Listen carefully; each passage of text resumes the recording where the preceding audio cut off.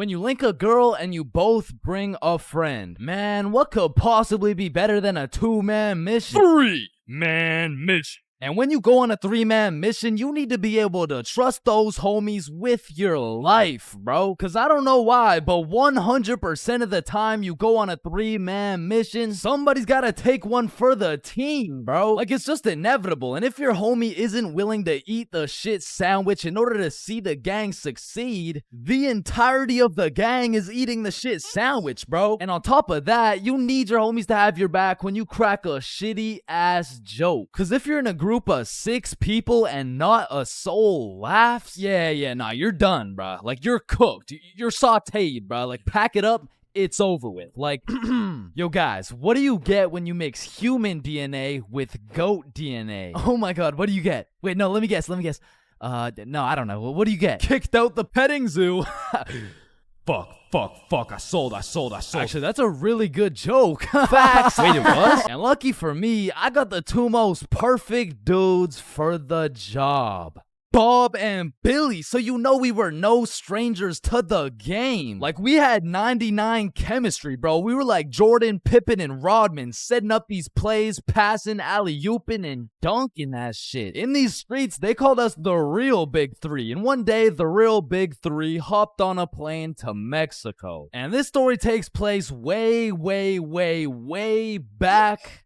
Like a month ago. And this story doesn't just contain one 3-man, not 2 3-mans, but 3 different 3-man missions. And with these 3 different chances, will me, Bob, and Billy be able to find love in Mexico? Or will we get set up and kidnapped by the cartel? Find out coming up on this episode of Billy, Bob, and Chains.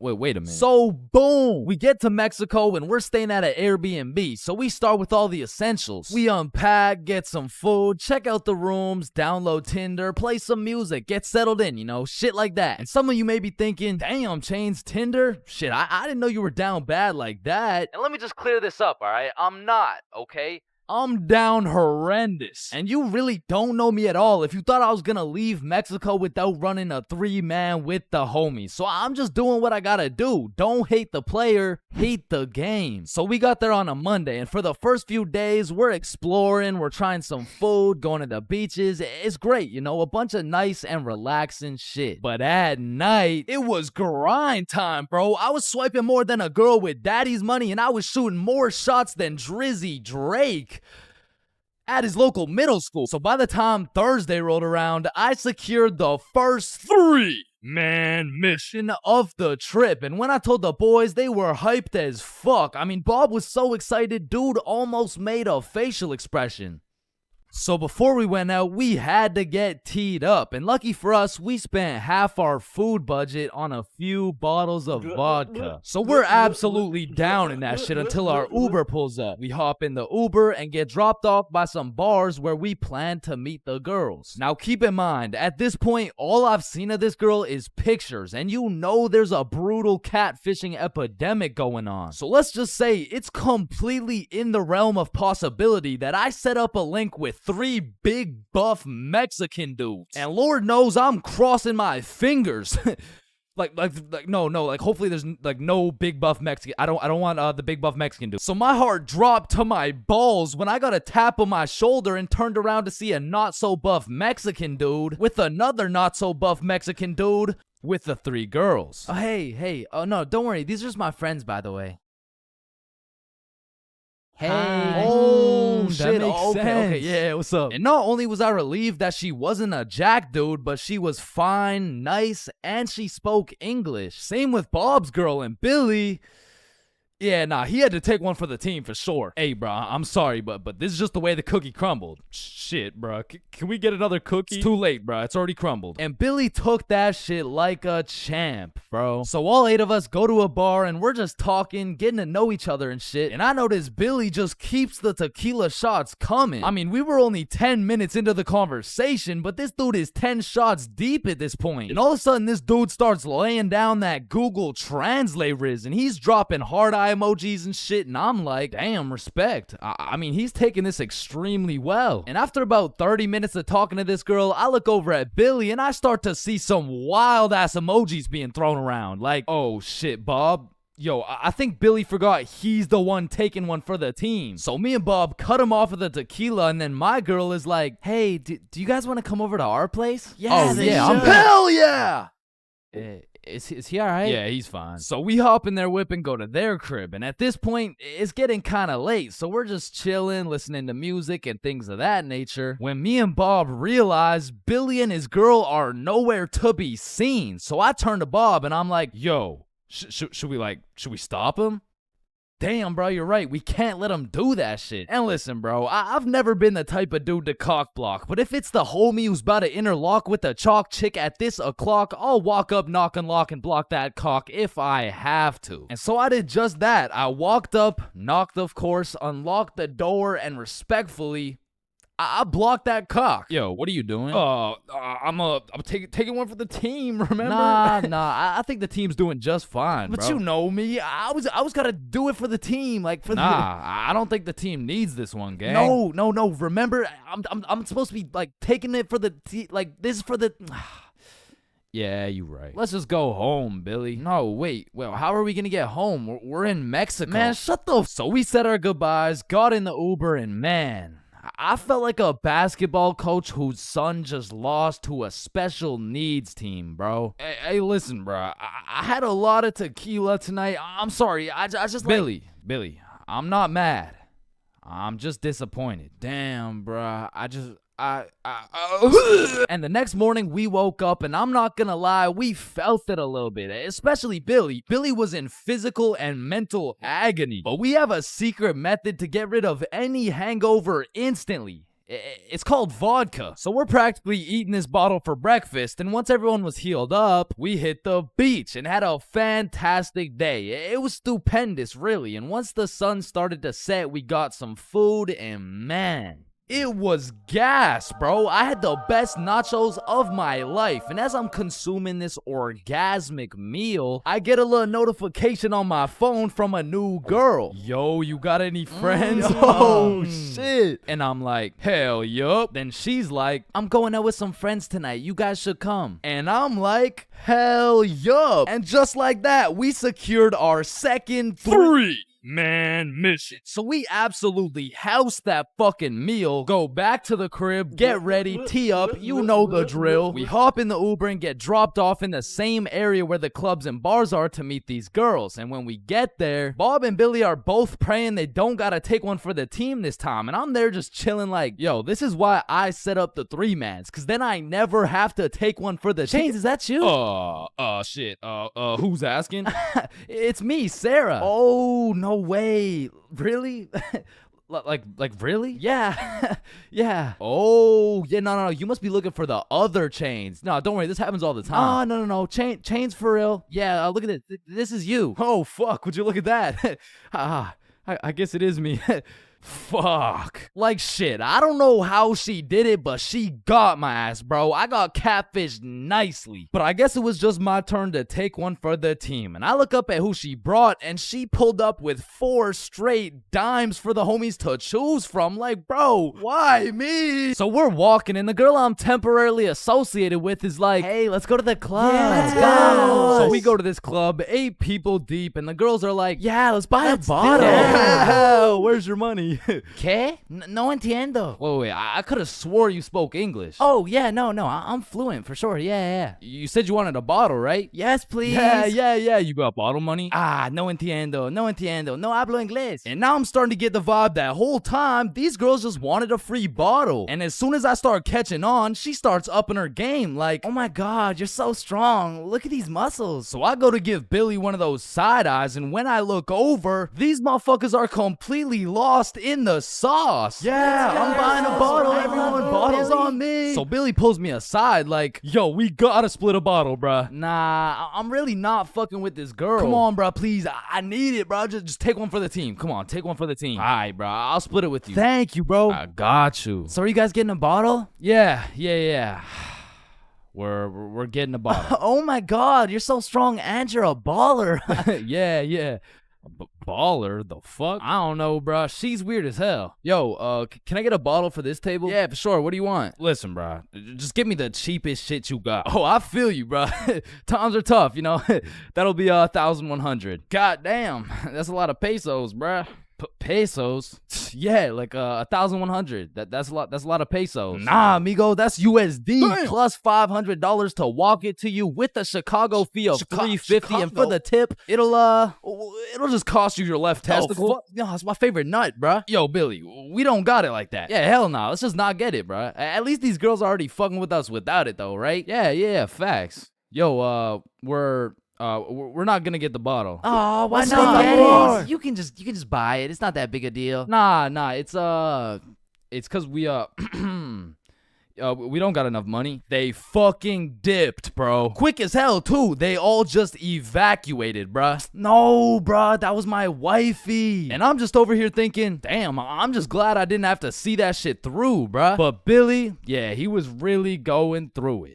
Until he got distracted by some other random girls in the club. So at this point, all three of us are on the dance floor, absolutely fucking that shit up, when I start getting spammed on my phone. So I go to check who it is, and it's the gold digger girl. Like, hey, we all went to the club right beside it, but we can all split this bottle. It'll be $86 per person plus tip. That'll be $95 each. And she's literally telling me the whole price breakdown of this bottle. She pretty much just sent my ass an invoice. And I'm like, hell nah, I don't care if that shit would have been free. There is no way I'm ever gonna see this girl ever again. And then I get a tap on my shoulder, and it's three big buff Mexican dudes. I'm just playing. It was the gold digger girl, but this time I probably would have preferred the buff dudes, because this girl grabs me by the arm, pulls me outside with all her homies, and starts breaking down the price again. Okay, the bottle is $700, but you just gotta pay $95 each, okay? Yeah, we're in. Let's do it. No, what? Billy, chill. So I call an emergency meeting with the homies, and we huddle up, and I'm like, listen, you guys can go with them if you want, but there's no way I'm going and paying for this girl's bottle. Fuck that, bro. You're right. We could find something better for sure. So we jump ship. Absolutely abort mission. Yo, what's that over there? I'm not stupid. I'm not falling for that shit. Nah, is that Jeff Bezos handing out free bottles to catfishes? Wait, what? Where? So we evacuate and start roaming the streets when I get a tap on my shoulder. I take a deep breath, turn around, and it's the girls from the OG3, man. Like, oh my god, Chains, what are the chances? Yo, what's up? And me and Bob are hyped, but Billy's over here having traumatic anime flashbacks and shit. You guys should come with us. We know the best spot here. Oh shit, bet. Fuck. So they take us to this club bar thing, and it's fucking bumping, but as soon as we get inside, Billy disappears, bro. And I don't even blame him. He's staying as far away from this girl as possible, not because he's scared of what she's gonna do, but because deep down, he's scared of what he might do. But regardless, me and Bob continue to respectfully obliterate the dance floor for about an hour straight, and then the girls are like, hey, it's getting kind of late, so we're gonna head out now. I bet. Wait. Yeah! And once me and Bob had officially decimated the dance floor beyond repair, we realized there's an upstairs that leads to a balcony. So of course me and Bob go to explore that shit. And as we walk out onto the balcony, we see Billy with this one girl who looks our age, who happens to have a friend who also looks our age. And once again, Billy is absolutely laying down that Google Translate riz, but this time he's really cooking. So me and Bob start talking to her friend named Mia. I get her Instagram, and then Billy's like, alright, let's go. The Uber's here. Uber?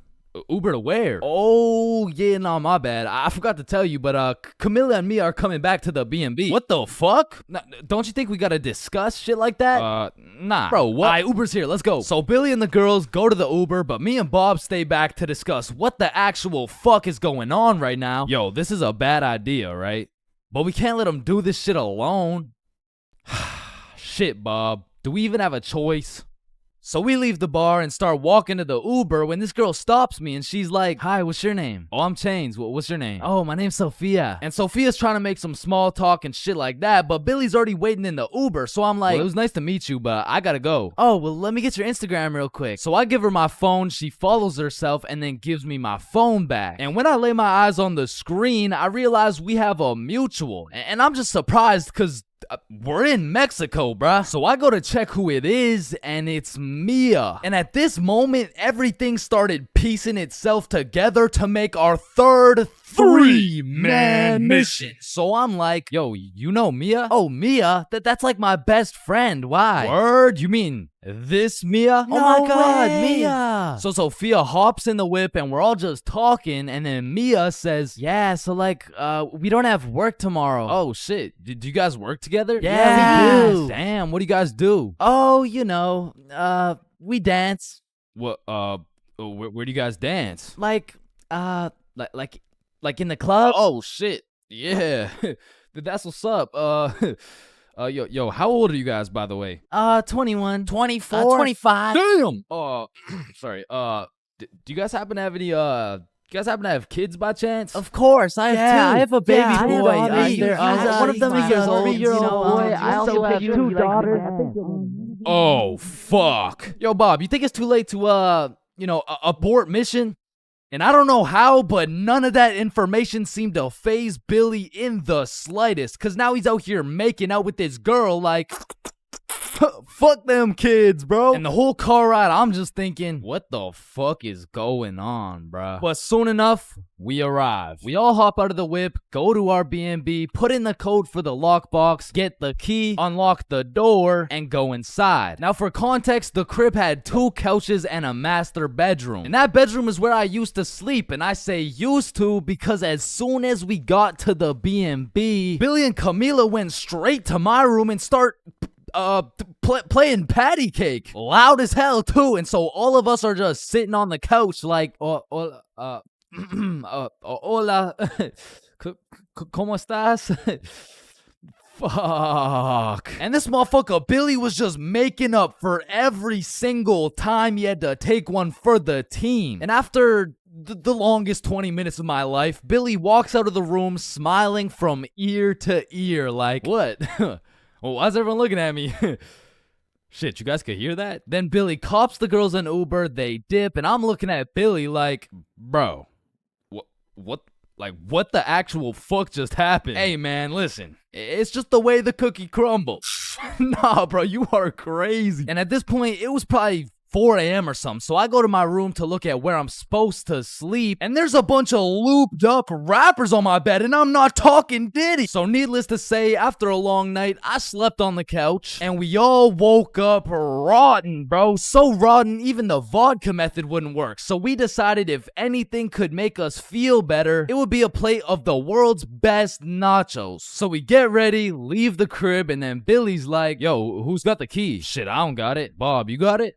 I mean, it's probably on the counter where we always put it, right? Yeah, facts. We check the counter, it's not there. We check the tables, not there. We check the couches, bedroom, kitchen, nowhere to be seen. So we scavenged the entirety of the Airbnb. We even looked through every single bag of garbage, and it was nowhere. Bro, did those girls finesse our key? Nah, Camila wouldn't do some shit like that. She would, bro. You don't even know her. No, she wouldn't. How would you know her? You don't know her, bro. I know her better than you know her. Chill. Mia texted me. She said, let's go to the pool today. Oh shit, Camila texted me the same thing. Damn. And in my head, I'm thinking about it and I'm putting everything together. Shit. Are you thinking what I'm thinking? I think so. These girls stole the key and invited us to the pool so the crib would be empty so they could get 3 big buff Mexican dudes to pull up and loot the crib. Fuck, I knew it. Damn, she got my ass, bruh. So hell no, we didn't go to the pool with them, and for the next few days, we were on high alert. We would only leave the crib in pairs, and one dude would stay back, strapped up with kitchen knives, ready to take on 3 big buff Mexican dudes. Pause. Until it was Monday, the night before our flight home. So we're packing everything, getting ready to go home, and I hear Billy shout,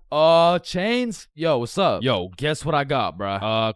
Chlamydia? No. Gonorrhea? What? No. Herpes? No, it's in my suitcase. Your suitcase got herpes? No, it's the key. How the fuck? I don't know.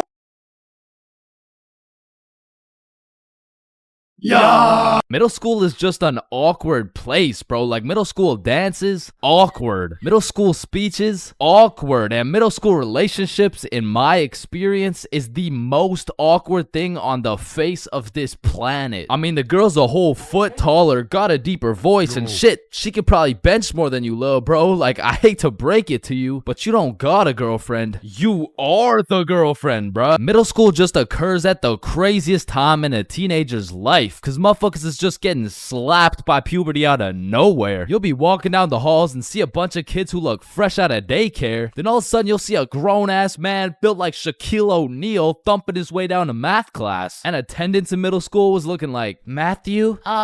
Here. George? Present. Daisy? Here. Owen? Here. Dude's balls would be dropping halfway through presenting their speech, like, and this is specifically why dinosaurs went extinct. And in middle school, nobody had drip. Like, dudes would be showing up to school in a neon green t-shirt paired with some bright red shoes looking like a fucking traffic light, while their haircuts looking like their barber cut their shit with one hand, well blindfolded. But to be fair, everyone had a shitty haircut in middle school, bro. And if you think your cut wasn't that bad in middle school, chances are your shit's probably still ass to this day. And just to make things worse, the cherry on top is that everybody's got acne. There's just all these hormones flying around and these kids have no clue what to do with them. Which is exactly why middle school beef is unmatched, bro. Motherfuckers will be throwing hands for no reason at all. And I don't know how, but somehow even the fights were awkward. It would be like, hey pal, I heard you sat beside my crush in class today. So what? You want to fight about it? I mean, like, if you wanted to. That, like, I'm not scared. Like, yeah, we can fight. Okay, let's freaking go, pussy. Fuck, I wasn't ready. Sorry, was that too soon? No shit, Sherlock. Okay, you can hit me back so we're even. But if two dudes were throwing hands and their crush is watching,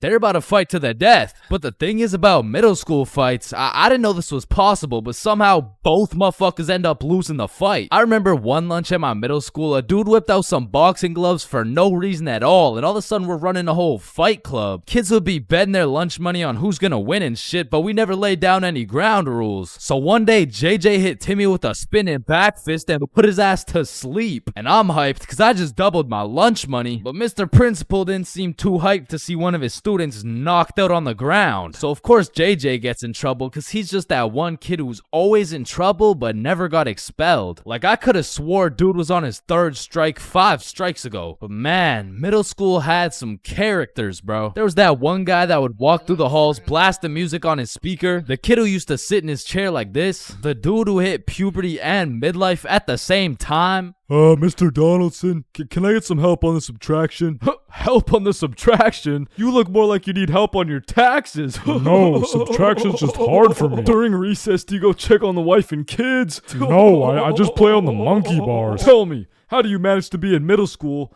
and work a 9-to-5 job at the same time? The girl who thinks she's a horse, the emo kid, catch him in the back of the class with his hoodie tied up watching sad Bart Simpson edits, the kid who had to touch the top of the door frame before entering a room, girls who have to bring their Starbucks cup everywhere, the dude who's constantly emoting, and in order to find the answer, we can make a grid. Did someone say gritty? Right foot creep. Ooh, walking with the heat. Of course, there's the kid who Naruto runs through the hallway. And then there's that weird-ass kid who accidentally called his social studies teacher mom one time.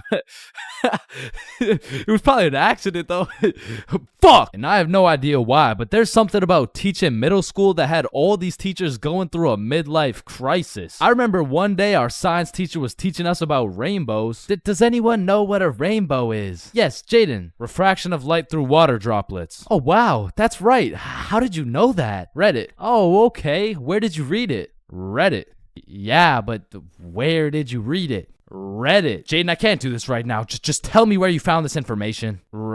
Reddit? God damn it, Jackson. You're the reason my children get their shit whooped every night. Now, I don't know what she had going on in her life, but the way she broke down talking about beating her children to a group of 12-year-olds really gave me the impression that she shouldn't be teaching middle schoolers, bro. And I don't know who was in charge of hiring these teachers, but I also had a deaf teacher, which, you know, it's cool and all, but it did make it a little bit harder considering the fact that, you know, She was the fucking music teacher. Not to mention the fact that she was also half blind. And I think the idea there was that she could somehow feel the vibrations of the guitar or something, which didn't seem to work too well considering the fact that I got a fucking A in music and I can't play the guitar for shit, but I guess I just like I smelled good or something. I don't know. And I don't know about Shaw's experiences, but I feel like kids were just mad touchy in middle school. Like you'd be sitting in math class minding your own business, then for no reason at all, a motherfucker would tase you in the side of the ribs. And I remember when kids first learned about these pressure points, it was all fun and games. Someone would just poke you in the ribs like,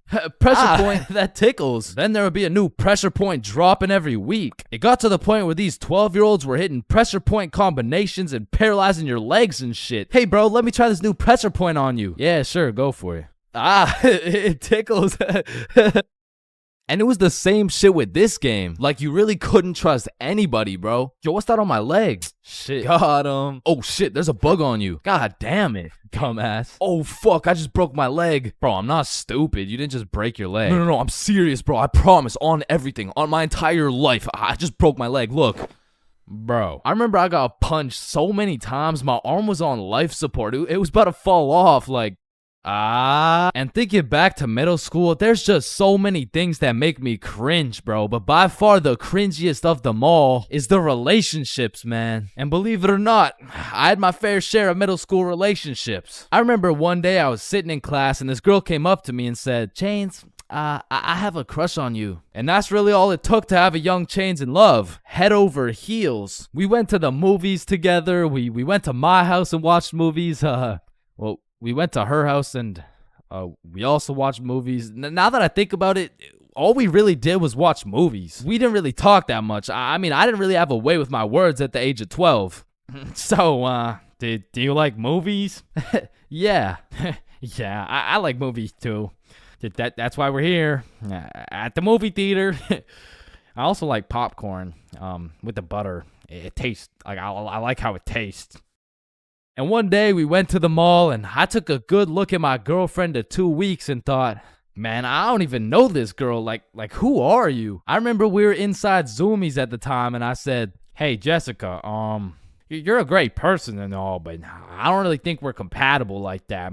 Maybe we should just break up, which was probably the most words I've strung together during the entirety of our relationship. And she says with the straightest face, oh, okay. And then we proceeded to walk out of the mall and bus home together without saying a word. And I remember lying in my bed that night and thinking to myself, damn, I think I'm supposed to be sad right now. So I threw on my hoodie, tied it up, and watched some sad Bart Simpson edits.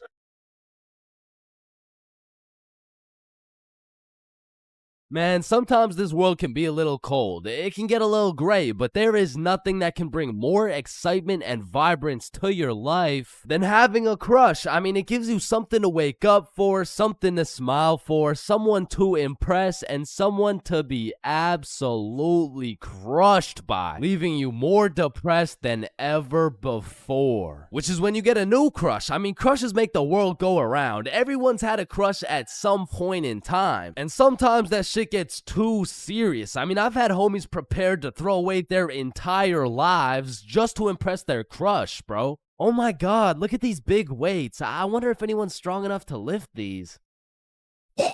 Oh my god, look at this big jump. I wonder if anyone's athletic enough to make. Oh my god, look how creepy this cave is. I wonder if anyone's brave enough. Oh my god, look how tall this building is. I wonder if anyone could stick the landing. I said, I wonder if anyone could stick the Oh, ew, did he just die? Oh my god, I'm getting the ick. Nope, just getting a few extra reps in. Man, I remember my first crush like it was yesterday, bro. She was 5 years old. But I was 5 years old too, right? Like, so it wasn't actually yesterday, you know, it's a saying, but we were both 5 years old. And I remember sliding in smooth as hell. Yo, shorty, you like Legos? Yeah. How about you and me go Lego my ego? What does that even mean? Shit, I don't even know. I seen it in a commercial once. And after that day, me and Rose hung out all the time. We'd be playing Legos, we'd link up at recess, and I couldn't help but let her know how I truly felt. Hey Rose, I like you. Oh, I like you too. And that shit had me thinking, damn, this life shit is easy as hell. I'm barely 5 years old and I already got a wife to raise my kids. Little did my dumbass know life wasn't all sunshine and rainbows, cause when I came to class the next day, I saw Rose playing Lego with another dude. And that was the day I realized crushes cause nothing but pain. Especially before high school, cause let's just think about the 3 possible outcomes. 1, you have a crush on this girl and you decide to tell her, cause what's the worst that could happen, man? You guys are right. Stacy? Yeah, I have a crush on you. You're ugly as fuck. Or 2, you never build up the courage to tell her and end up watching your crush sit in a tree with the faster kid who had the light up Skechers and the Charizard EX. And we all know what happens when Stacy and Jimmy are sitting in a tree. Or outcome 3, you confess to your crush and it's the perfect scenario. I like you too. Now you've officially started your first middle school relationship, which is probably the worst outcome of all, bro. Cause now you've been sentenced to 14 days of relentless cringe and countless awkward scenarios. And I say 14 days because that shit's lasting 14 days max, bro. Hey, Stacy, do you want to be my girlfriend? Yeah, okay. Oh, yeah, awesome. Yeah, awesome. Woohoo. So do you want to like hold hands or something? Yeah, sure. So, Stacy, I've been thinking. I don't think this whole thing's gonna work out. Oh, okay. It's not me, it's you. Oh. Wait, what? Yo, fuck my ass, bro. Or what's even more tough than having a crush in middle school is having a crush on a fictional character, bruh. Cause it's like you'll just be chilling, watching some Teen Titans eating cereal or whatever. All of a sudden your crush is kissing other dudes right in front of you and you can't even do shit about it. I remember back in my day, I was down horrendous for Lola Bunny, bruh. And I really don't know how I feel about admitting my attraction towards a 2D cartoon bunny, but you gotta remember, this was in the past. Like, this was at least 2 months ago. And maybe I'm tweaking on this one, but the red fish from Shark Tale, bruh, she was different, bro. And her name, I think it was Lola as well. Shit, maybe I just like cartoon girls named Lola or something.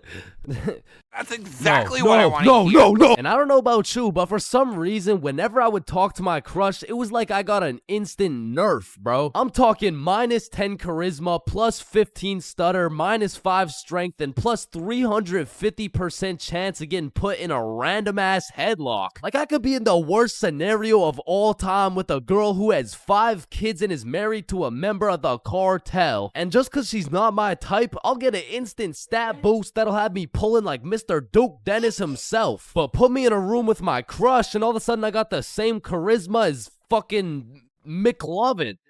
Hi. Hey, it's 10:33. What? AM, like in the morning. Like I'm saying, it's 10:33 in the morning. Fuck. And on top of your crush turning you into McLovin, it also leaves you open to the inevitable pain of being embarrassed in front of your crush. And man, let me tell you, there is nothing quite like it. It was a beautiful sunny day and I was in grade 2 wearing my favorite bright blue basketball shorts in math class, gazing out the window at those shiny old monkey bars, excited for recess. And when the bell rang, I hauled my little ass over to those bars and I was swinging like there was no tomorrow. And before I knew it, the whole class was on these monkey bars, which quickly turned into chicken fights. And I wasn't complaining. I mean, hanging from a bar and kicking the living shit out of some toddlers, sign me up, you know what I'm saying? So I'm in line watching these grade 2 gladiator battles go down until it was my turn. And when I step up to those bars, I look into the crowd and see my crush of 2 weeks, Lexi. And now that Lexi was watching, there was no chance I was about to lose this fight in front of her. But as I look over to see who my opponent is, I realize it's Axel. And Axel was known for being the undisputed chicken fight champion. Legend had it he once took on 3 dudes at once, pause. So I knew going into this, I had to lock the fuck in, bro. So we climb over to each other and he's kicking my shit in off rip until I hit his ass with my specialty move, the Python squeeze. And in 10 seconds flat, let's just say I folded that motherfucker's clothes. With him still in him. And everyone was hyping me up because I just did the exact equivalent of dunking on Michael Jordan in his prime with Beyonce watching. So of course Axel's pissed. Hey Chains, you, me, rematch now. And I look over at Lexi, and she looks over at me, and now I can't back down. So we get back in position, climb over to each other, and I go for the Python squeeze again, and this motherfucker Axel just winds up and kicks me in the balls. And I'm not gonna lie, that hefty kick to the dick accessories was the worst pain I had ever felt in my 7-year-old life. But I couldn't just drop and lose to Axel in front of Lexi, so with all the pain and anger I feel radiating from my nuts, I hit Axel with the meanest 20-piece combo in chicken fight history, and he drops. And then he pantsed my shit, bro. And embarrassed, I drop and try to run away, but the shorts around my ankles trip me and I face plant. Face down, tighty whities up, balls in shambles in front of everyone, including Lexi. And some people like to say, oh, it could always be worse, but this time, I don't know. I don't know, man. I don't know. So the moral of the story is, man, fuck Axel, bro. Alright, listen, I'm creating something I like to call the internet. Yo, what does it do? On the internet, people are going to be able to search up literally any question they have. They're going to be able to watch videos for educational purposes. And the craziest achievement yet, you can communicate with literally anyone across the entire world. Bro, this is going to change the world. Bro, I'm not gonna lie, the internet is 100% one of the greatest inventions of all time. Like, that shit's up there with the light bulb, the airplane, the Testacuzzi. Like, they're all groundbreaking inventions, but the internet just has to be number one, bro. Like, imagine telling a caveman you had a magical box where you could make anything pop up in 2 seconds. Yo, Caveman Dave, I got a magical box where you can make anything pop up in 2 seconds. Oh, shit, cool. Do you know her or something? No, Dave, no, get the fuck. Now, Caveman Dave absolutely dicking down the computer monitor seems stupid, barbaric, uncivilized, you know? Like, who's gonna tell, bro? They're just pixels on a screen, am I right? Facts! Yo, Caveman Dave is a dumbass! Facts! Yeah, no, let me see your search history. You know, we don't gotta do all that. You know, oh, okay. Monstrous KFC mukbang. I like KFC. Fat motherfuckers eating a lot of food. I was hungry. Yo, big butt booty Latina oiled up, shaking that diggity dump truck, dog. What are you searching? Okay, listen, like my finger slipped. Yeah, bro. 2025 is the weirdest time to have access to the internet, and that's just cause everybody has that shit. Like, I got it, you got it, my grandma's got it, Kanye's got it. Man, you and your grandma. Kanye still got it. And I fucking hate so every thing, and I'm done. Okay, yeah, well, not anymore, but I don't know if it's just me, but recently the internet has been getting more and more out of pocket, bro. Like, I'll be having a fantastic day, just chilling, until I pull up Instagram and see some shit talking about, imagine your car declines at the abortion clinic and the doctor start nutting in you. Yeah, this motherfucker's never getting a job, bro. Like, his digital footprint's up there with fucking Kanye, bro. Hell nah. Alright, his shit isn't yay bad, but imagine dude trying to apply to a university like, yes, sir, this has been a dream of mine since I was a little kid, and I've spent thousands of hours studying, and it would be an absolute pleasure to join your program. Wow, that's amazing. And it seems like your GPA is a perfect 4.0, and man, your volunteer work is nothing short of impressive. I mean, building an entire village in Africa with your bare hands, I mean, geez, that's good stuff. Yeah, thank you, sir. Yeah, now, I do just have one last question. Yeah, anything. What would happen if your car got declined in an abortion clinic? Oh, holy shit, is that girthy dishwasher 97? Yep, yeah, that's me, bro. Yo, most relatable content on Instagram, I swear. Yo, actually, I really never get the credit that I deserve. Yeah, just put the fries in the bag. Oh, okay. And speaking of getting a job, you ever seen a kid under 7 years old post literally anything on Instagram? Yo, the comment section has a field day, bro. Like, the video will be of a kid who's just barely on the brink of gaining consciousness, and the comments are talking about, Get a job, little motherfucker. Somebody get bro some fentanyl. I'm gonna touch you in places you ain't even know existed, little motherfucker. like, bro, stop touching these 6-year-old kids and touch some grass, dickhead.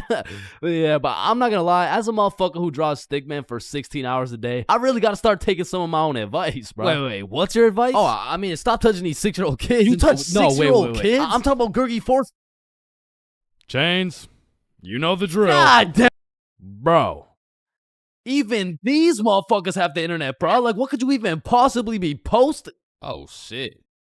Yeah, nah. We gotta start banning motherfuckers from the internet, bro. And I think we should all do a poll for the first person to go. You know, like, take your time. And, oh, shit. Okay, never mind. Votes are in. Looks like we're banning Jack Doherty. Why in the fuckity shit did you just ban Jack Doherty? You know what? Ban his the last two, bro. Actually, ban every single kid on the internet. Like, put down the Instagram reels, go outside and eat rocks like a normal kid before Gurgi Foreskin 445 fucks around and finds your IP address, bro. Because there's a lot of weird motherfuckers online, especially considering the impending gooner epidemic of 2025.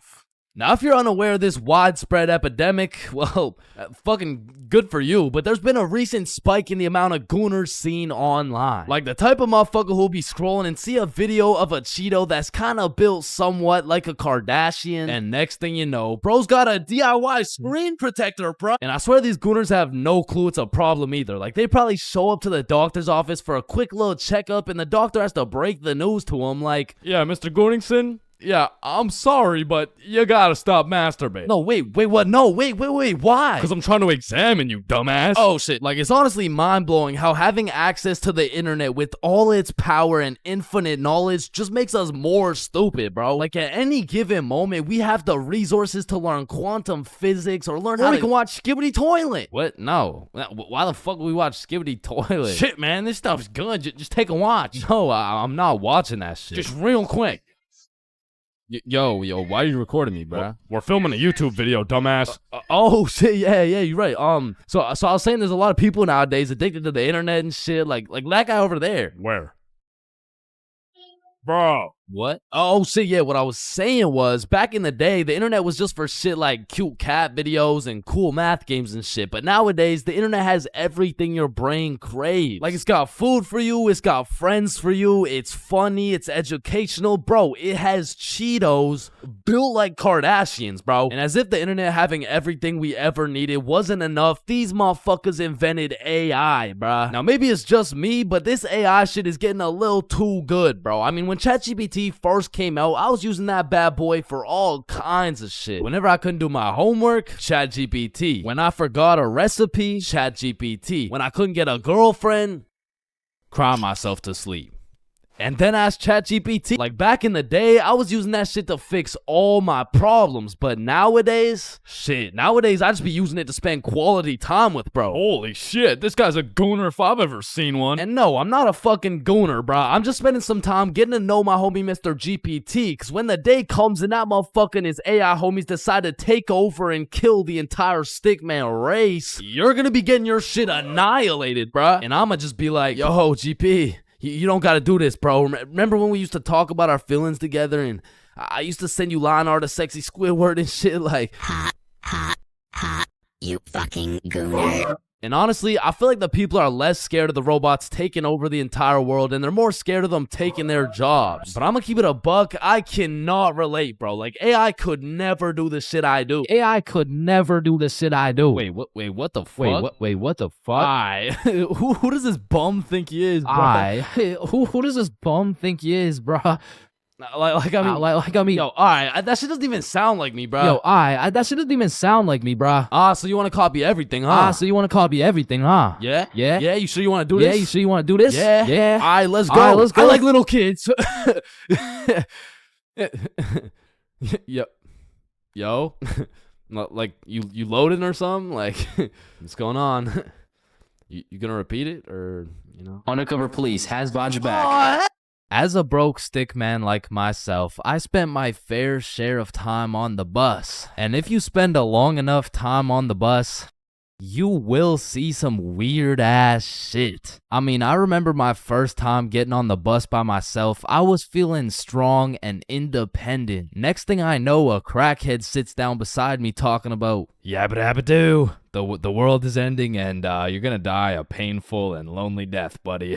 And just like that, I went from strong and independent to shitting my pants. Yeah, bro, the bus is just something else. Like 1 in 10 people who enter the bus are straight gremlins, bro. I'm talking about the gremlins who know the perk is fake, but they still pop it. Now you just gotta sit next to this motherfucker for another 30 minutes while he tells you about the kids in his basement. But to be fair, these gremlins aren't even the worst part of the bus. The worst part of the bus is the energy. You walk in there and everyone just stops and looks at you like they're sizing you up or some shit. And you know who sizes you up the most?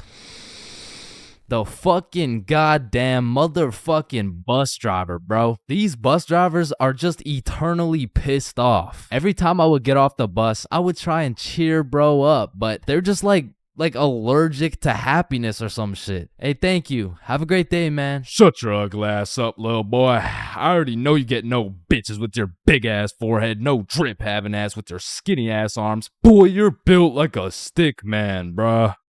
Damn. Hey, bro, there could really only be 2 reasons why these bus drivers are so mad all the time. Either they had a demon villain origin story where they were abandoned as a child and never shown any form of love until one day. In freshman year of high school, Timmy met Linda. Linda was kind, smart, beautiful, and she paid attention to Timmy when nobody else would. Timmy asked Linda to be his girlfriend, and she said yes. They dated all throughout high school, and they even got into the same university so they could be together forever. Until one day, when Timmy's world was flipped upside down. Timmy found out Tyrone had been laying some mean pipe on Linda this entire time. Everyone in Timmy's school made fun of him. Timmy could not let this slide. So he called out Tyrone to run the ones in front of the entire school. And without a single word, Tyrone winds up and hits Timmy with the meanest left hook any stickman had ever seen, leaving Timmy slept out cold, unconscious, in front of his classmates, his teachers, and even in front of Linda. Cause shit, if that happened to me, I'd be just as mad as Timmy over here. Now, realistically, the only other reason these drivers are so constantly mad would be because the driver's seat secretly has a stick built in. You see, this would explain why the driver constantly has a stick up his ass. I mean, shit, you really can't even blame him for being mad. But still, I'm gonna blame them, cause I know these motherfuckers get pleasure whenever they see me running at full speed trying to make it to the bus stop in time, cause they start stepping on the gas. Dumbass. To be honest, there's nothing that leaves you more defeated than when you're sprinting to a bus stop, then that shit just cruises on by and everyone on the bus is laughing at you. Damn, honestly at that point, I just give up and go home. But it hits a little bit different when that bus is your only way home. And it was the last bus, cause it's 2 a.m. And now you gotta bunk up with the gremlins on the side of the street, all because that goddamn bus driver had a stick up his ass. Here at Stickman High, we understand the importance of learning. That's exactly why our new curriculum has been perfected to accelerate the learning of each and every student. Like, hey, look at this kid. Wait, what? Look how big his head is. It must be full to the brim with all that knowledge we provide. Hey, it's not that big. No, it's pretty fucking big. Anyways, let's take a look at how the new curriculum pushes our students in the weight room. Oh, wow, impressive. See, I didn't even know legs could bend like that. They can't. All right, stop recording. Stop the recording. Stop the recording. Stop the recording. All right, Stickman High, welcome to the new curriculum, and let's study those textbooks. All right, class, are we ready to learn about this new curriculum or what? Or, We could just do a Kahoot? That's what I've been waiting for. That's what it's all about. Man, I fucking love Kahoots, and I don't study for shit. Bro, I feel like Kahoots are the exact equivalent of the good old here comes the airplane trick. Like, yo, you want a Brussels sprout? Aw, hell nah, bro. Those are disgusting. Oh, shit. Alright, but here comes the airplane. Hey, Chains, you need to study for this history test. Hell nah, bro. That shit's boring as hell. Okay, yeah, but... What? The Declaration of Independence was signed on the Georgia. Because personally, I didn't give a single fuck about what we were learning in school. But I swear they infused the Kahoot music with Adderall or like crack or some shit. Because a game of Kahoot used to have me all the way locked in. And I would be grinding my way up those leaderboards. Like I'd make it to 3rd place and then 2nd place and then 1st. And then the teacher would throw in some bullshit like, now what position was Abraham Lincoln conceived in?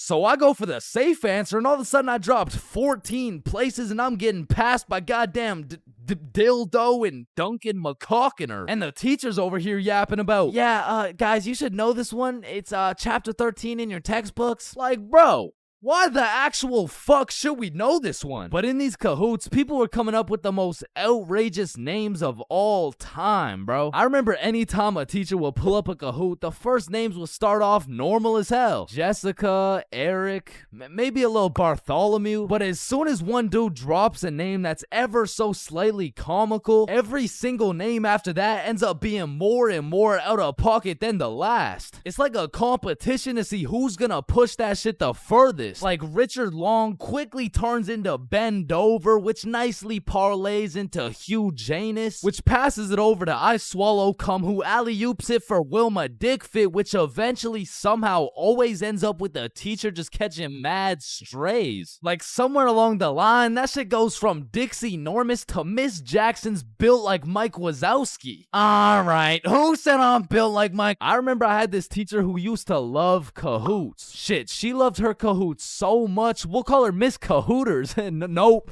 Nah, we're not actually doing that. We're not calling her that. I think we'll just go with Miss Kahoot. You know what I'm saying? I think Miss Kahoot works just fine. And every Friday or so, we would walk into Miss Kahoot's class, and she would have a Kahoot pulled up smiling from ear to ear. Which I'm not gonna lie, was really sad to see. Not because she was smiling, but because I knew in 20 minutes tops, that smile would turn into straight anger, bro. Hey class, happy Friday. We're gonna do another Kahoot because I know it's a class favorite. Just please, everyone be appropriate. DJ Bustanut, are you serious? In my 22 years of teaching, I have never. And I felt bad for Miss Kahoot, you know, like I really did, but it was low-key her fault for running it back so many times. Cause DJ Bustanut just couldn't stop catching these dubs, bro. He was a dog. But nah, I really do feel Miss Kahoot, cause sometimes even Kahoot pisses me off, bruh. Cause picture this, I'm here grinding out these answers, giving it my all, even cheating a little off that one smart motherfucker with the big ass laptop, but I still get a few answers wrong, you know, nobody's perfect. But imagine my pain as I read my screen and find out I'm 76 points behind fucking Sebastian, bro. And I look up at Sebastian and this motherfucker doesn't even know what he's playing. He's just happy to be here and shit. But there's only one feeling worse than being 76 points behind Sebastian, and that feeling always came from the easiest questions. It would be like, oh, what? This is a little too easy? How do you say hi in English? And you're trying to speedrun this shit, so you click the first thing that kind of makes a little bit of sense and the answers come up,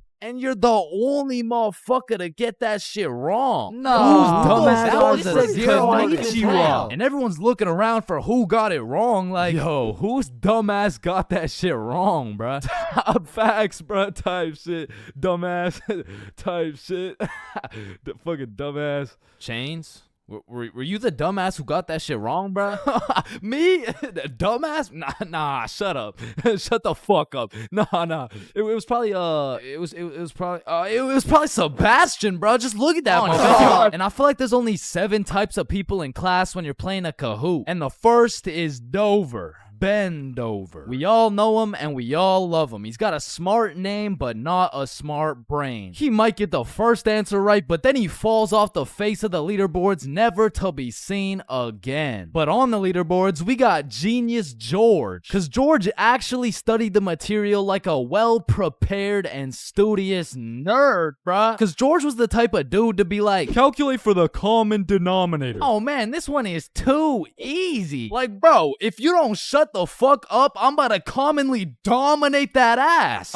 No, it's called a denominator. Oh, I know. And I swear every game of Kahoot had that one person who took their sweet time to answer every single question. Like, it could be 1 + 1, and this motherfucker would be 30 seconds deep into the question, like, okay, 1 + 1. Is it a trick question? No, just answer the question. Oh, okay. 1 + 1 equals. The answer's 2, dumbass. Okay, can I use a lifeline and phone a friend? All right, chat. How do we kick Jasmine out of the lobby? And then we got Flying Fuck Frederick. And Flying Fuck Frederick doesn't give a flying fuck. Dude will give his best shot at the first question, and then he's aborting mission and playing some goddamn Clash Royale. And then there's always that one dude yelling out the wrong answers. All right, what's the biggest mountain in the world? Ooh, I know this one. Chains. It's blue, bro. Trust. Oh, shit, bet. Wait, no, I meant red. Sorry, my tongue slipped, bro. My bad. Bro. Oh, and it looks like Chains is off the leaderboard. Everyone, let's point our fingers and laugh at him. And we got the radiating Redditor. And I say radiating because that boy is radiating the most profuse body odor known to man. And I don't know, maybe it's all a part of their strategy to win, because that shit throws you off your game, bro. They'll be invading your nostrils with a concoction of Doritos, Skibbity Toilet, and Badussy. And if you've ever played against a Redditor in a game of Kahoot, you may be wondering, yo, how is this dude getting every answer right while sitting back drinking Mountain Dew watching Best Sigma Moment compilations? And the answer is he's cheating, bro. And not the normal kind of cheating either. This dude's using a Kahoot bot to get every answer right. And now you may be thinking, nah, why would someone cheat on a Kahoot, bro? It's not that serious. And that's facts, but the thing is, the prize was a gummy bear, and this dude can't leave no calories behind. And then we got the casual Kahooters. Fuck, I gotta stop saying that shit, bro. I was trying to say we got the people who just play the game. They got normal names, they guess some right, they guess some wrong, but at the end of the day, they probably still get their shit yelled at, all because DJ Bustin' couldn't stop catching these dubs. All right. Yo, wake up. Bro, wake up. Hey, man. What? Who are you? Dreams, we all have them whether you remember them or not. And at one point in our lives, we've all dreamt about the same shit, bro. Like your teeth falling out, or running through your school butt booty naked, or being reincarnated as a chicken laying eggs. But when you really step back and think about what sleeping is, it's mad weird, bro. Like, imagine an alien crash landed on Earth and saw a bunch of motherfuckers sleeping, like... Why is everyone dead? Oh, no. They're not dead. They're just sleeping. Man, what the fuck is sleeping? Yeah, so basically they just play dead for 8 hours and live false realities in their heads and shit. Strange. Yeah, like you see this guy, he's probably dreaming about sunshine and rainbows. Get down. Oh. Or you see this dude, he's having a nightmare for sure. Oh, and this dude's definitely fucking, bro. I'm a caterpillar. Damn, that's crazy. Now, we all know there's only 3 questions in life that have yet to be answered. What's the meaning of life? What's Obama's last name? And why do we dream? Dude, it's all your subconscious talking to you, man. You just gotta find the true meaning of each dream, dude. Bro, what the actual fuck could this possibly mean, bruh? You're autistic. Anyways, the craziest part about dreams is the fact you're the one telling the story and you're the one listening to that shit. My dumbass still falls for the plot twist every time, bruh. I'll never forget this one dream I had back in grade 6 where me and my 2 homies were walking. Don't know where, don't know why, but as we're walking, a dude in a big white van pulls up talking about, hey, if you kids come in my van, I'll give you some candy. Shit. I mean, I'd come in your mouth for the whole bag. So obviously we hop in, and the driver looks absolutely cracked out, talking about, Hey kids, eat this candy. and so we unwrap this piece of candy, and it's literally just a razor blade, bro. Like he didn't even try and hide that shit. Nah, I think I'll have to pass on this one. Alright, okay, then eat this piece of candy. Nah, this is a perk 30. You got any Reese's cups? Yeah, nah, I got Reese's cups. Here. Sir, this is just a Glock covered in peanut butter. Alright, fine, take this.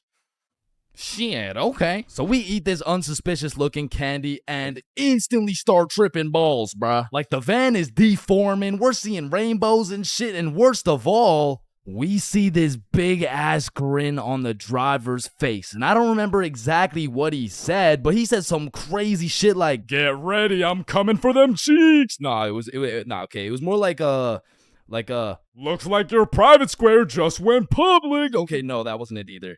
It was it was something more like You boys ever had your buns stuffed like a meat mountain from Arby's? okay, I can't remember exactly what he said, but all I know is if we didn't act fast, we were getting our cheeks snatched up, bro. So Billy's like, yo, quick, call your dad. So I'm rushing to start calling my dad, and this is the most dream logic shit ever, because I don't even got a dad, bruh. And this is where my own brain hit me with the meanest plot twist I never saw coming. Because as I'm calling my dad, the driver's phone starts ringing, bruh. Bomba Club. Now, I don't remember the rest, but the fact my own brain hit me with some Star Wars Darth Vader type plot twist, god damn, bruh, that shit was a movie. But still, I probably got my shit touched, so I'm gonna have to leave this as a B tier dream, bro. B tier? What the fuck could possibly be worse than a crackhead tickling your pickle, bro?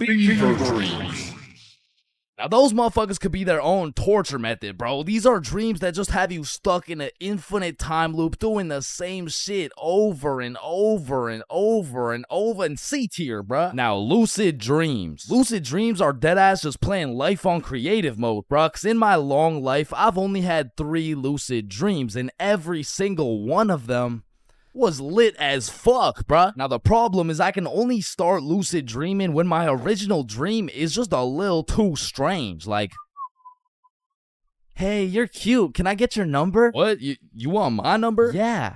Yo, I must be lucid dreaming. Ow, what Oh, the fuck? shit, it's so real, bro. I can do anything. I can probably fucking fly. Alright, Chains, this is not a dream. You're under arrest for battery and assault. But for real, my first lucid dream started when I was posted up in a basement with Michael Jackson. Yo, aren't you supposed to be, like, dead and shit?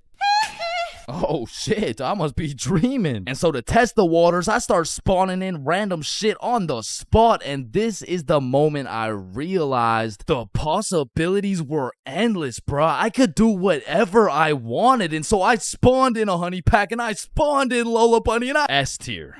Lucid dreams are S tier, bruh. Wet dreams are too. We got a few popular reoccurring dreams on our hands, like running through your school butt booty naked. Now, back in the day, this dream used to have me scared shitless, bro. I was like, oh shit, where's my pants? Yo, what's my crush gonna think? Well, what are the boys gonna say? But ever since graduating high school, that dream has me scared even more shitless, bro, because now it's like, oh shit, yo, what's the police gonna think? Hands behind your back. Bro, what's the judge gonna say, bro? Shut the fuck up. Fucking C tier. Teeth falling out, B tier. Random adventures with your homies, A tier, bro. Me, Bob, and Billy have fought bears together. We've been to the nether. We've even fucked around and ran a 3-man on the Totally Spies cast. Like, these dreams are so lit that when I wake up in my raggedy old lonely ass bed, I be trying to go back to sleep to continue the plot, bruh. Look who came back for that meat mountain, boy. Oh, hell no. You better run. Bruh, I'm trying. Now, trying to run in your dreams, man, this shit really pisses me off, bro. Because I never told anybody this, but I was the fastest kid in my elementary school. So when I'm dreaming and I got 2 hordes of zombies, Michael Myers, and fucking Diddy himself chasing after me, tell me why my ass starts running like the fastest kid in the special needs class, bruh. So trying to run in your dreams has got to be C tier, right next to all the common shit like falling, drowning, losing your phone, explosive diarrhea all over your bed. Damn, bruh, shitting your pants, fever dreams, and being butt booty naked around a bunch of minors is C tier. What the hell is D tier, bro? Sleep paralysis.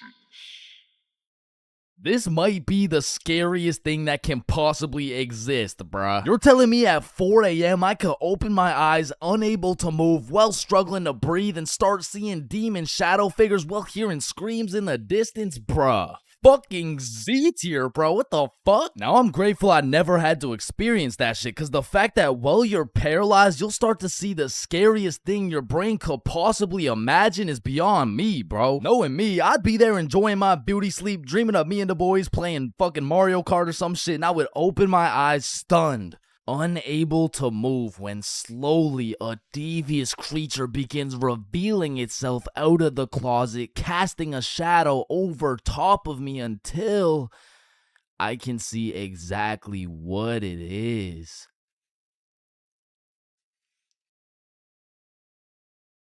Looks like someone ordered a meat mountain.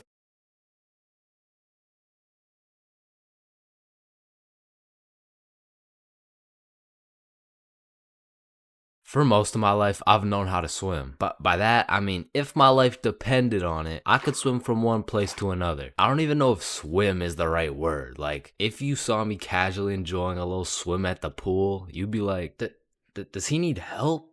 Like, is he drowning? I mean, like, I did take swimming lessons, but I quit at level alligator, bro. I never even made it to level 1. With that being said, this incident dates way back to when I was in grade 4. We were going on a field trip, and of course, it's to the pool. But I'm not stressing. I know I safely passed level penguin, so I should be chilling. My whole class and I walk into the entrance of the pool, but before anyone was allowed in the pool, they asked everyone if they knew how to swim. And I thought, we're in grade 4. There is no way somebody still doesn't know how to swim. And just as I presumed, nobody needed a life jacket. So me and the gang are swimming around, jumping off the diving boards. Fun stuff for a grade 4 field trip. But after about an hour, my friends and I are just chilling in the deep end. And that's when I see a kid in my class named Ben on some floaty things coming in our direction. A little backstory about Ben. For as long as I can remember, this dude has been on my nuts. So when I saw this dude coming in my direction, I assumed he just wanted to say hi or something. But as he made his way towards me, I could tell he was struggling. So I swim over to help him out. Oh, hey, Ben.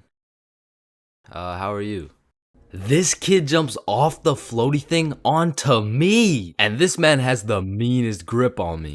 Pause. Well, this shit had to be some sort of attempted murder, bro, because he had me in a chokehold and his legs were wrapped around my arms. But they did not prepare me for this shit in level alligator. So instantly I start sinking and hit the bottom of the pool. Keep in mind, Ben is chilling on top of me with his head out of the water this whole time. So I jump off the bottom of the pool just enough to get my head out of the water for a few seconds. Ben, get off me. And when I look up, I see this dude Ben with the straightest face in the world. Like this motherfucker has no clue I'm out here fighting for my life. And he says in the most monotone voice, "I can't swim." Ah, hell nah. I'm trying to fight him off me, but keep in mind my arms are tied up. So I gather all the strength out of my skinny ass grade 4 legs, and I jump just enough to get my head out of the water again. Lifeguard, help! Oh, you guys, stop playing around in the pool. That's it. I'm fucked. I'm dead. And out of sheer anger, I decide, fuck it. If I'm dying, you're dying with me. I duck as far as I can under the water so both me and Ben can't breathe. But I'm running out of air. I start to get lightheaded. Man, that's crazy. This is really how I die, huh? And just as I had lost hope, my main man, Bob, comes in on some Superman shit, pulls Ben off me, and swims me over to the shallow end. I cough up some water, but eventually I catch my breath. So that's the story of how I almost died. And it's also the story of why I owe my life to Bob. Man, I don't know about y'all, but for me, having an older brother is like, Oh, chin check. Damn, bro. El Chin, am I right? Nah, I got you a gift, though. Damn, for real? Yeah, open them up. Oh, these are tough. Let me try them on. Yup. You know what these are good for, bro? Yeah, what is it? Wedgie! I'm not gonna lie, bro. I still love having a big brother. Like, yeah, you get your ass beat bi-weekly. Yeah, these motherfuckers will steal your food. And they be frying your shit for no reason whatsoever. Chains for real, not as Chipotle for real. Because he's wrapped like a burrito. But let's think about it, bro. What is the alternative? A big sister, bro? Hell nah. These motherfuckers will force you to do your makeup and shit. All right, yeah, pull the plug. But Just it looks good. Pull that shit. Like, pull the plug. So I don't think pull we can the do plug. that. Pull the Damn, plug. are you Pull serious, the bro? man. Pull the fucking plug. Like, having a brother's an interesting situation because I would trust this motherfucker with my life, no questions asked. But I'm not trusting him with my Chipotle for a second, bro. Like, I was born with my very own #1 hater and my #1 supporter who just happens to have the same mom as me, bro. But listen, nowadays, I'm a grown-ass man. My brother, a grown-ass man. Now that we're both grown, we get along like PB and J. Yo, that's what I was about to say, bro. For real, though. We get along like chicken and waffles. Okay. Yes, sir, bro. We get along like salt and vit. Nah, I don't get it, bro. I don't know what you're trying to say. Nah, I mean, what I'm trying to say is if I'm eating Right. worried Oh, and yeah. if he gets into a fight, we get into a fight, yeah. If someone reads my search history, we searched up Lola Bunny furry buns, lubed up, shaking it wild Bro. style, yeah. Nah, hell nah. No. What are you doing, We- we didn't do that? Fuck no. Okay, yep, no, that's fine. But a lot of shit has changed throughout the years, man. Back in the day, me and my brother were ops, bro, because this motherfucker's sole reason for living and breathing was to rage bait my ass. And I was like 5 years old, still figuring out who's milking the chocolate cows and shit. And big bros hit me with shit like, yo, what's 9 plus 10? It's 19. Get a load of this dipshit. Bro, it's literally 19. Man, what the fuck? Okay, why are you so mad, bro? Bro, you literally. Tired, relax, bro. Just sit down, take a deep breath. Who's a good boy? Yeah, Man, Now, me and my homies used to wrestle all the time, and my record was decent. We're talking like 50-10, and at the time, my signature go-to finisher move was the guillotine choke. It had seriously never let me down once until I tried that shit with Big Bro, and I started guillotining my ass beat, dog. My brother's 3 years older than me, so that shit was like a boss battle that you just don't have enough XP for, bruh. Like, when I would pull up on him, I hear boss battle music, my health bar pops up, and I start unloading the clip on this motherfucker, but he's done beat my ass so many times. He's got my moveset memorized and shit, bro. Like, this motherfucker's the Picasso of beating my ass specifically. Like, every time, I was getting folded like an omelet, folded like origami. I was getting folded like I was playing poker, the way he just dealt me these hands, bro. And maybe you're thinking, Big Bro got the strong genes, so I got the smart genes type shit. Nope. Nope, not. This motherfucker took those genes too, bro, and he put them to use. Because he used to manipulate the shit out of me, bro. Like, I remember one Halloween a long time ago when I was like 4. My mom came up to us with 2 costumes, right? One was Spider-Man with the fake muscles and everything, and the other was Shrek. It was Shrek. Yo, I call Spider-Man. No, But I want Spider-Man. Actually, you know what? I want Shrek, man. Shrek is cool as hell. Like, what'd he say? What are you doing in my swamp? Wait, no, I want Shrek. Oh, you think he's supposed to be like Mike Wazowski or some shit? I don't even know. What are you doing in my swamp? And this can't just be me, bro. But when we were younger, my brother would teach me some lingo or advanced intellectual informational shit. And I would go around school just spewing out words I don't even understand, bro. Damn, what y'all got for lunch? Shit, it's just a little PB&J. That's savage. Yeah, yeet. Yeah, man, I guess. I mean, my mom made Okay, it. Bob, I see some pizza. YOLO. Well, what about Bevs? Bevs, what are we saying? I got some apple juice. Okay. Yeah, man, I love apple juice. I don't. Bro, what? Who doesn't love apple juice? Yeah, well, it's because my brother says that juice has a secret society where all the juices, I'm talking apple, orange, fucking pineapple, get together and they control the bank.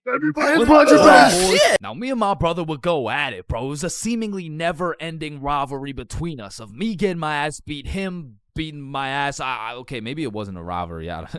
Shit, I think I was getting bullied. But one day when I was 7 years old, everything changed for both me and my brother when we got a stepsister, bro, because she was annoying as fuck. Her name was Alicia, and she was spoiled, bro. Every time she didn't have her way, she would just call up her pops, and it was raps for me and bro. Alicia was getting the princess treatment, and we were getting the fucking peasant treatment, dog. Like, let me tell you a story from my childhood, bro. I was 7 years old, and me and Alicia shared a small room, and it was split right down the middle. The left side was blue, Spider-Man bed, teddy bear, boy shit, right? And the right side was pink, Disney princess posters, Barbie dolls, all the girl shit. And one night, I was in dreamland, counting sheep, having a wonderful time, and when I woke up, I realized I done pissed the bed, bro. Grown-ass man at the big age of 6 pissing in the sheets. Hell nah. I was like, shit, man, I gotta get my act together, bro. So throughout that day, I drank a little bit less water, hopped into my cozy Spider-Man bed sheets, and went to sleep.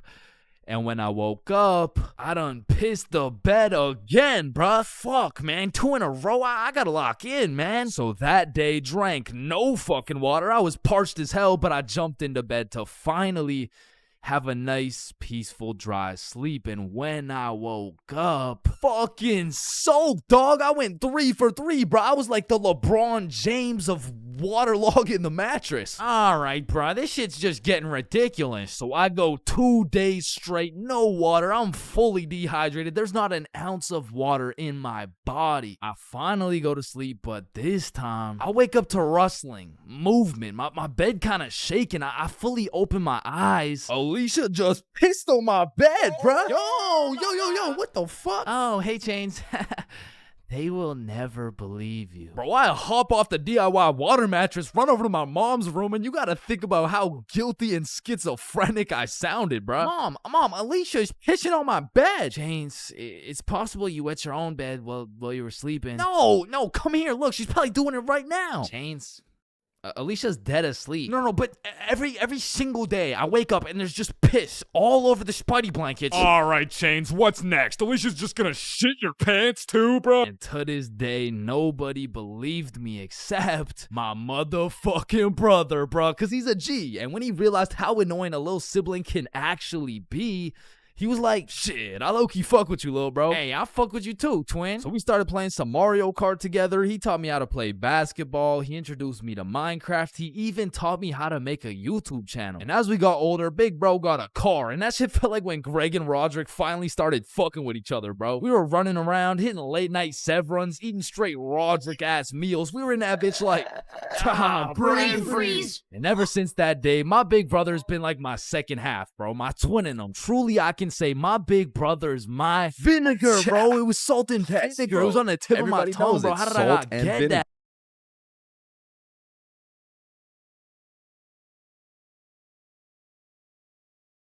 What are you doing in my swamp? Oh, shit. Ooh. Damn.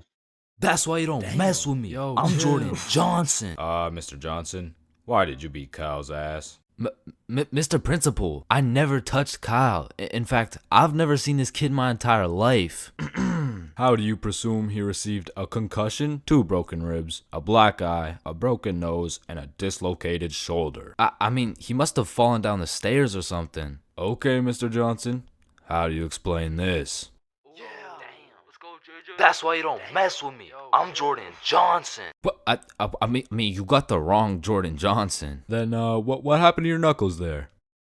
Shit, these ain't even my knuckles. Listen, I am not one to condone violence, but I'm not gonna lie. School fights are a major part of the high school experience. I mean, there's something about a good old school brawl that just boosts students' morale. Like, there is nothing that gets you through the rest of the day like some kid getting his ass beat in front of the entire school. And truthfully, it's just a community building experience because it gives everyone something to talk about. Yo, did you see the fight? Yeah, bro, Kyle got his shit rocked. Wait, are you guys talking about the fight? Yeah, bro. Man, Kyle got fucked up, dude. Overall, in school fights, everyone wins. Like, the fighter gets some respect and the crowd gets some entertainment. It's a win-win.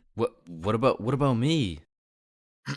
But tell me why when a fight breaks out, the entire school will be recording, but not one person can get a good video. It's like when a fight breaks out, every motherfucker recording starts having severe hand spasms. I mean, as the person recording the fight, you literally have one job: to record the fight. Damn, I just missed it. What happened? Oh, well, lucky for you, I recorded the entire thing from start to finish on my brand new Samsung. Check it out.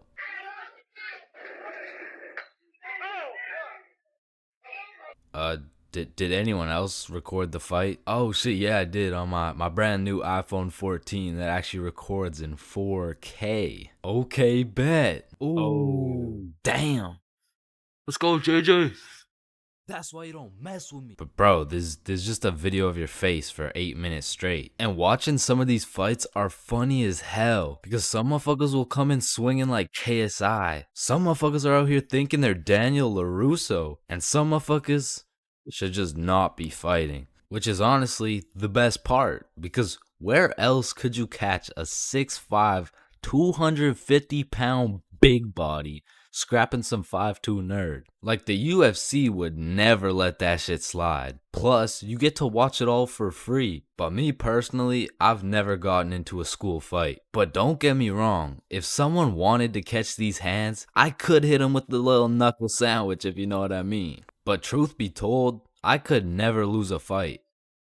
Not because I know how to fight, but because for Bob, shit was on sight. And trust me, you don't fuck with Bob. Bob's got a better record than Floyd Mayweather. And I even heard one time he got into a little altercation with Mike Tyson. All I'ma say is, he dealt with him. But with that being said, we all know that one kid in school who was born to simply beat people's ass. Like, this dude's life purpose was to run people's fade. And of course, I had someone like this at my school. He was the type of dude who had nothing to lose, so he would instigate a fight wherever he could. We'll just call him Jordan. And honestly, he was holding a solid record. I mean, he was probably 12-0. But one day, Jordan picked on the wrong kid. Hey nerd, take off those stupid glasses. And Bob was a man of little words, so Jordan's buffoonery did not faze him. Hey nerd, I said take off those stupid glasses. Hey, stop ignoring me.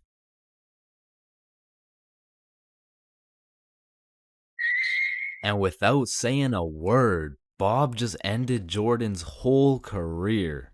And ever since that day, nobody messed with Bob. That's why you don't mess with me. Yo, I'm chill. Jordan Johnson. Aw, can I pet your dog?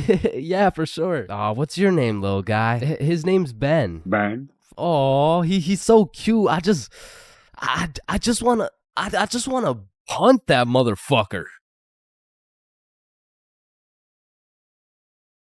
Man, these intrusive thoughts I be having make me wonder whether I belong in maximum security prison or not. Like, I don't even mean to, but the thoughts that pop into my head are so menacing that I can't even say this shit on YouTube, or this video will get taken down. Then I'll be canceled. Then my whole channel will get deleted. Then I'll be thrown into a psych ward, and then I'll be put on the fucking death penalty. Like, these thoughts that pop into my head are so alarming that they make me want to beat my own ass, bro. Hey, man, why'd you just sock yourself in the face? Oh, well, you see, I was about to push that unsuspecting toddler into the deep end for no apparent reason, so... Yo, this guy's about to assault a minor. Hey, you can't do that. Behind your back. But it's not like every single intrusive thought I have is bad enough to get me convicted. Like, whenever I'm walking across a bridge, I have to use every cell in my body to fight the urge of just tossing my phone into the water. Like, there is literally no benefit from doing that shit, but there's just something inside of me that would feel so much satisfaction with just seeing my phone dissipate into the water. You know, maybe you get that urge because it would just be satisfying to do some shit that's out of the box. Some shit that nobody else would do, just to break the simulation a little bit. Cause I could be having the best day of my life. I could wake up, get the meanest pumping, hop in the shower, eat the most fire breakfast, and draw the most pristine stickmen I've ever drawn. But as I'm casually walking beside a bunch of cars that are going 65 miles an hour, I'm still gonna have the urge to just throw myself in front of a car, bro. And it's not even on some emo shit. Like, I want to live, but I also want to dive into some oncoming traffic. But at least I'm not the only one who does this. Like, other people do this. Right? Like it's normal, right? But half the time an intrusive thought will just be to do some goofy shit. Like you're just forced to imagine the consequences of what it would look like to start throwing it back on a Tuesday at 2:41 p.m. And every once in a while you'll just be chilling and you'll witness a motherfucker fall to the intrusive urges. What are you get off the table, bruh? Shit, he let the intrusive thoughts win, man. Now I don't even know if these count as intrusive thoughts or not, but as a dude, when I'm walking down the street, I'll just be going on with my day chilling. Then all of a sudden I see a car and I'm like, if I don't make it to that tree before this car, I'm gonna die. aw, shit. Honestly, these kinds of intrusive thoughts are kind of motivating. Like it's the same thing as having a hype man at the gym, except instead of that positive reinforcement, if you don't get those 3 extra reps, you're gonna die. It's like whenever I'm at the gym hitting those Bulgarian split squats, I be having mental wars with myself. Ooh, that was a good set, man. I think we're done. 5 more reps or you're a bitch. Damn, good shit. All right, I think we could wrap it up. 10 more, pussy. Who the fuck's gonna carry the boats? I told you we should have stopped, bro. 15 more or you like dick. Now that I think about it, there's a good amount of people in prison right now who just succumb to their intrusive thoughts. Cause intrusive thoughts are just like that demon on your shoulder telling you to do the most devious shit possible. And I know there's a bunch of motherfuckers out there who just listen to that little guy. Hey man, you see that lovely old lady right there? Yeah, you're gonna hit her with a mean right hook. Well, what's in it for me? Nothing. Shit, alright. But to be honest, there is a handful of times where I've let the intrusive thoughts take over. One of the most memorable was way back when I was 5 years old. Me and my older brother were just dicking around, doing some 5-year-old shit. Keep in mind, this story takes place before your boy had even developed consciousness. So I was just a little munchkin doing munchkin shit. Then suddenly, this urge came over me. It was unlike anything I'd ever felt before. It was dark, irresistible. And for no apparent reason, I bit my brother's arm. And this was probably the most satisfied I'd ever felt in my entire life. But it was followed by shame and regret because I had no excuse. Ow, why the fuck did your dumbass just bite me, bro? I felt like it. And one of my lowest IQ moments of all time took place when I was in grade 8. It was goddamn sewing class, bro. And I remember I was having a particularly miserable day, so I was just going through the motions. We were all gathered around this big table with our sewing machines, some fabric, and some scissors. I remember I was working on some shitty little big chungus stuffy. But on this particular day, the sewing machine cable was looking mad thick and juicy. And like I said, I was having a bad day, which is exactly why the intrusive thoughts decided to catch me at my worst. Psst, do it. What? To do what? Oh, you know what to do. You're the one with the scissors in your hand, buddy. How did these even get in my hand? Now cut it.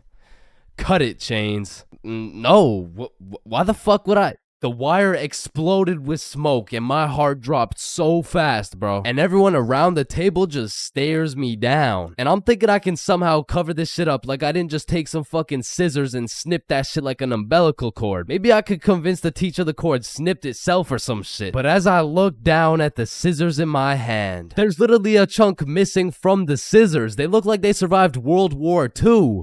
But barely. The scissors are all charred up and shit, and just like that, my plan of convincing her I didn't cut it went out the fucking window. You take one look at the cord, one look at the scissors, and one look at my dumbass face, and you could piece together exactly what happened. So my sewing teacher walks over looking pissed as hell, and she tells me to go sit in the corner. So I take my charred scissors and sit in the corner like I'm a 5-year-old, but to be fair, I made a 5-year-old decision like I was in grade 8. I was 14, bruh. What kind of 14-year-old cuts the cord to a sewing machine cause he felt like it? Like if my 14-year-old son did some shit like that, I would tell the kid I'm going to get some milk and I'm calling it quits. I would have to have another kid and try it all over again cause that kid is going nowhere in life, man. So as I'm sitting in the corner realizing I'm a disappointment, it was one of those moments where you fucked up so bad you don't even feel any emotions. I was just sitting there straight faced like, well,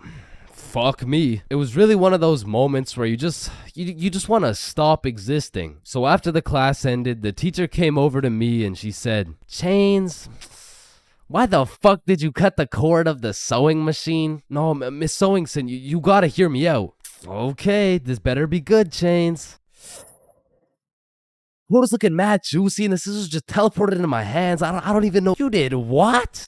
Mom, it was the intrusive thoughts that they told me to do it. I'm about to intrude that ass. The fuck?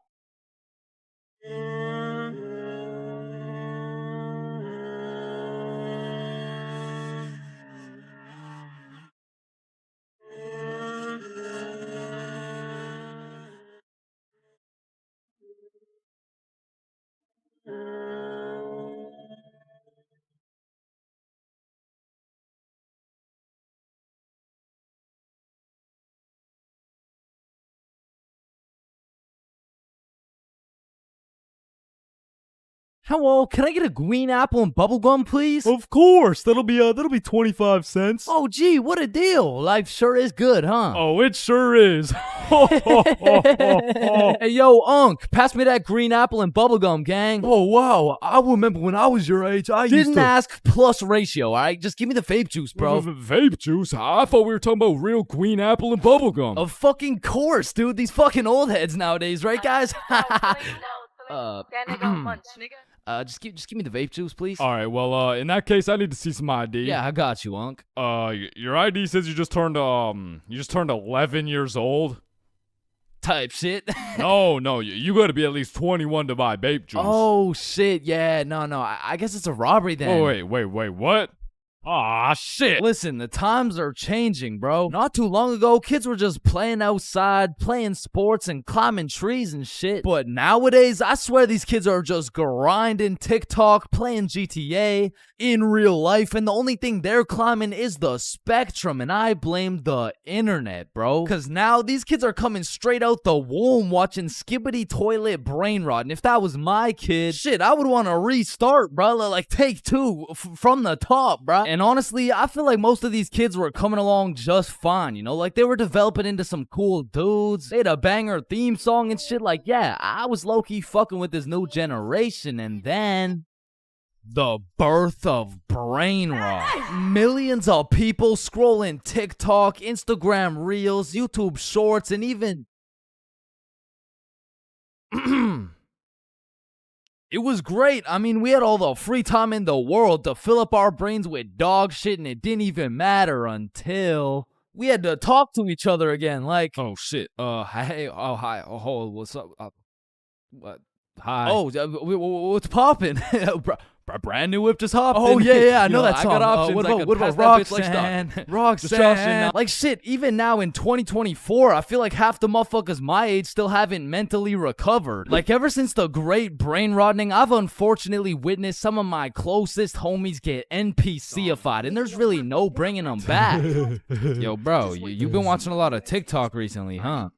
Oh yeah, nah. I mean, this shit's fire, bro. Just look at this one. We can go gut for gut. Fuck that, we can go wrist for wrist.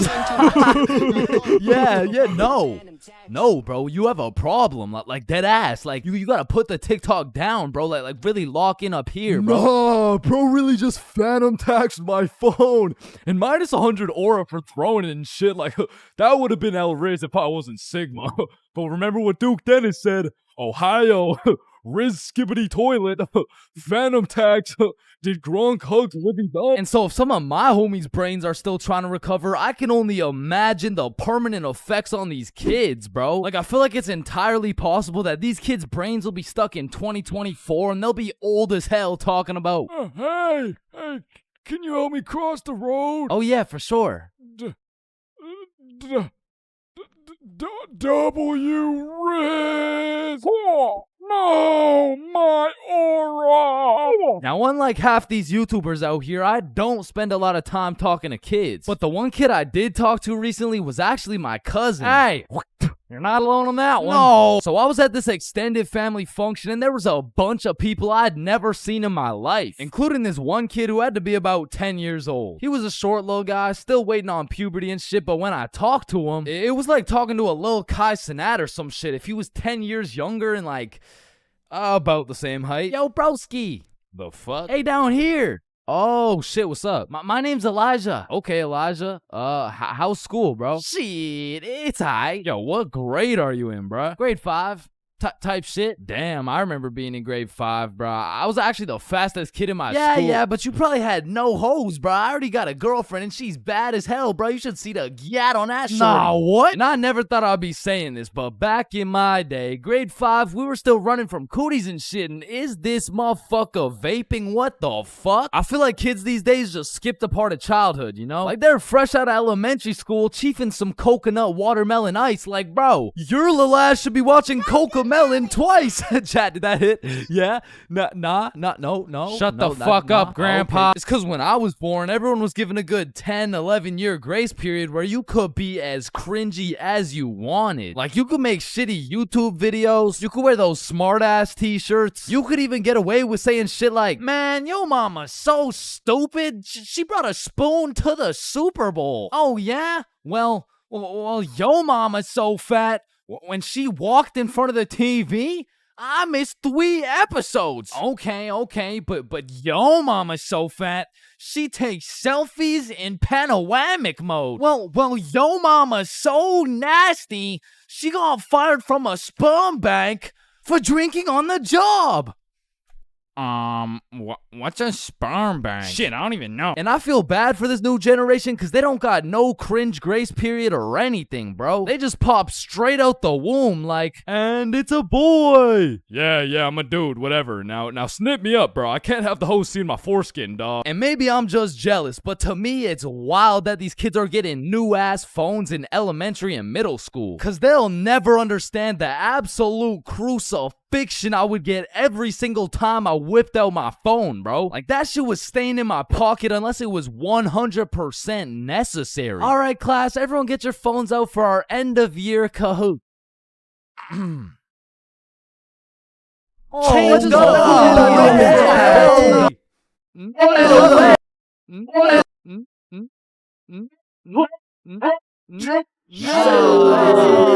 I honestly feel like the world would be a better place if we implemented a new law where if you saw a kid who had an iPhone number higher than their age, you had every right to respectfully and lawfully slap the shit out of them and give them a devious wedgie, bro. Like, you're 10 years old. What the fuck do you need 6 gigabytes of RAM for? I need it because I like to play Fortnite on my phone. Man, how about you eat 6 gigabytes of this shut up sandwich before I ram this fist up your ass? Alright, chat, I know that one hit, bro. What do we think? Stickman Police Department donated $1. Wait, what? Look behind you, Chains.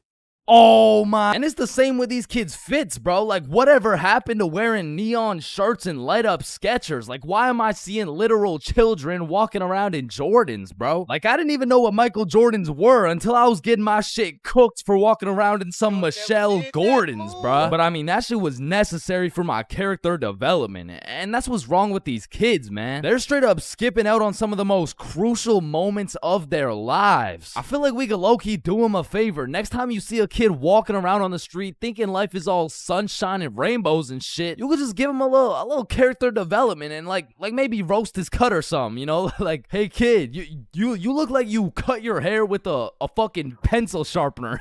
or no, you look like Peter Griffin if he never hit puberty. You look like... Yo, we giving kids some character development? Did he? Now, I don't know why I'm talking like I was born in the 1900s or something, because for the homies who are around my age, we were low-key in the same boat as these kids, bro. They're growing up on some skibbity toilet brain rot. We had MLG brain rot. They're always scrolling TikTok. We had Vine. These motherfuckers are out here looking up to I Show Speed, bro. We had fucking Jake Paul. So the moral of the story is, even if these kids nowadays are absolutely cooked, I was once cooked too, bro. So worst comes to worst, these kids will just end up like me. Oh, fuck no, please, no.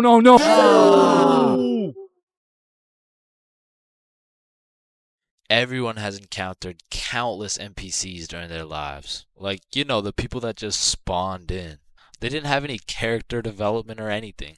And to be honest, when you leave their vicinity, they probably just despawn. If you still have no clue what an NPC is, it's a non-playable character. They're like the type of people you could sock in the face and they'd say some NPC ass line like, "Hey!"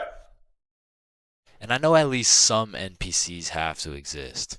Cause let's be real, there is no way all 7 billion people on this planet have whole lives from start to finish. That just doesn't add up. And I don't know if any of you guys have ever noticed this, but NPCs all have a spot they go to just do NPC things, bro. For example, if you go to Walmart, that's their natural habitat.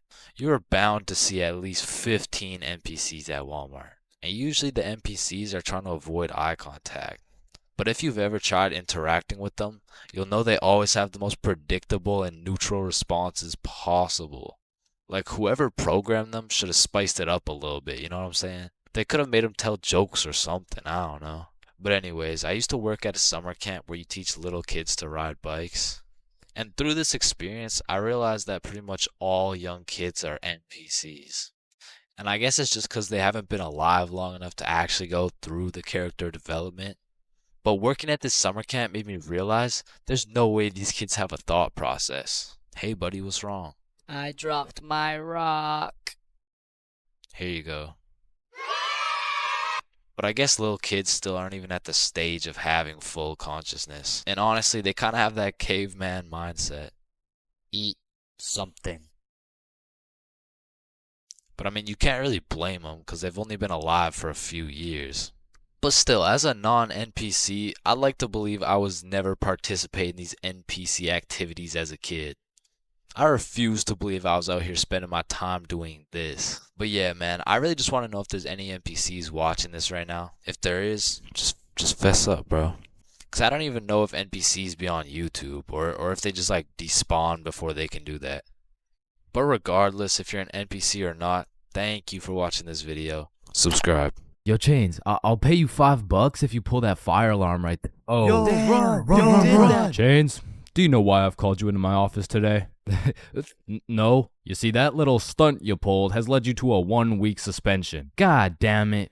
What does suspension mean? It means for the next week you are prohibited from coming to school. Fuck. What does prohibited mean? Chains, you can't come to school for the next week. Hold up, so you're telling me because I pulled the fire alarm, I don't have to go to school for a week? Yes, it's a suspension. You are... Man, I got a love-hate relationship when it comes to getting suspended from school. Like on one hand, shit, you just don't have to go to school. But on the other hand... Suspended? Oh, I'm about to suspend that ass. Ah, fuck. Ow. Shit. Alright, I don't recommend getting suspended. That shit is not worth it. But how do I know? This story dates way, way, way back to grade 7. It was a cold winter day at Stickman Middle School. In fact, it was freezing cold, and this gave Billy a great idea. Yo, the pond behind the school is frozen. Let's go fuck around on it. Oh, I'm down. Okay, bet. So after school, we got a group of 5 homies, and we headed over to the frozen pond. Now, to paint the picture, behind Stickman Middle School was Stickman Elementary School, and behind Stickman Elementary School was this frozen pond, meaning we had to walk through Stickman Elementary School to get to this pond. But nonetheless, we walk up to the pond and instantly I see this big red sign that says, "Hazard, do not step on ice." Guys, the sign says do not step on ice. Man, fuck the sign. Watch this. Oh shit, look, it's sturdy as fuck. Yo, fuck. And even though Billy's dumbass fell in, the ice was actually pretty sturdy. So you know, we're gliding around, eating shit, hitting the meanest ballerina spins you've ever seen, and eating shit. And we were having some good old harmless fun. In fact, our grade 7 selves were having the time of our lives on this frozen water. That is until... Oh, what do you guys think you're doing? We were just walking on the ice. Did you guys not see the sign? What sign? I could have swore I put a sign right here. Nope, no sign at all. There was no sign. I have no clue what you're talking about. Okay, but you guys have to get off the ice. Well, why? Nobody's getting hurt.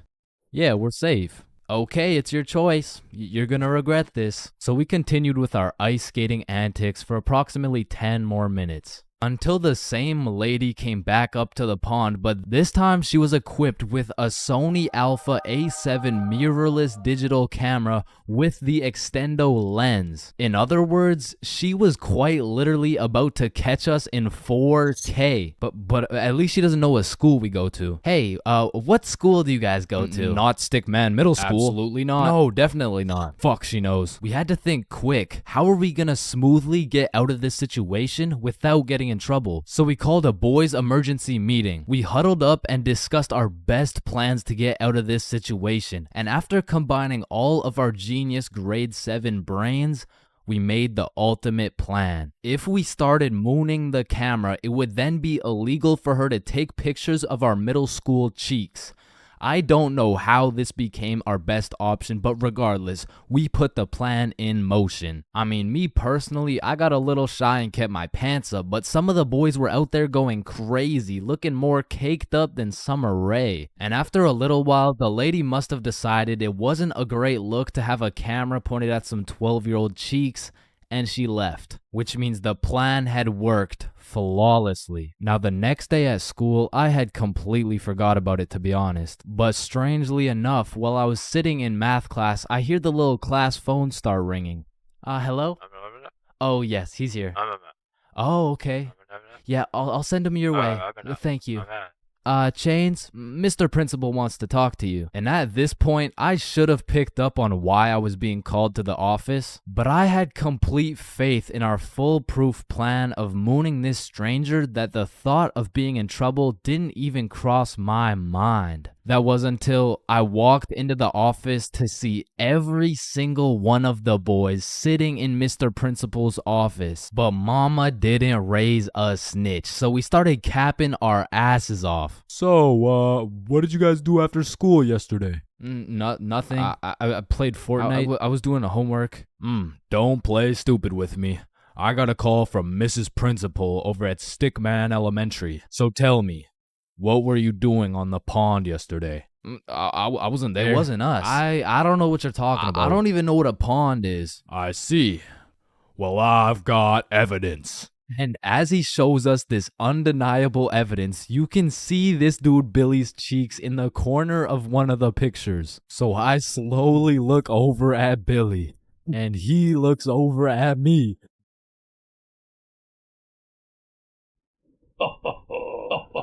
If you don't stop laughing right now, you're all suspended.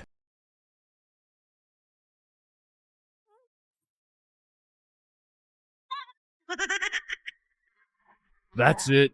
You're all suspended. And as I explain the situation to my mom, let's just say Mama Chains was not happy.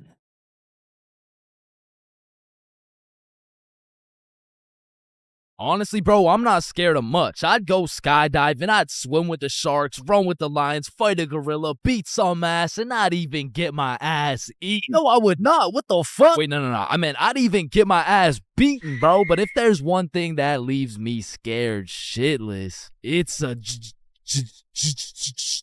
But one day when I was 15 years old, my friends and I went to the gas station to get nothing more than a pack of Reese's. All right, your total will be $2.50. Hey, boy, step back. I got this. Put it on my car, bro.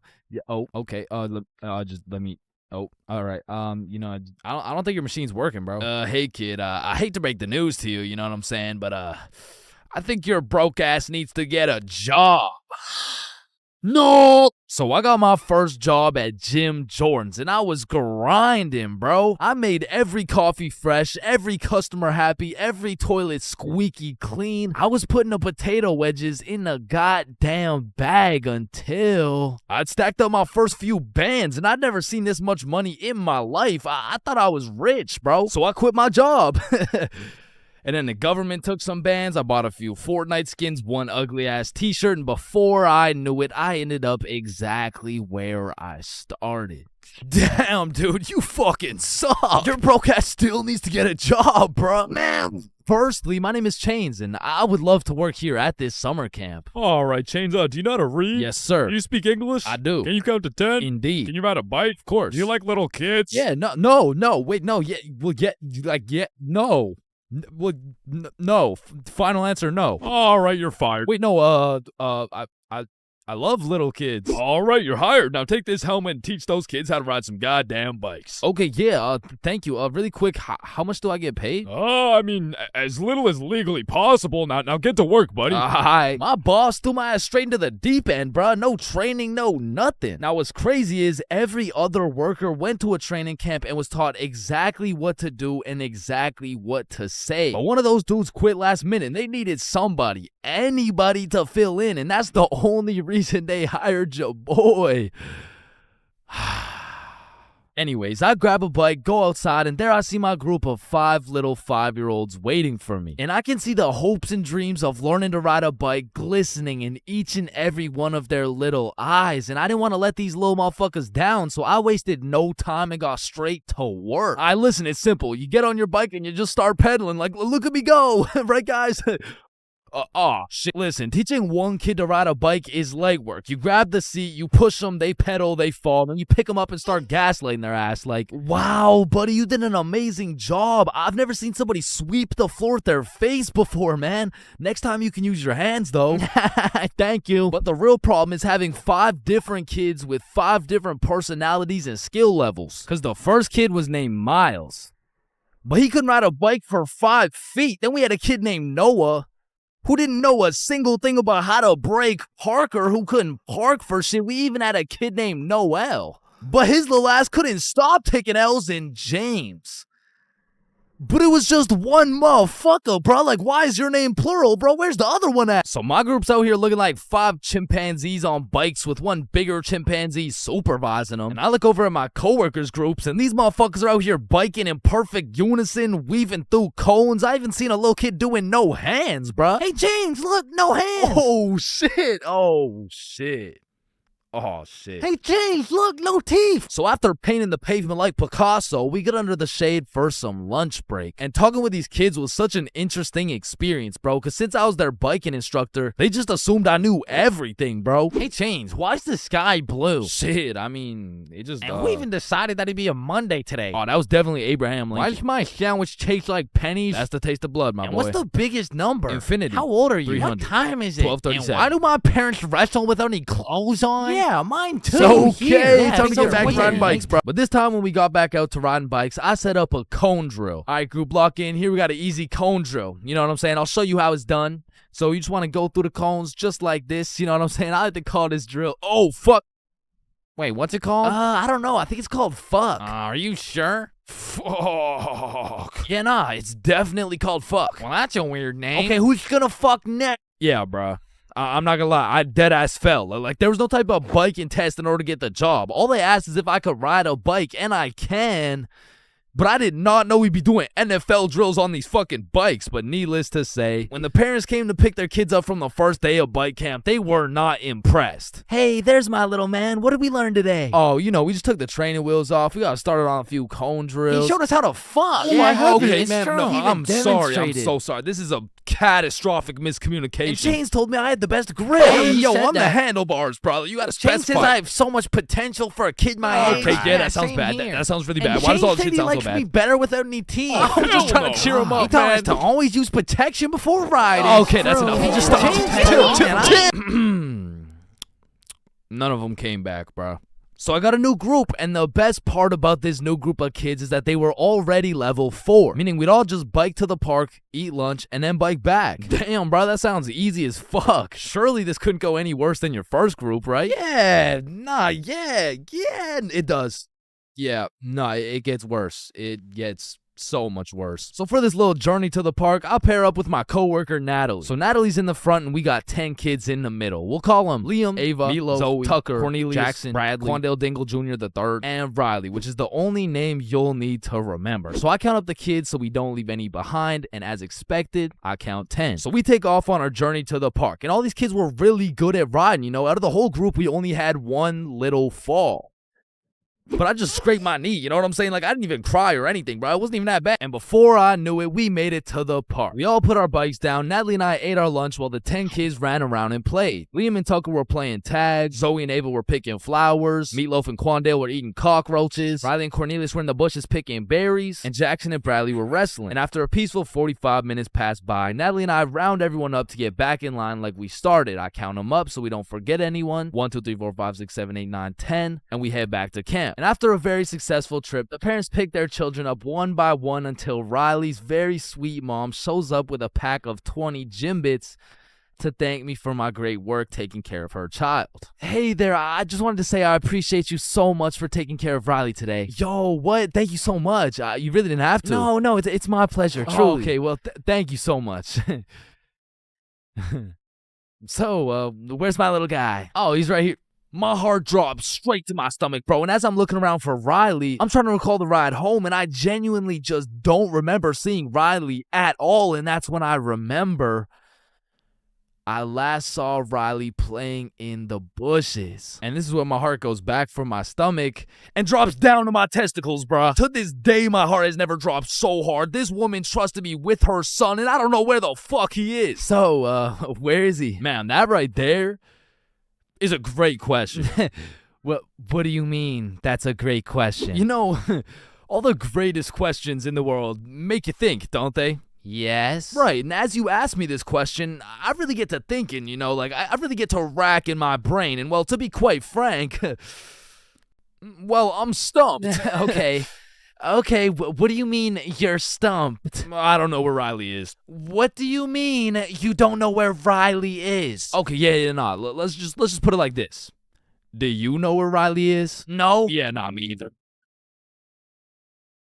Yeah, ice cream. Holy fuck, he's right there. Oh my god, fuck, I knew it. I knew it. Like, fuck, oh my god, he's right there. Lost you. I knew it the whole time. He's right there. It's April Fool's. Give me these. Yeah, take them. Oh my God, Jesus, God bless America. And that was genuinely the day I realized I can't work a fucking job. I'm not built for that shit, bro. I gotta start a Stickman YouTube channel or some shit.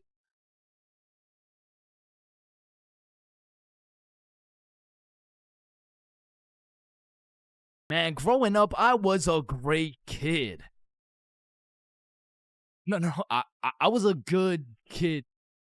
Man, growing up, I was a kid, bro. And as a kid, you hit a certain age where your own parents become your number one up. Like, hey, Mom, can I go to this girl's house? No. Hey, Mom, can I sleep over at Billy's crib? No. Hey, Mom, can I go do crack under the bridge with my new friend Jorge? Hey. Hell no. Come on, all my friends are allowed to. Yeah. Okay, well, if all your friends jumped off a cliff, you're not just gonna... Now, to be fair, my mom wasn't the strictest parent out there. I mean, I've seen motherfuckers get the belt for speaking too loud, speaking too quiet, bro, for speaking at all. Like, one time, me and my friend wanted to have a sleepover, so homie went inside to go ask his mom, and he came out looking like he got a whooping from Prime Goku, bro. Yo, what the fuck happened back there, man? She said no to me, but... I think if you asked her, she would say yes. Bro, are you fucking insane? I'm not asking her shit. Like, I really can't complain, because some of my friends' parents were so strict, they had a fun limit, bro. Yo, George, we're gonna hoop after school. You wanna pull up? Damn, dude, I'd love to, but, man, I watched a movie yesterday. Okay. So do you want to play basketball? Dude, I want to, but my fun meter's maxed out, man. My mom won't let me leave the house till Monday. Holy shit, fun meter maxed out for a week off a movie? Yo, what's this movie, bro? Yeah, what? Yeah, no, it was good, man. It's called the VeggieTale movie. Yo, George, I feel bad for you, bro. Because don't get me wrong, I've seen a lot of kids with super strict parents turn out to be straight A students, go to good colleges, stay with a good crowd of people. But with that being said, a lot of these kids whose parents were too strict to let them watch fucking SpongeBob, they end up going to college and catching Krusty Krabs after letting a dude named Patrick explore their bikini bottom, bro. Nah, but for real, my mom was far from one of those parents. I mean, she was reasonable, but the thing was, all my friends were a year older than me. Now, mentally, we were all dumb as shit. But when you hit that 12, 13, 14-year-old age, that 1 year is the biggest difference, bro. Like, us doing shit together just didn't look right. Yo, Bob, can you pass the za? Yo, Billy, let me hit that. Yo, pass me that shit, cuz. And cuz of this, I wasn't allowed to do a lot of the shit that my friends were allowed to do. Like, these boys could stay out past 10:30 p.m. on a weekend. I could not. They could have a sleepover on a weeknight. I could not. They could all go to a girl's house without having to call her goddamn parents. I could not, bro. Because have you ever pulled up to a function, motherfuckers are drinking, motherfuckers are doing drugs, and you gotta ask the host to speak to her parents? Hey, Kelly. Hey, killer party you got here. Like, by any chance, can my mom talk to your mom so I can stay and, like, turn up and shit? Oh, shit. And when you're 12 and all your friends can do shit that you can't do, you're left with just two options. You can either be a good kid, follow the rules, do your homework, eat your broccoli, or you could be a bad kid, break the rules, fuck your homework, and smoke that broccoli. And boy, did I make the wrong decision. I remember the first time my mom caught me lying was back when I was in grade 7. It was just an average Saturday posted up at Billy's crib. Yo, y'all boys know Rosa? Yeah, I know Rosa. What's up? Bro, she's throwing a birthday party at her crib tonight. Oh, shit, man. We about to get freaky deaky on these. I'm about to get so drunk I forget how to speak. Yo, on God, bro. Dead ass. That's facts. For real. Hey, Mom, I'm just calling to remind you how much I love you. Oh, I love you too, Chains. What do you want? So, me and my closest friends got invited to a small little get-together at my friend Rose's house. Can I go, please? Let me talk to her parents. Okay, now, I was actually friends with Rosa, but she was 2 years older than me. So, I swallowed my pride and text Rosa something along the lines of, hey, Rosa, my mom wants to talk to your mom before I can come. And she's like, aw, baby boy needs permission. Fuck. And then she sends me her mom's number. So, I connect my mom with Rosa's mom. My mom gives me the green light, but says, you have to be home at 10:30 p.m. sharp. Say no more, Mom. So me and my homies start getting fresh. We're all up in Billy's dad's expensive cologne collection. I take the coolest looking bottle, little spray here, little spray there. Had me smelling like Tom Ford, still looking like Thomas the Tank Engine, but after looking as fresh as possible, we head to Rosa's crib. So we hop on the bus, hop off the bus, walk up to her house, knock, and the birthday girl opens the door. Happy birthday. Hey, Billy, Bob, and Chains. I was waiting for you guys. Happy birthday, Rosa. Oh, damn, Chains, you smell good. Appreciate it. That's that Thomas Fordinson, you know what I mean? So Bob, Billy, and I go inside, and we realize the gravity of this situation. Oh, shit. God damn. Rosa invited like 10 of her girlfriends and like 2 of her cousins, bro. We were completely outnumbered in the greatest way possible, bruh. As I'm just doing some quick math on the ratio, there's a knock on the door. Rosa opens it, and it's Dennis holding a bottle of vodka. Now, we're friends with Dennis, Rosa's friends with Dennis, but to put it simply, Dennis was a bad kid, bro. This motherfucker was living life with no precaution, no regrets, no morals, but to be fair, he was fun as fuck, bro, because when Dennis pulled up, the party got lit, bro. We were taking shots, dancing, playing beer pong, taking more shots. We were having a marvelous time, and I was drunk, okay? Not too drunk, but not just tipsy. I had hit the perfect sweet spot of drunk. I got all the stat boosts of being funnier, more confident, more smiley, but I still had full control of my body, so I started applying that pressure, bruh. Hey, don't y'all both have ugly boyfriends? No, what the fuck? No. Shit. Y'all want one? What? Damn, you smell good though. Appreciate it. I showered this week. Now, I don't remember what I actually said, but all I know is that in grade 7, cologne was overpowered, bro, because nobody was smelling good, and if they tried, it would just smell like Axe, dog. So I'm over here combining the powers of Tom Ford with the confidence of Smirnoff. Had me feeling like I'm him, bruh. So how y'all feeling? Honestly, amazing. How you feel? Shit, I'm feeling good. Just a little, just a little bit tired. I vividly remember sitting on that couch with these 2 girls never wanting this moment to end, bruh. But when I look up, I see one girl crying, one girl looking for something, Dennis helping her look, and Billy and Bob are all ready to dip. So I hop off the couch for a second like, yo, what's going on? Yo, so Dennis just finessed like 3 of these girls' vapes, and we're not trying to get blamed, so we're about to dip. Bro, for real? Yeah, you coming? Bro, but like, bro, I'm not ready to leave yet. Yeah, nah, it's cool. Don't worry about it. Just text us when you leave, bro. Ah, shit, all right, peace, bro. Peace out, dog. So Bob and Billy dip. I see Dennis's ass sneak out through the back door, and at this point, I have no clue how long I've been here, bro, but the party had died down to essentially just the girls who are gonna sleep over and me, bro. So I go to check what time it is on my phone, and it's 10:15, bro. My curfew's 10:30, and I'm a 30-minute bus ride from home, but if we're keeping it a buck right now, I don't even want to go home, bro. I made it to the girls' sleepover, and I didn't even have to ride the group dildo or nothing. This is a once-in-a-lifetime opportunity, so I text my mom, And I lied, bruh. Bob, Billy, and I are almost at Billy's house. Can I sleep over at his house, please? Then I threw my phone away, hopped back on the couch, and went right back to my happy place. So I'm posted up with these two, laughing, cracking jokes when Rosa walks up like, yo, Chains, where'd your friends go? They abandoned me, Rosa. They left me here stranded with no way home. Shit, I mean, you could just stay here if you want. Say less. So Appreciate it. And eventually, all the girls gave up on trying to find their vapes. They all gathered around to play Truth or Dare, and I prayed for times like this, bro. I was deep in enemy lines, and I didn't want it any other way until one of the girls sees my phone on the ground and is like, hey, Chains, I think someone's calling you. So she tosses me my phone. I check it. And I got 20 missed calls from fucking everyone in my contacts, bro. So I'm trying to be strategic with it to find out what's going on. I called Billy first. Yo, what's happening? Bro, so your mom called my mom and asked if you were here yet at my house. And my mom told your mom that you're not even here, bro. oh shit, what do I do? Bro, I don't know. And everyone knows when you get caught in a lie, you should just fess up, tell the truth, and apologize. But I doubled down, bro. So I called my mom and I'm like, hey, mom, we're almost at Billy's house. We just missed our second bus. Where are you? I'm at Stickman Middle School bus stop. You know, like, we're super close. We're just waiting for the bus to come. I'm picking you up right now. Fuck me, bruh. Now, not only is she expecting all three of us to be together at this bus stop, shit, not a single one of us is there, bro. To put this in perspective, my house is right here, Billy's crib is right here, and Rosa's crib is all the way over here, bro, and Stickman Middle's somewhere near the middle. And so I pull up the bus app on my phone and see the next bus is coming in 2 minutes. And with all that adrenaline pumping through my veins, I jump up out the couch, steal a piece of gum, and haul absolute ass to the bus stop, bro. I get there right on time, hop on the bus, and I call Billy. Yo, dog, I think I'm cooked. I told her I'm at Stickman Middle with you guys. Dude, why the fuck would you do that? Shit, bro, I don't know. I'm busting there right now. Bro, if she sees you there without us, you're cooked beyond belief. I know, bro. Yo, we're on our way. So Bob and Billy hop on scooters and start hill bombing their way down to the bus stop to save my ass. And this shit was a race to get to the bus stop before my mom does, because if she catches me there alone, I'm cooked. If she catches Bob and Billy there before me, I'm cooked. If she gets there before anyone, I'm fucking done, bro. I'm on the bus just praying, and when I finally get to the bus stop at Stickman Middle, I get out and take a deep breath because my mom's not here.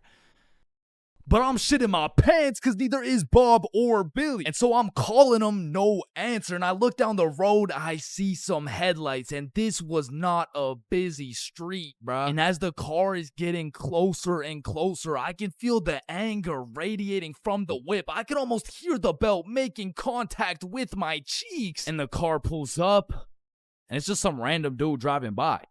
Yo! These motherfuckers, Bob and Billy, come flying down the hill. They get to the bus stop, throw their scooters in the bush, and pretend like we've been waiting here for an hour. Oh, gee Wilkers, man. I can't believe we missed this bus, dude. Billy, pray for me, bro. Get in the car. I get in my mom's car. I'm stone fucking sober. My heart is pounding. Why did you lie to me? Well, I honestly wanted to spend more time at my friend's house because we were just having fun. I'm not mad. I'm just disappointed, Chains. That shit hurt way more than any punishment ever would have, bro. So even though Bob and Billy clutched up for me, I still got grounded, bro. But I did learn a valuable lesson. Just tell the truth, bro. It makes everything easier.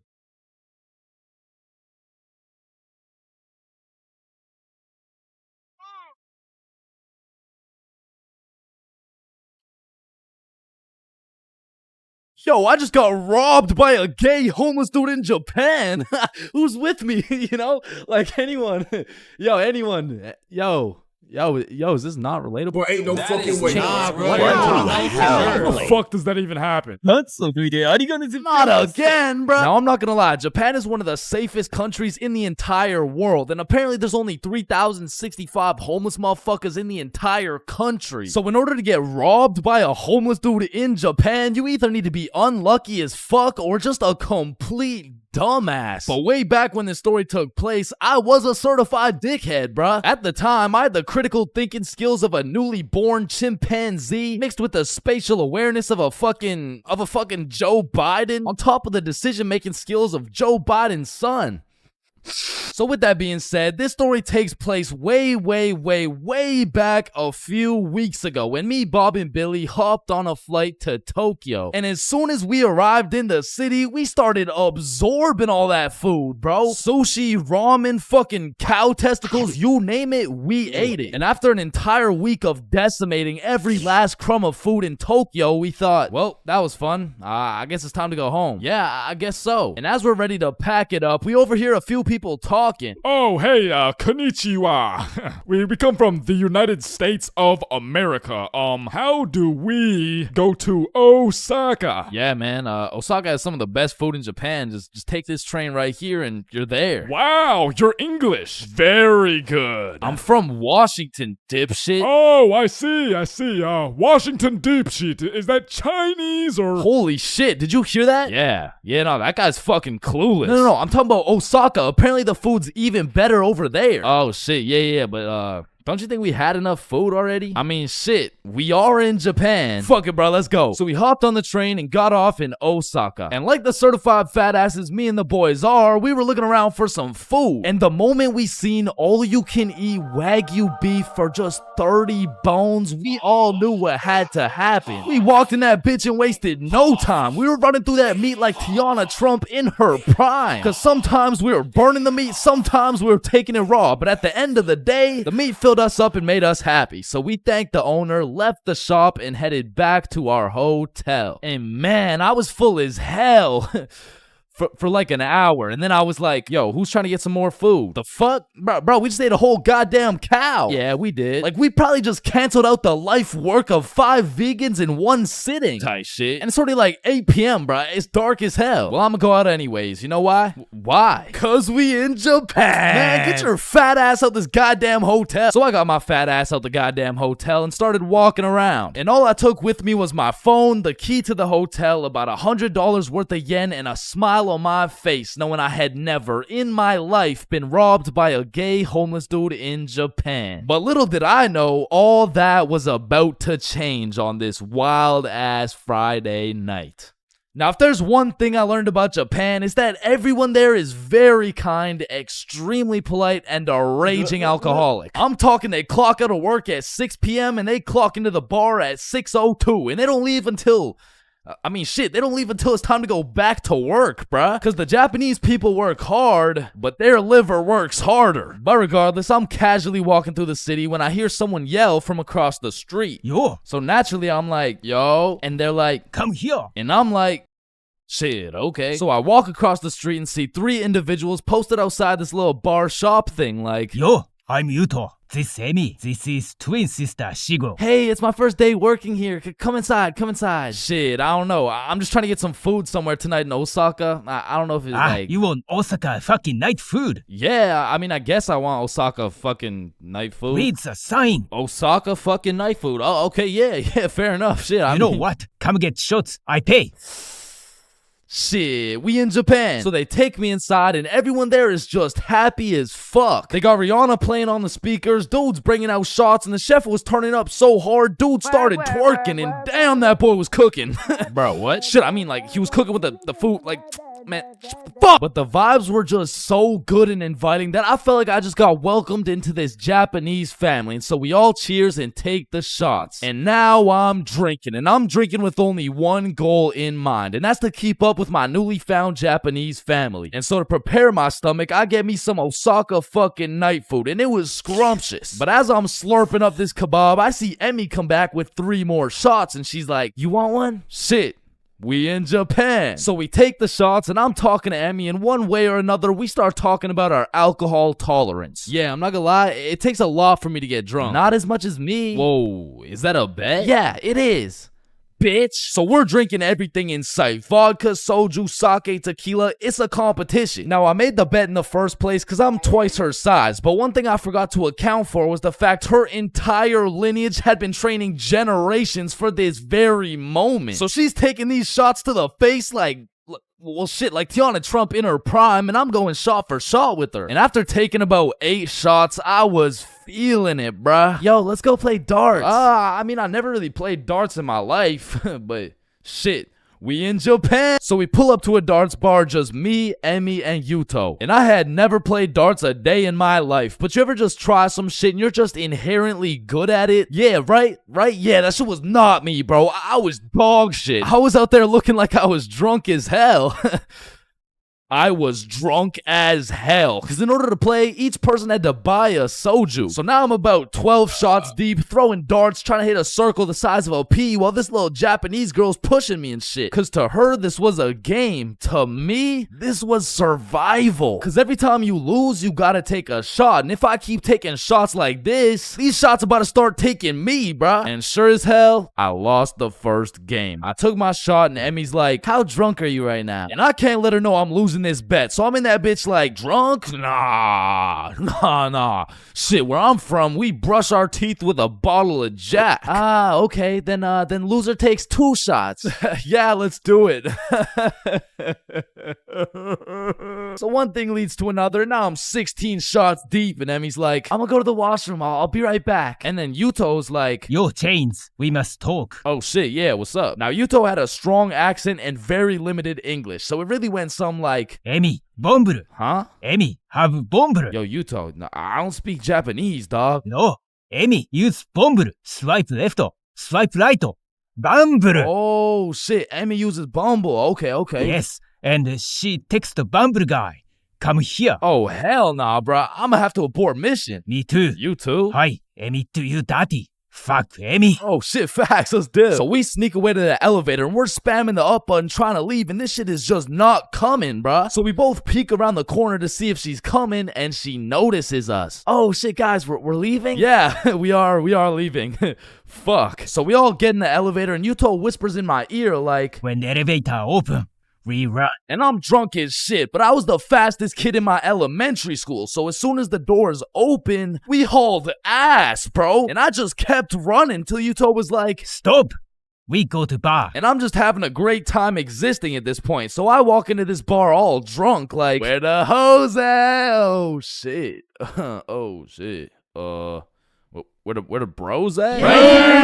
Yuto took me to a gay bar, bruh. Now, of course, there's nothing wrong with a gay bar, but it was the fact that after drinking 16 shots, I just sprinted full speed away from a cute Japanese girl to run straight into a room filled with a bunch of sweaty gay dudes. And these motherfuckers were looking at me like I'm some fresh meat or some shit. And it really just had me questioning my entire life. I was in that bitch confused, frustrated, drunk as hell, ready to crash out. I was gonna leave that bar looking like I would like a fruit explosion. No, Sebastian, what the wrong video? What the fuck? Oh, hey, is that Diddy? So you're trying to see a fruit explosion, huh? No. So I left the gay bar, called up Emmy, we link back up, and the first thing she says to me is, fuck you. Fuck me? What? Nah, fuck you. Why'd you run from me? Bruh, you were inviting Bumble dudes and shit. What? No, what are you even talking about? I mean, Yuto said, like, you know what?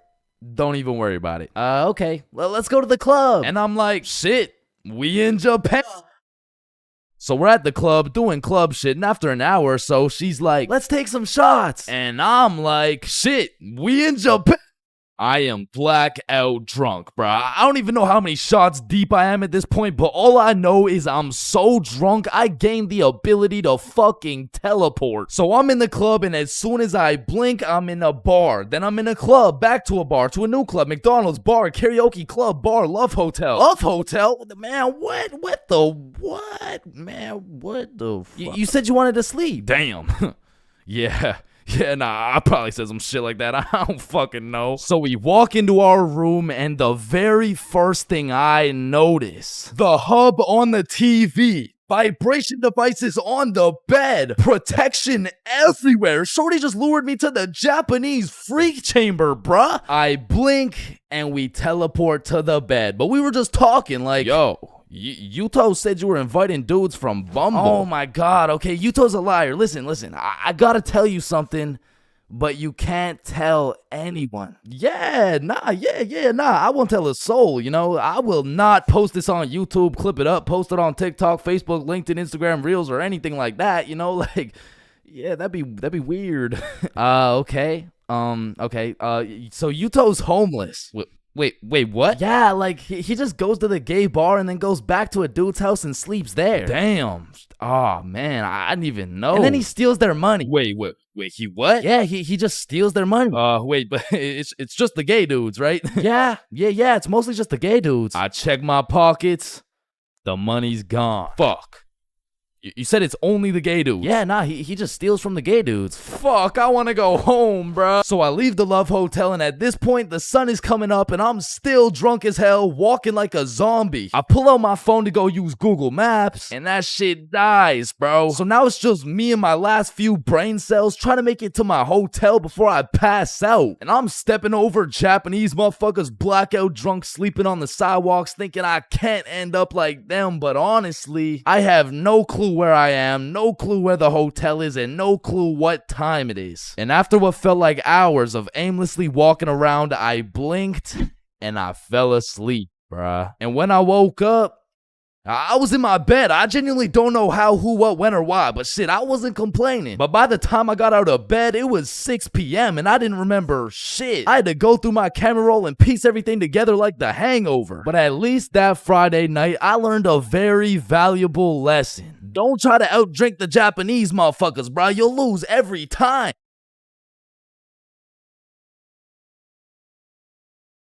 Man, you could be the 47th president of the United States and you'd still get flamed at school. It's just inevitable. It could be your haircut, your clothes, and bro, even when there's nothing to roast, somebody's gonna try and spit out some bullshit anyways. Hey, yo, why does Carl's face look like Spider-Man's left nut? Yo, it's so true. Why do you know what his nuts look like? And bro, when I was in middle school, all my clothes were hand-me-downs I got from my neighbor, and this motherfucker just didn't want to see me win, bro, because I was getting piles of V-neck shirts and jeans that didn't even fit. And not only did my neighbor have no drip, but dude was 10 years older than me, so every fit I made was just a decade too late. And pulling up to school and that shit had me feeling like a rotisserie chicken, the way I was getting cooked at a 360-degree angle, bruh. But my fit wasn't even the only thing that was outdated, because my phone looked like the first phone ever created. And it acted like it too. I mean, I would have to click the screen 5 times and then send a prayer to the heavens just to turn that shit on. And only real G's know the pain of having to whip out an old ass phone around someone else. Like, I remember this one time a girl came up to me and asked if she could add me on Snapchat, and when I gave her my phone, my shit crashed, bro. I think your phone just ran out of battery. Oh no, don't worry, sometimes you just gotta. Yeah, here you go. Actually, I have a boyfriend, so... Wait, what the fuck? And ever since that day, that phone was my #1 op, bro. So much so that the next time a girl came up and asked for my Snapchat, I started fucking malfunctioning, bro. Hey, can I get your Snapchat? No. Oh. Okay. No. It's just cause I don't have Snapchat. Oh, well, what about your phone number? I actually don't even have a phone. You don't have a phone? Oh, well, I did, but then my dog ate it. You know? Oh my god, is your dog okay? Sorry, I don't even have a dog. I don't have one. Then who ate your phone? Fucking I did. Wait, was that? Nope. Like, I do appreciate all the hand-me-downs, because without them, I would be walking through the school butt-booty naked. But to be honest with you, if it was a choice, I would have rather been butt-booty naked, because these V-necks were straight girl-repellent. Like, there's birth control, there's condoms, and then there's V-necks, bruh. Well, shit, I mean, you could still pull a lot while wearing a V-neck, but it's just like... It's just gonna be dudes. And just when you think I couldn't have been more roastable, my mom will be like, oh, sweetie, you need a haircut. No, please, mom, no. My mom used to take me to this shop that gave out $1 haircuts, bro, and these motherfuckers were straight speed running these cuts. They'd be asking what kind of cut you want while cutting your hair. And by the time you get to show them the cut you want, your shit is already done, bro. And my mom must have not been tipping them either, considering the fact that every time I went back, the cuts kept getting worse and worse. Until one time, I walked out there with my head bleeding, like I asked for a 2 on the sides, and she hit me with a -2. Now, don't get me wrong, when I pulled up to school Carl wearing the most abominable fit known to man with the atrocious haircut and shitter phone combo, I got my shit roasted, flamed, grilled, sauteed, deep fried, and then thrown into the goddamn microwave. Like the type of flaming that has you going home and just taking an extensive look in the mirror, questioning if you should legally change your name to Albert and flee the country. But somehow, this motherfucker Carl got flamed even harder than me just for being Carl. Like, whenever a friend group is created, there's just one dude selected to be the punching bag for the entire group. And you know, I feel bad and shit, but like, it's better Carl than me, bro, so I'ma slip a few jabs in if I have to. Yo, what the fuck is Carl eating, bro? Oh, hell nah. Wait, whoa, Chains is eating the exact same thing. Nah, what? Your shit looks like it tastes like cardboard with honey mustard. Wow, how did you know? Like, Carl can't even get a little chuckle out without getting crucified, bruh. Damn, he's fucking that shit up. Looks like he hasn't eaten in weeks, bro. Oh, hell nah, Carl. I know you're not laughing. Yeah, no, I'm not. You're built like SpongeBob Round Pants. You look like a malnourished Santa Claus, bro. Like, god damn, that's a face only a mother can love. What did I do? Now, getting roasted around your boys is tough, but that pales in comparison to the pain and embarrassment of getting roasted in front of your crush, bro. Yo, Chains, what did you get on the science test? I'm not gonna lie, I got like a 76. I'm surprised you're not smarter with that big ass head of yours. Good one, Joe. No, like for real, your shit is massive. Like the sheer amount of brain you could fit in that bitch should make you Einstein. You look like you should be pulling 10,000 IQ plays right now. You look like you got the solution to world hunger somewhere hidden in that big ass noggin. Like how do you even stand up straight with that absolute cranium for a head? But I remember this one time I got my shit flamed so hard in front of an entire audience that I was brought to tears. But I mean, I was 6.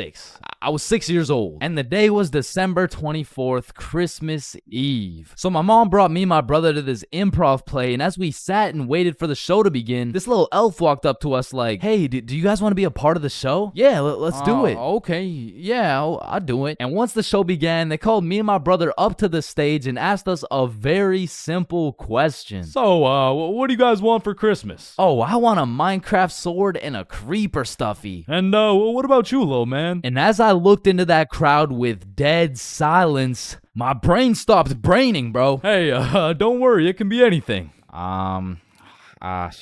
I want, Just, kid, what do you want? I wanna...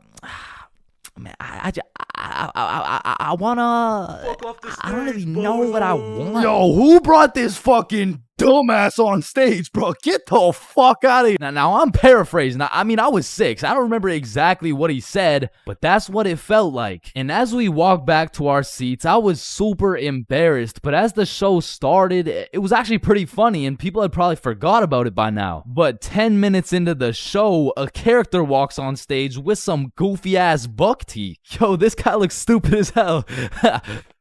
Oh shit. And this dude proceeds to absolutely cook 6-year-old me with no remorse. Hey, what's your name? I don't know. What? Okay, how's your day? Day?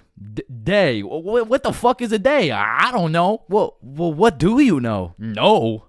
That's just it. I don't know. I just don't know. Shit, I don't think I know anything. And that shit had the whole audience laughing harder than ever. And as I looked around, my brother was laughing and even my mom was laughing. And it was this very moment that I had hit rock bottom. And at the age of 6, I realized I would be put on this earth simply to suffer. And it made me cry, bro. I cried in the middle of this theater.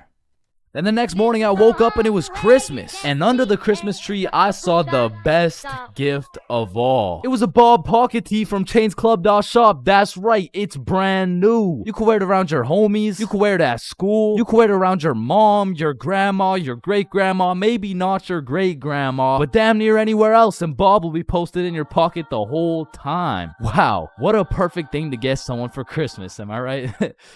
Yeah, I'm right.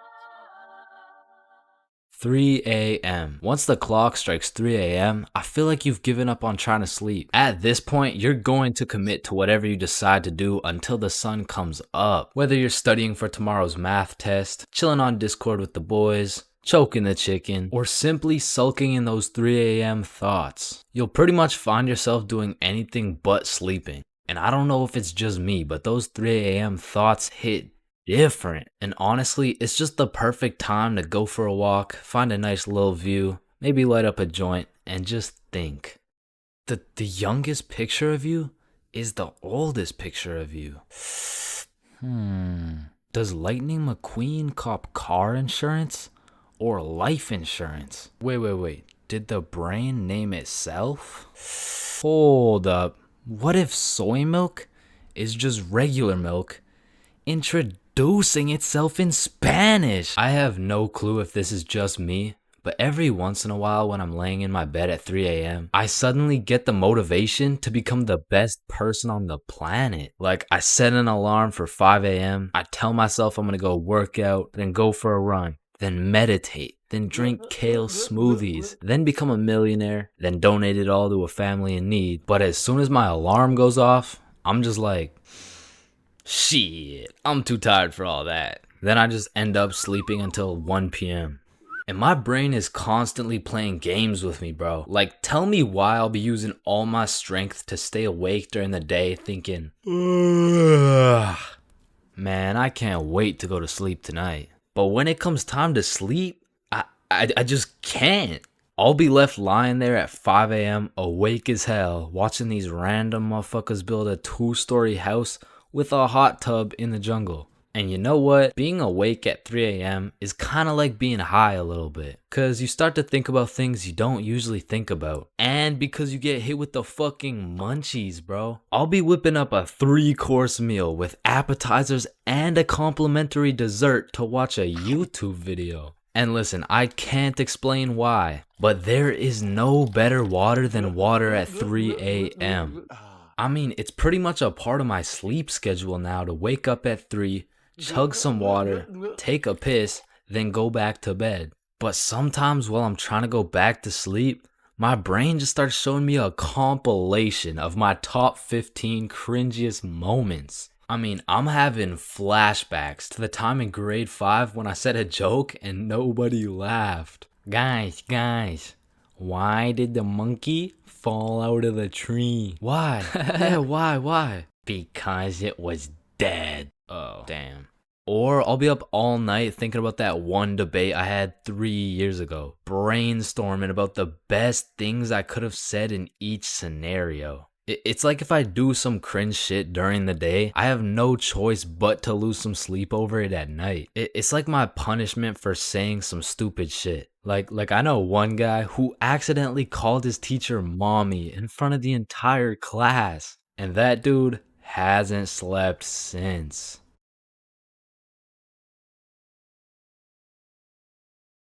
Awkward conversations. We all know them and we all hate them. Hey, how are you?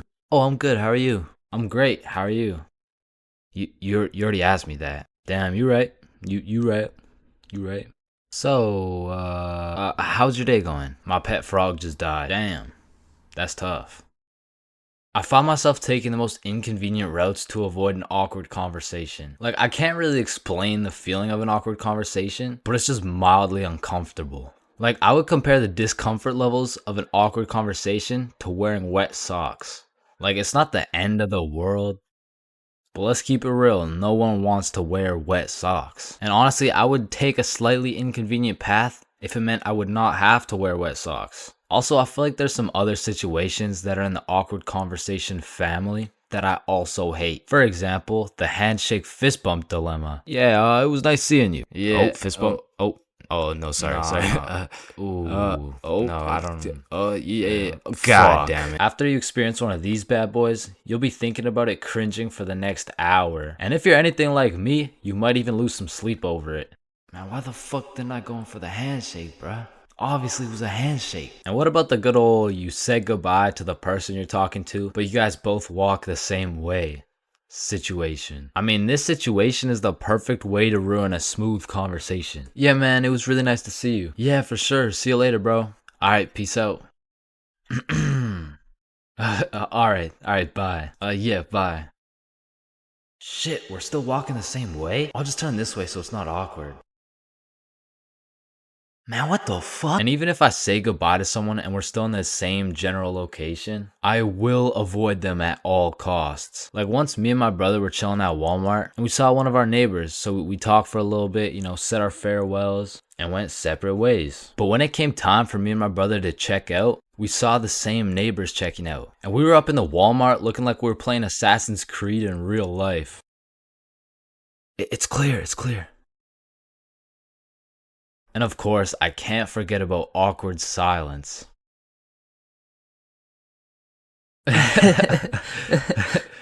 Yeah, that's funny.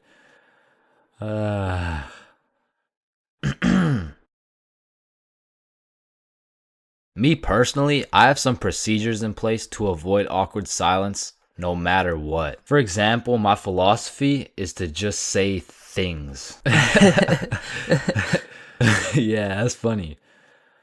So do you play Minecraft? What kind of question is that? In the end, they may think I'm a dumbass, but at least there's no awkward silence, you know what I'm saying?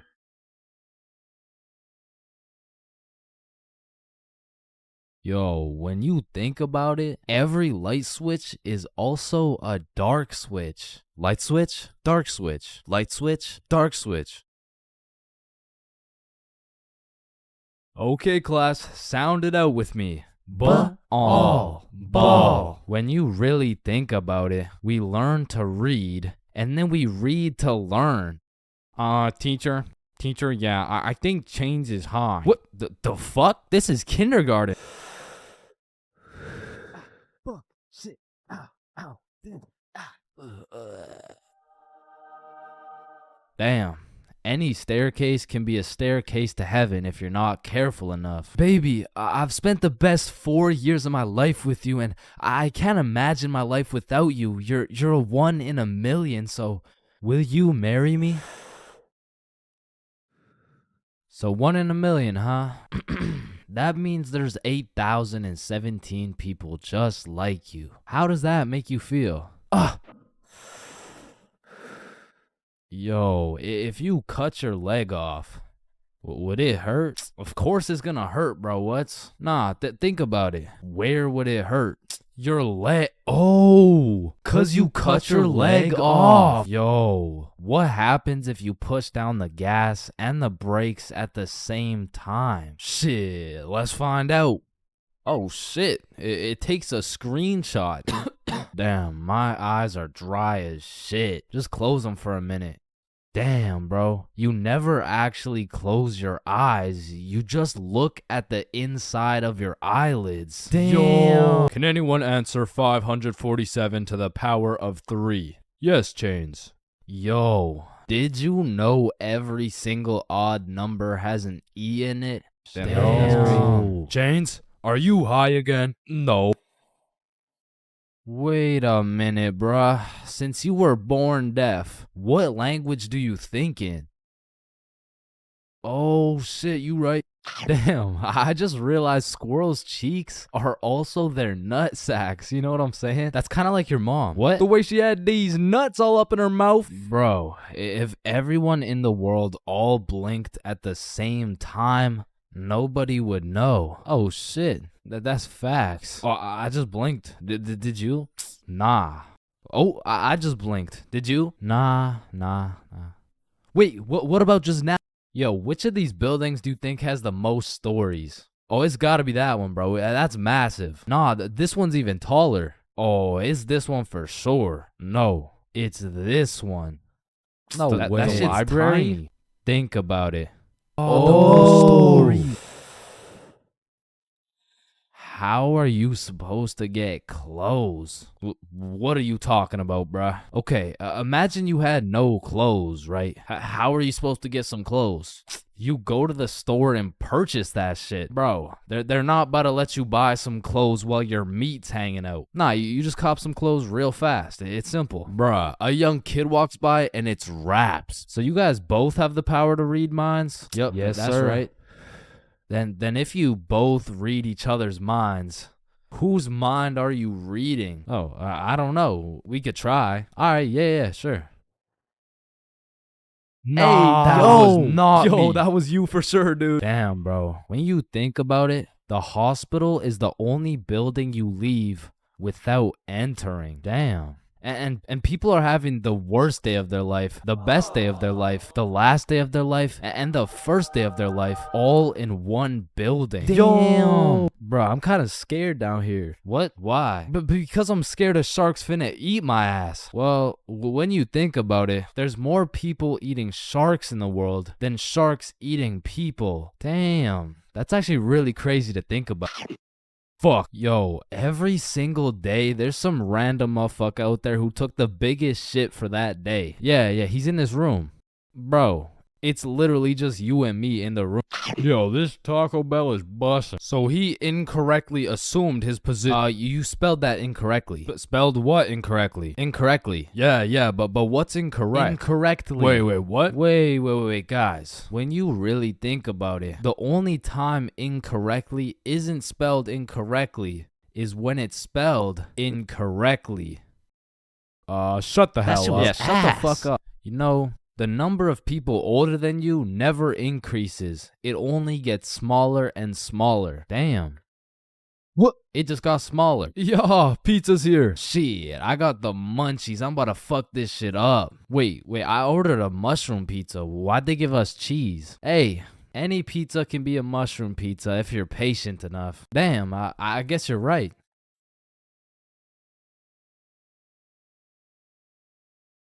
At last.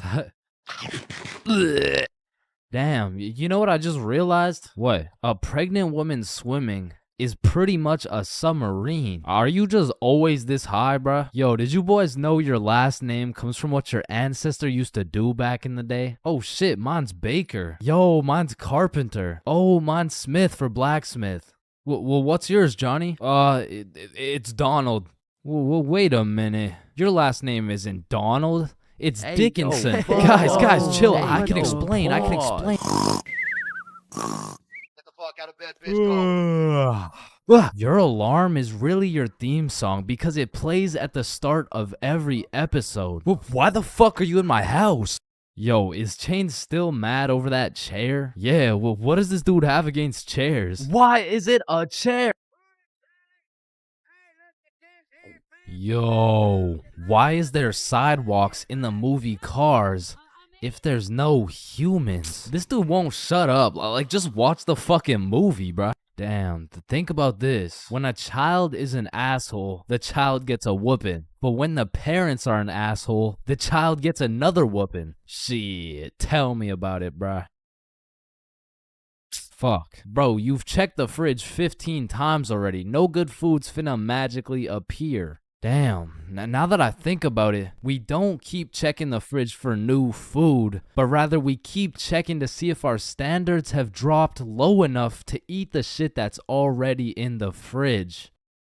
So we got Mercury, Venus, and then here's Earth. Yeah, Chains, what do you want? If Earth is the third planet from the sun, does that make every country a third world country? You're high again. Just get the fuck out of my class. And look at these sheep. Sheep.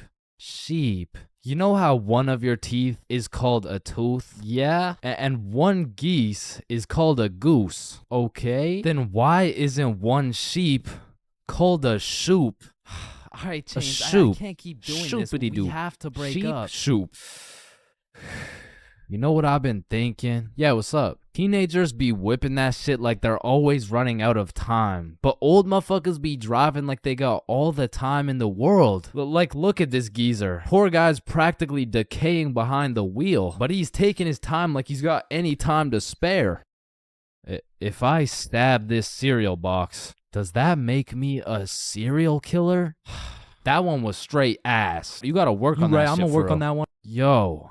if you weigh 99 pounds and you eat a 1 pound burrito, does that make you 1% burrito? Yo, that's crazy, because I literally just did that last night. You guys wouldn't believe this, but your blood work came back, and it says you're 1% burrito.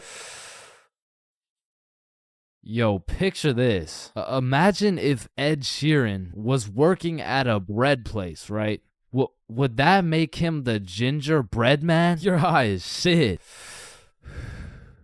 Alright, bro, I'm a dip. Nah, don't leave me alone in this forest, bro. Hey, when you really think about it, you're not scared to be alone in this forest. You're scared you're not alone in the forest. You feel me?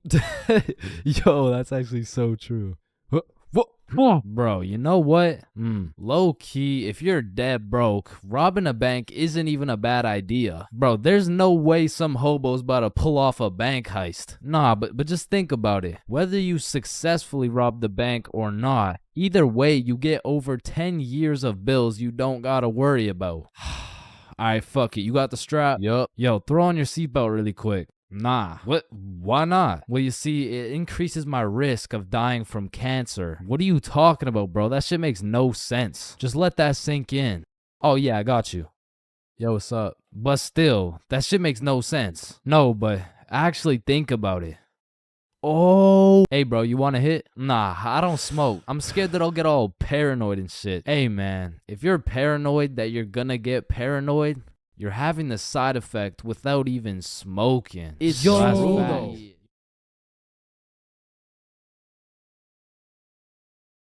I'm not gonna lie, I think everybody wants to be cool. Like, being cool is just like it's just cool, bro. Like, there's nothing like it. And I know some of y'all are thinking, Chains, with all due respect, bro, how do you know what it's like to be cool? And my answer to that is just look at me, bro.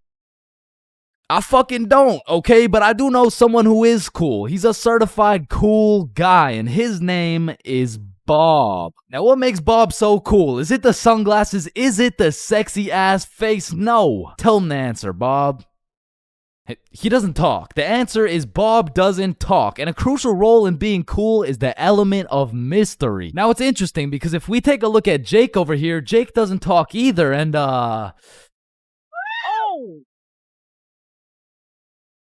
I don't think, I mean, like, me personally, you know, I don't really think Jake's that cool. So that means to be cool, you can't just stop talking. I mean, I remember one time, I thought if I threw in some earbuds and stopped talking to motherfuckers, everyone would see me as some cool, mysterious guy in the shadows. And I'm not even gonna lie, I was walking through the halls feeling like Batman. I could even see the people talking about how cool I was. Come to find out, it was more like, does this kid even talk? Nah, I don't think so. Yo, what's up with this kid? I'm pretty sure he's autistic or something. Because the truth is, there's a very distinct difference between Bob's silence and Jake's silence. I mean, Jake didn't talk because he would probably get his ass beat for literally anything that comes out of his mouth. But Bob, on the other hand, doesn't talk because he doesn't have to talk. Like, watch this.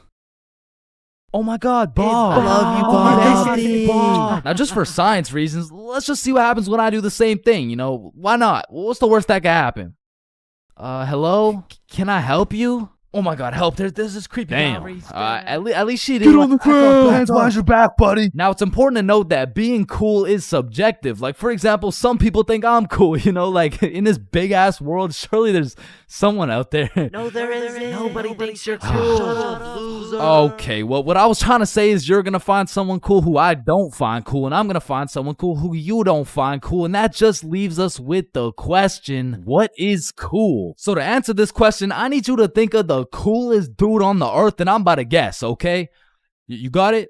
Yeah, alright. I'm not the fucking Akinator. I'm not about to guess who you're thinking of, but I can guess with 100% accuracy who you're not thinking of, and that's Mark Zuckerberg, okay? How did I know that? Because if you think of Mark Zuckerberg as the coolest guy in the world, you're fucked, alright? Like, there's no helping you. Like, click off the video. It's wraps for you, bro. But how could Mark Zuckerberg possibly help us get cooler? I mean, look at the guy. He's practically oozing uncoolness as we speak. But that's important because if being cool is subjective, we need something objective to look at, and objectively, Zuckerberg gets no bitches. Like, let's just look at the numbers here. I mean, this guy's the CEO of Meta, but he's also the CEO of being a uncool lizard nerd guy. And if there's one thing I've learned in my studies of coolness, it's the art of minding your own goddamn business, okay? Like, let's compare George to Bob, who, let's just say, both aced the math test. Hey, Chains, what'd you get on the test? Fuck, I got like a 65%. Oh,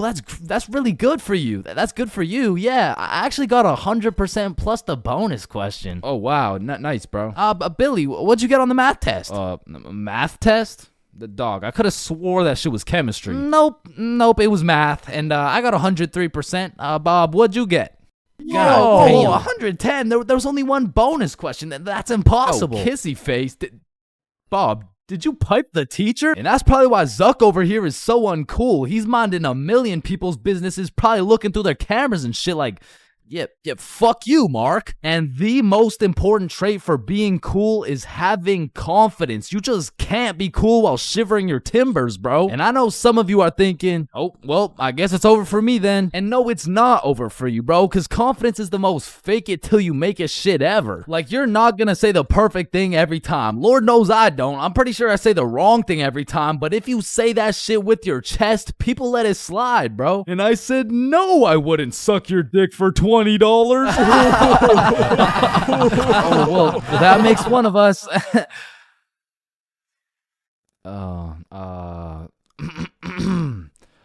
Well, that makes one of us. I love this guy. Now, that's the type of confidence that's gonna take you from a level 1 crook to a level 100 mafia boss. And with that power comes responsibility. Some dudes will become a level 100 mafia boss and start picking on other people because it makes them feel powerful. But a cool guy doesn't yearn for power.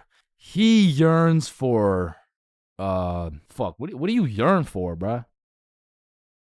Damn, he's so cool. Now, being cool comes along with being calm and collected. Like, if someone walked up to you trying to fight and you started running away screaming for your life, I don't think anyone's looking at you like, damn, that's one cool-ass motherfucker, bro. Yeah, bro, the way he hit that high note was cool as hell. Shit, maybe I could be like him someday. Now, I'm not saying you gotta go all Jackie Chan on the guy, but you do gotta stay calm and think logically. Like, let's see how cool you are. What would you do in this situation? A, strike first, strike hard, no mercy. B, just walk away. C, give him a little kiss on the forehead. Or D, do the stanky leg. And the correct answer is any of the above, bro, because it's not about what you do, it's about how cool you do it. Except maybe the stanky leg one. I don't think anybody can look cool doing the stanky leg. But doing any of the other options, you could look cool as hell. Like, A, strike first, strike hard. Boom, one punch knockout. That's cold. But if you throw first, miss, eat shit, not cool. B, walking away. You're cool as hell. Unfazed. Unless you get jumped from behind and get your ass beat. Not cool. C, give him a little kiss on the forehead. Assert your dominance. You pretty much just made him your son. But if you miss, well, now you're just kissing a dude, so, yeah. Now, even though being cool is all about how you do things, there's a few things that nobody can look cool doing, like riding a scooter, chasing a bus, taking pictures with an iPad, chasing paper in the wind, using VR, washing a cucumber, waving. You look nerdy as fuck, eating a cupcake, tripping, getting out of a restaurant booth, pickleball, and literally anything to do with Starbucks. Hi, can I get a caramel ribbon crunch frappuccino with 2 extra pumps of vanilla and the You're soy? not cool, bro. What? Now let's take it back to the element of mystery for a second, because this is the step that will either have people seeing you as a cool ass dude, or they'll just assume you're shy or possibly on the spectrum, bro. Listen, you gotta talk, bro, or else people have nothing to go off of and they'll start filling in the blanks themselves. Whoa, wait, so I gotta talk to be cool? Yo, Chains, what do I say? Whatever the fuck you want, bro. Oh, wait, really? Yeah, bro, the truth is the key to being cool is being yourself. And I know that shit sounds corny, and it is, but do you think the coolest dudes on earth give a single fuck about what you think? Hell nah. They're way too busy being cool, bruh. You gotta be like a peach, man. Some people hate peaches, some people love peaches. But at the end of the day, the peach is gonna be a peach. So here, take these sunglasses, and if you haven't heard it today, you're a cool ass dude, bro.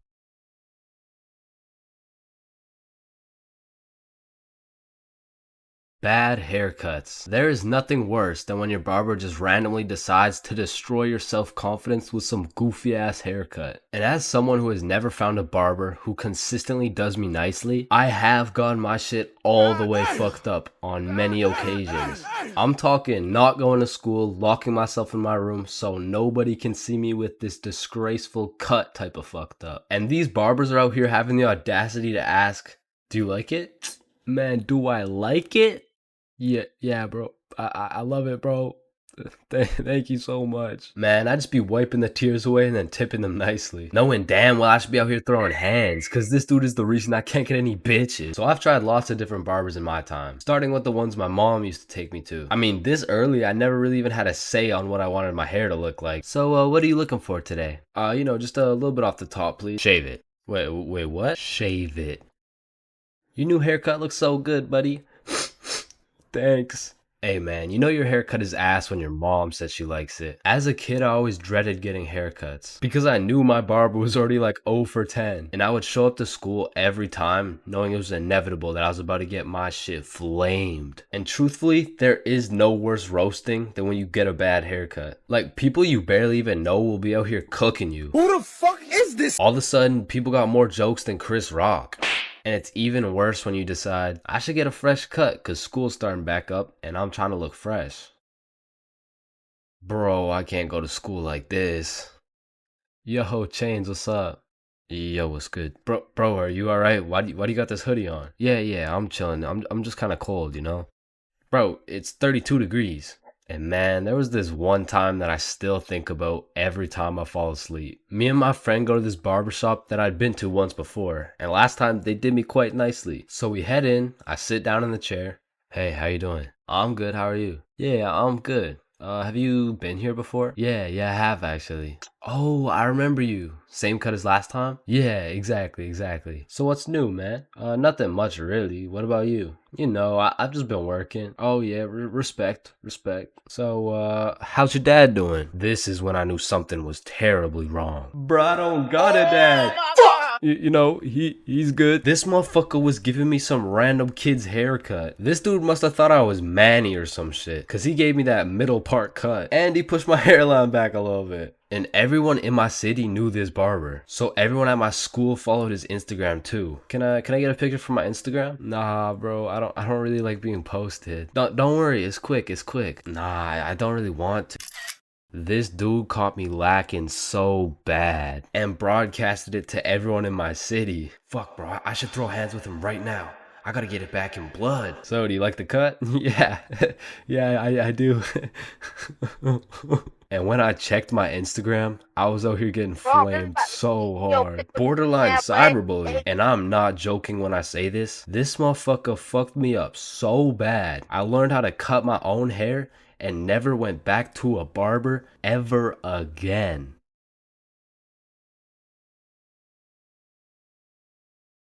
Being absolutely faded in math class is one thing, but pulling up to school while you're hammered, wasted, absolutely plastered is simply a different ball game. Cause there's lots of people who can properly utilize that Mary Jane on a daily basis. For example, tattoo artists. In fact, I feel like majority of tattoo artists would say, it helps me work better, dude. And I would happily trust this man to do his best work knowing he's baked as shit. However, if this dude was wasted, it's a little bit of a different story. Alrighty, dude. All done. Yo, I asked for a rose, bro. And because of this reason, you would truly have to be a dumbass to go to school drunk. Chains, but the title of the video says going to school drunk. I did, bro. I went to school drunk, but listen, it was no ordinary day at school. No, in fact, I didn't even go in the day at all. I went drunk to the school dance. Meaning this story takes place when the boys and I were in grade 11. It was a Thursday night, the night of winter ball. And as the boys and I were getting ready, you know, looking like some distinguished young gentlemen, I had realized, damn, none of us have any girls to take to the dance. Fuck, you're right. That means we're gonna have to ask a girl to dance, bro. You mean like talk to them? Yeah, if only we knew someone with a bigger roster than a cheerleading team. Someone with more hoes than a shed. Someone who pulls more tens than EDP. It's Bob. So me and Billy started analyzing Bob. Like how does he pull so many girls, bro? Is it the jawline? I don't know. What about the silky smooth clear skin? Maybe. Or is it those succulent luscious kissable lips? It's the glasses. Yeah.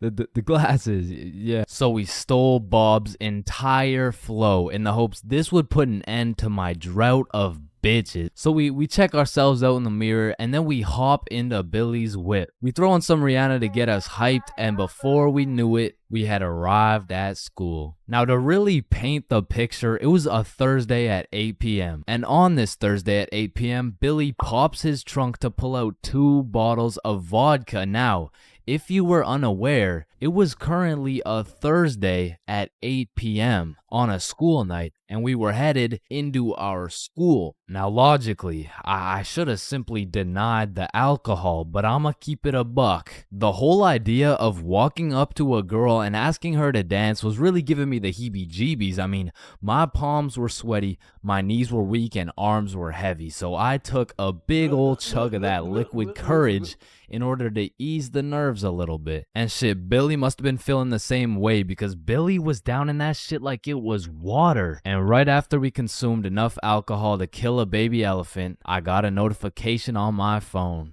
Oh shit, I got an email. Oh, it's from the school. It says, if you come to the winter ball under the influence of alcohol or any drug, you will face suspension and will lose your right to walk across the stage for graduation. Fuck. Okay, listen, if we can get into the dance before this shit hits, we're chilling. All right, we got this. So we walk into the school looking fresh as hell, but then I notice a fat line of students, and this line led to a security check to get into the dance. Fuck, that's not good. Nah, we're chilling. I still don't even feel anything. What about you? Yeah, same. We're good. And just as we came to the consensus that we were good, the principal starts walking down the line in our direction. Fuck, act cool. We're good. Act cool. Whew.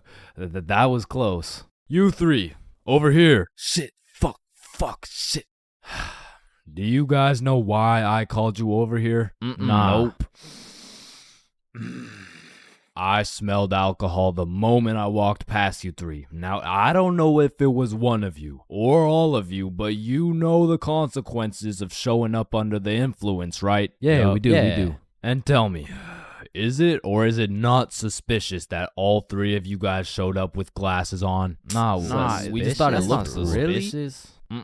Take them off. Damn. Yes, sir. And although I downed a sizable amount of vodka, it still hadn't kicked in yet. Now, I didn't want to do this to you guys, but look at my finger. This motherfucker starts waving around his magic finger in Billy's face with a flashlight to somehow see if he's drunk. Now, I don't know what the plan was, but I was fucking scared.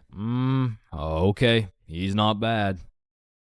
Oh, okay, he's good. Now let's see here. And just as this motherfucker puts his finger in my face, that vodka hits, bro. I'm using all the strength I got to keep my balance while I'm getting blinded by this flashlight.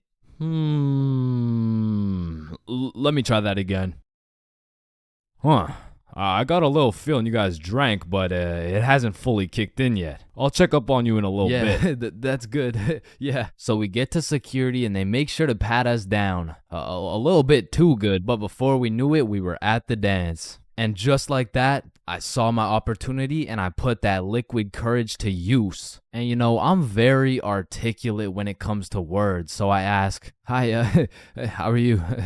Oh, hey, I'm good. So I wanted to ask you, like, you know, we're at the dance, and I saw you, so I walked over here. Here we are, you know what I mean? So, like, do you want to dance? Yeah, sure. It had worked. My plan had finally worked, and just as I was about to feel the female touch I'd been deprived of for all these years, I see Mr. Principal walking in my direction with his finger ready and his flashlight in hand, so I just haul ass, and I don't stop hauling ass until I'm off school grounds. So, the moral of the story is, don't go to school drunk, bro.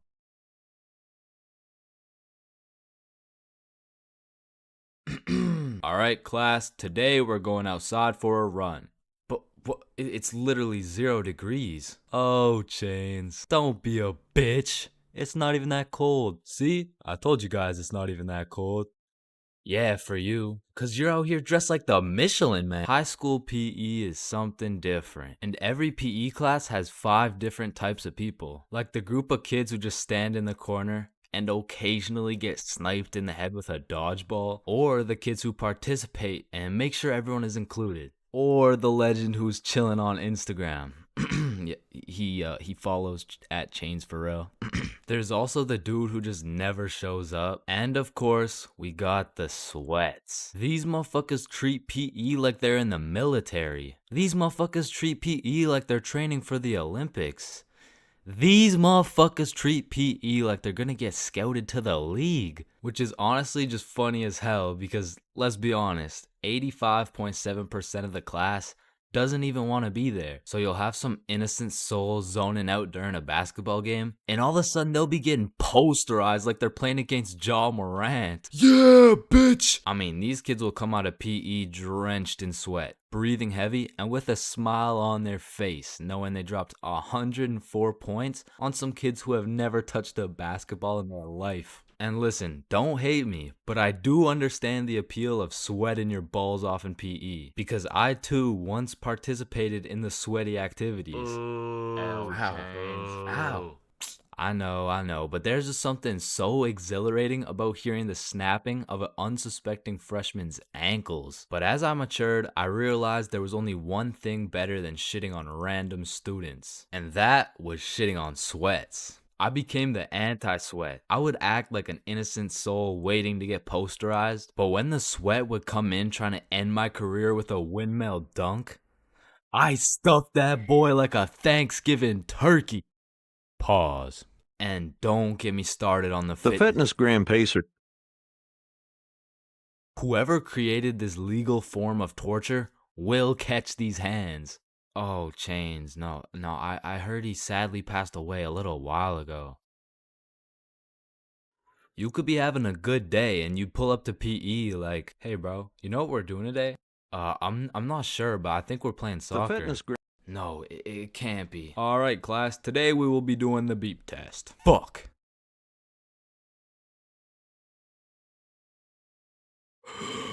Woo. Damn, what was I at? Chains, well, we haven't even started. That was just our warm-up. But one thing that did bring me a little bit of joy was looking at everyone during the push-up section. Like, there was always some dude doing the neck push-ups, some dude who thinks he's Mike Tyson, the guy who takes breaks when the teacher isn't watching, and there was always at least one dude who was out here looking like he was hitting it raw. James, I don't think that's how you do it. Oh, yeah, you're right.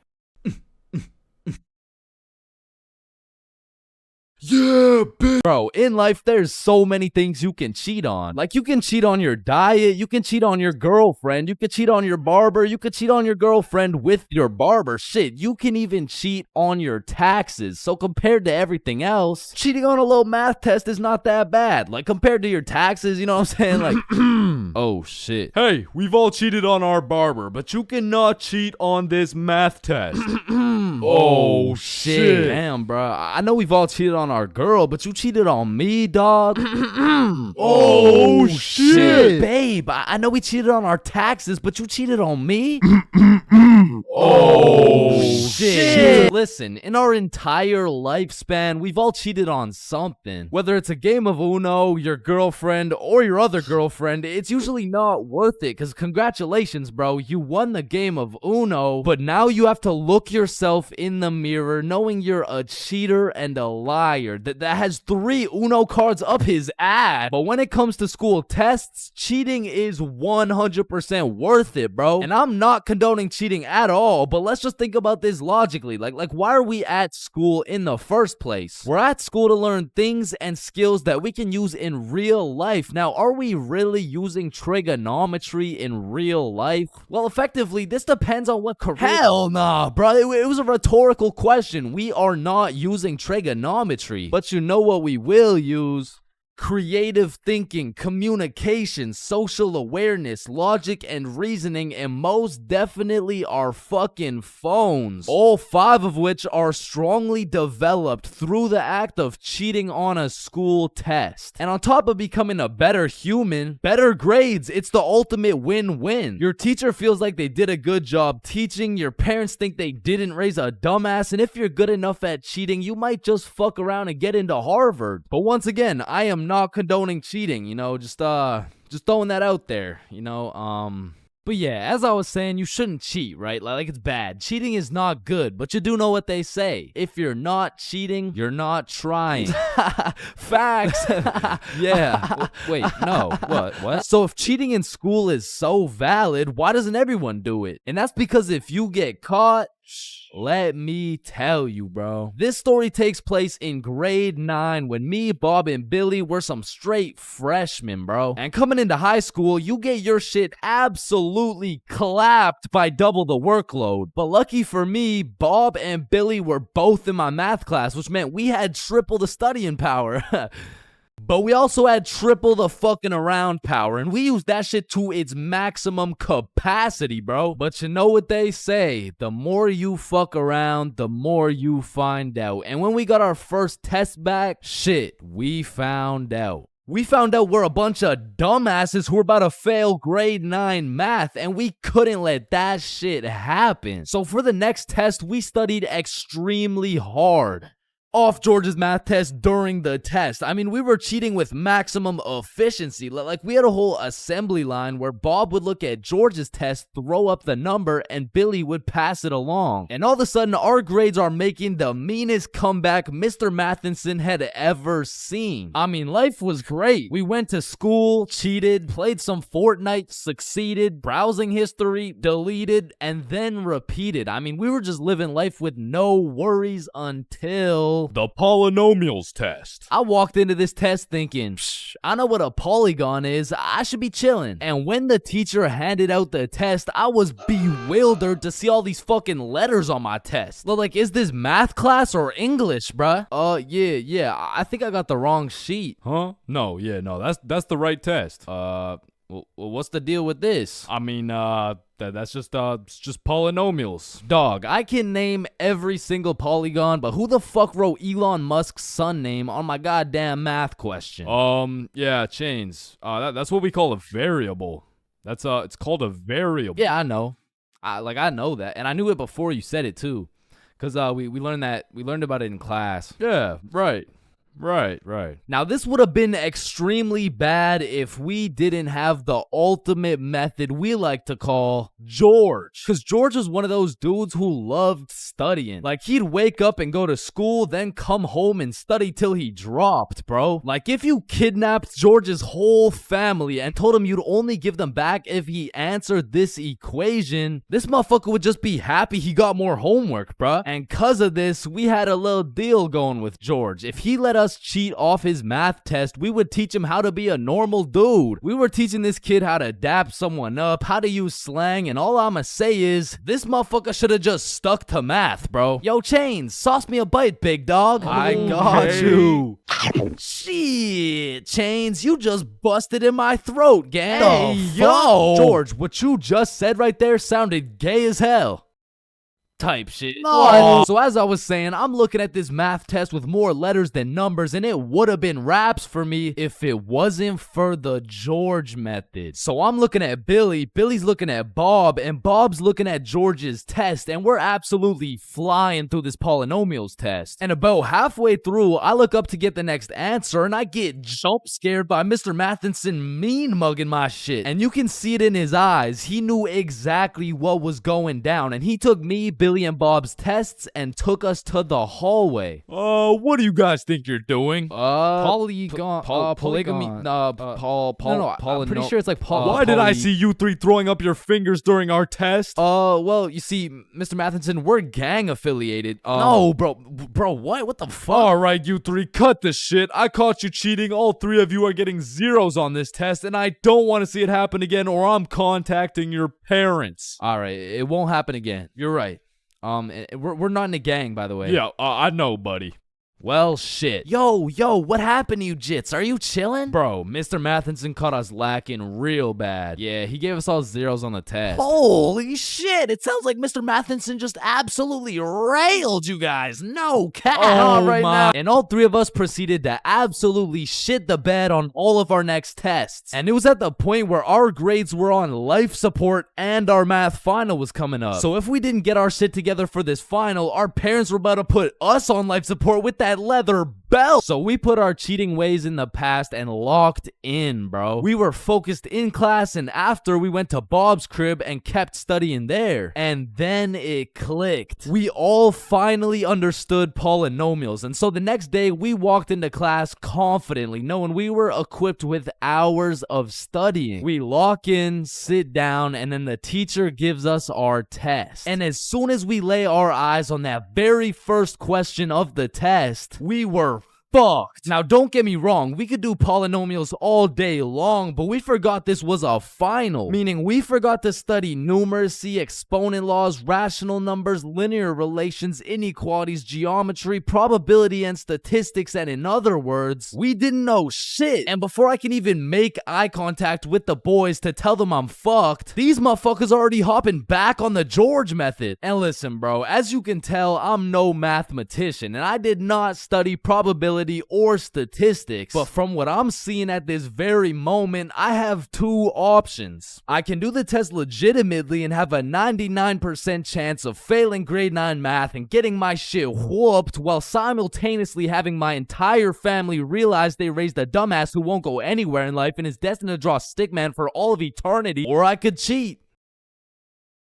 So we're out here hitting the George method, and I'm being extra careful because if we get caught lacking twice, it's complete and utter wraps for us, bro. So we're grinding out the method, then the teacher looks up, boom, we're locked in on our own tests. He puts his head down, back to the method. And there was a few times in there I thought we were cooked, but we just kept it pushing. But still, we were low-key running out of time, and I had a whole page to complete. And God bless this random ass dude's soul, because he raises his hand to ask a question, and as soon as the teacher turns his back on us, it's crunch time, bro. It's like double XP right now. Bob was out here throwing up these numbers so goddamn fast, I thought he turned Crip for a second. And then the bell went off, and we were all done, bro. We hand in our test, and then it was time to wait. A few classes go by, and then the teacher hands out our math finals alongside our report cards. And nervous as hell, we all check our report cards, and we all passed, bro. So we all go home happy as hell to show our parents our report cards and the fact that we passed. Chains, you got a 54 in math? Yup, Mom, I sure did. You raised one hell of a smarty pen. Oh, fuck. But at the end of the day, even if we all got our shit whooped, maybe the real treasure is the friends we made along the way. Yo, homies, I'm bricked up right now. Oh, no.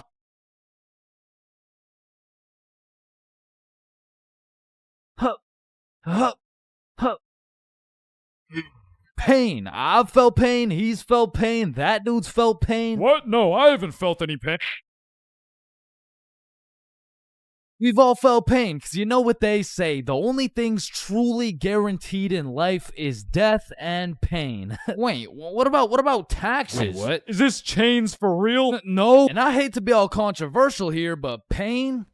That shit hurts, bro. Specifically, the little shit that just does 1 damage has no business hurting so bad. Like stubbing your toe or biting your tongue or fucking paper cuts. Like, that shit shouldn't even hurt, bro. It's paper. It's not scary. Oh, shit. And I still remember the first time in my life I ever took some real damage and felt some real pain. And it was back when I was 4 years old. Which meant I was still learning the controls of life and shit. Like, yeah, I could run, but it was low-key like watching a dude play Fall Guys. If he was drunk and fried and asleep. But regardless, one day I was bored doing 4-year-old shit, and then I seen my arch nemesis, a fucking chair. And I instantly knew what had to be done. I had to assert my athletic dominance by running and jumping over this chair. So I take a deep breath, I run up, jump, and clear this chair clean as hell. Now keep in mind, I was 4 years old, so that was probably the coolest shit I'd ever done in my entire life. So you know I had to show my mom to make her proud of the man I've become. Hey mom, watch this. What the hell are you doing, Chains? Hey man, just watch and learn. Oh, I fucking ate it, bro. Like, that was the type of pain that hits so hard, you can fucking taste it, and damn, that shit tasted ass, bruh. Like, have you ever taken a soccer ball straight to the schnoz? Cause that shit will have you smelling pain, tasting pennies, and seeing tears. Which is bad, but like, who the fuck invented the funny bone, bruh? Cause that shit ain't funny. Like, bro, you can't just call some painful ass shit funny and expect it to be humorous. No, the bone is called a humorous. Yeah, shut up. How humorous is this, buddy? Not humorous. Yeah, that's what I thought. And in fact, I think it's the opposite of humorous. Like, yo, did you guys know 1 in 4 dudes is gay? Wait a minute. Gee, I sure hope it's Owen, cause he's sexy as hell. Yeah. Y'all hit the funny bone too? Yeah, I did. If I had a pain tier list that went from shit ain't nothing to... I'd probably rate hitting your funny bone a solid. It's the same as stubbing your toe real hard. Like, you just need a moment to take a few deep breaths and say a few slurs, and that shit just heals itself. But if we're looking at some top tier, brutal, agonizing, excruciating pain, getting kicked in the balls. Now, for you 19.8% female audience, I know you might not be able to understand what this feels like. So let me just give you a quick overview. Imagine having balls, right? Now imagine getting kicked in them. That shit hurts like a bitch. I remember one time in grade 6, me and my homies were playing a good old game of soccer. And we were playing with the big homie. I mean the really big homie. Like, the dude had more chins than a Chinese phone book. Like, last time we went to a restaurant, bro looked at the menu and said okay. And I couldn't even tell you how big he really is, cause last time he stepped on the scale, it said 1 at a time, please. So what I'm trying to say is he was a big dude, and big dudes got big legs, and big legs produce hard kicks. And during this grade 6 soccer game, I unfortunately found myself legs spread wide open, freshly dropped testes exposed to this absolute unit, wound up to kick the ball, and well, pain. Just pain, bruh. Followed by a moment of silence from everyone on the field. And I don't know if the moment of silence was for me or for my next generation of kids the big homie just wiped out, but I felt that shit. And I felt it in my stomach. And there was really only one sound I was able to make in that moment. Now, I know what a lot of you guys are thinking. Getting kicked in the balls is nothing compared to childbirth. Childbirth is so much worse. This guy's a misogynist. And no, I don't give people massages. And I might be the first to tell you this, but I've experienced both getting kicked in the balls and childbirth. And honestly, childbirth wasn't even that painful at all for real. But to be fair, it was probably a little worse for my mom, so like... Now, we all know physical pain very well, but what do you call that deep, torturous pain you feel when your dog dies? In Minecraft, that's that psychological pain, like the pain you feel when you're watching a banger YouTube video and an ad interrupts you out of knowledge. Or like the pain you feel when you just got done making some toast and peanut butter and that shit flops on the floor face first. It doesn't hurt physically, it hurts spiritually. Like, there really is levels to this shit, bro, because now when you start adding psychological pain onto the physical pain of things, we gotta start adding new tiers to this tier list. Because imagine peacefully sleeping in your bed and you get woken up to the pain of your girlfriend kicking you in the balls, which of course hurts physically, but then you realize you don't even have a girlfriend and you live alone. So just to knock a few more off this tier list, a razor scooter to the shin, stepping on Lego is a solid. Now, getting socked in the face is an interesting one, because that shit can range anywhere from all the way to getting the sonic rings knocked out of you. And if that shit's a good enough punch, you might not even feel anything. Now for the tier, I would say that's the shit where you just take one damage, like eating some food that's too hot, or getting a brain freeze, or when you're laying in bed with your phone and that shit slaps you across the face. Like, it's just minus 1 HP. And minus 5 IQ. And if anyone's seen that shit, it's probably a lifetime debt of aura. Now I'm gonna keep it a stack. For something to be in the shit ain't nothing tier, it's just gotta be a good ass day, bro. Like, some days I'll just be feeling invincible, bro. Like, wake up, roll out of bed. Shit ain't nothing. Eat a nice hot breakfast. Shit ain't nothing. Stub my toe while simultaneously getting socked in the face. Shit ain't nothing. Get a bad phone call. Yeah, Chains, this is Dr. D's. I'm sorry to break the news to you, but you tested positive for chlamydia. Hey man, shit ain't nothing. Oh shit, who's this? Yeah, I wasn't finished. You also tested positive for herpes, syphilis, gonorrhea, hepatitis. You got a whole ecosystem on your shit. Honestly, at this point, our best bet is just to chop that thing clean off. What? Shit ain't nothing. No, it's definitely something. We're chopping your meat off. Yeah, but on some days, bruh, it's just like, yeah, no, that's it. I quit. I'm done. I'm going to sleep. Good night. And I know this might sound like some freaky ass shit, but I feel like some pain low-key feels good, bro. Like in school, I used to always put the front chair legs on my feet just to feel the pain. Or even like eating some spicy ass food, or like, oh yeah, or like getting spanked.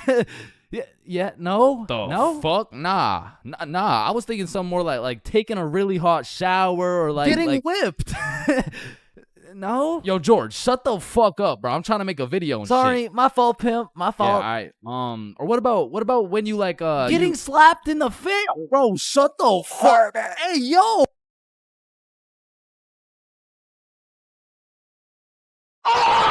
Everyone experiences being drunk differently, and it can change from time to time as well. But I'd say most people fall into a few general categories, one of which is the aggressive drinker.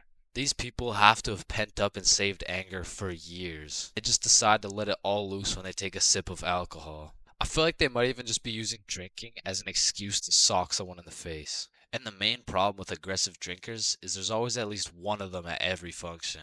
Sometimes they can be tamed, but if you just let them do their thing, then the function just turns into the Battle of Vimy Ridge, bro. You don't want your friends to be aggressive drinkers. Because when they do something stupid, you just have no choice but to back them up, because that's your homie. Coming up next, we have the depressed drinker. I know lots of people who are usually happy and energetic, but when they start drinking, all of a sudden they think I'm their therapist or something. Like, of course I want to help my boy if he's in his feels, but I'm hammered too, bro. I can't help you get your ex back. Now listen, I'm no scientist, but alcohol is a depressant, which means, it means it makes you depressed, bro. I don't. Pretty much what I'm trying to say is, if alcohol makes you sad sometimes, don't worry, it's normal. Next up, we have the flirty drinker. Now these types of people are a common appearance at parties. They just kind of stumble over to someone and just start spitting game. One thing I do respect about flirty drinkers is that they're perseverant, bro. When they get rejected by someone, they just take it like a champ and keep pushing to the next one.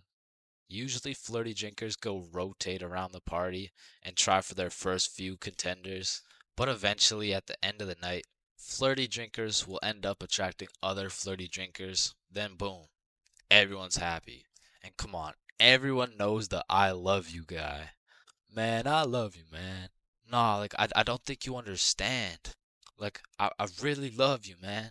And whatever you need, I got you, bro. And I just really love you, man.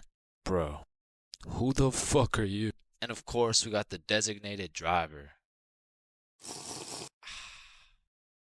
Next, we got the loud one. Hey, bro, sometimes the alcohol just makes people talk way too loud. In some settings, it'll slide. But in other settings, at parties, these are usually the type of people to be in the mosh pits, because they're always super high energy, and sometimes they can be kind of annoying. Man, who would be this type of drunk, am I right? Alright, it's me. And if anyone else is this type of drinker, I know you can relate. When you wake up the next morning, Not only you get hit with the hangover, but your voice is just completely gone. And I'm not even usually a loud person. But man, alcohol just works its magic and has me yelling like Kai Cenat. Hangovers being this type of drinker has to be one of the worst. I guess next to aggressive drinkers, you know what I'm saying? Anyways, we're moving on. You also might have encountered the philosopher. I couldn't tell you why, but for whatever reason, after taking 5 shots, some motherfuckers just become a philosopher, bro. They just have philosophical questions coming out of nowhere. And they low-key be spitting too. Hey man, love doesn't even exist, bro. It's all just an illusion. Love is just a chemical reaction that occurs in your brain that was programmed to make us inclined to reproduce. Next up, we have the OD, overdrunk. This is the 7th and final stage of being drunk. If you've seen the 7 stages of drunk video, you'll know exactly what I'm talking about. But some people are just prone to drinking way too much. And somehow, they always find themselves blackout drunk. But yeah, there's not much to say. They're pretty much just unconscious. And of course, we have the chill drinker. These people are just pretty neutral. They just be talking at a normal volume about normal stuff. And honestly, these people are just overall enjoyable to be around, especially when you're drunk. Let me know in the comments if I missed anything. And also let me know which type of drinker you are. Imagine putting in hard work, time, and dedication into saving up for some new shoes. You go to Foot Locker and find the perfect pair. You try them on, you check them out, and you cop them.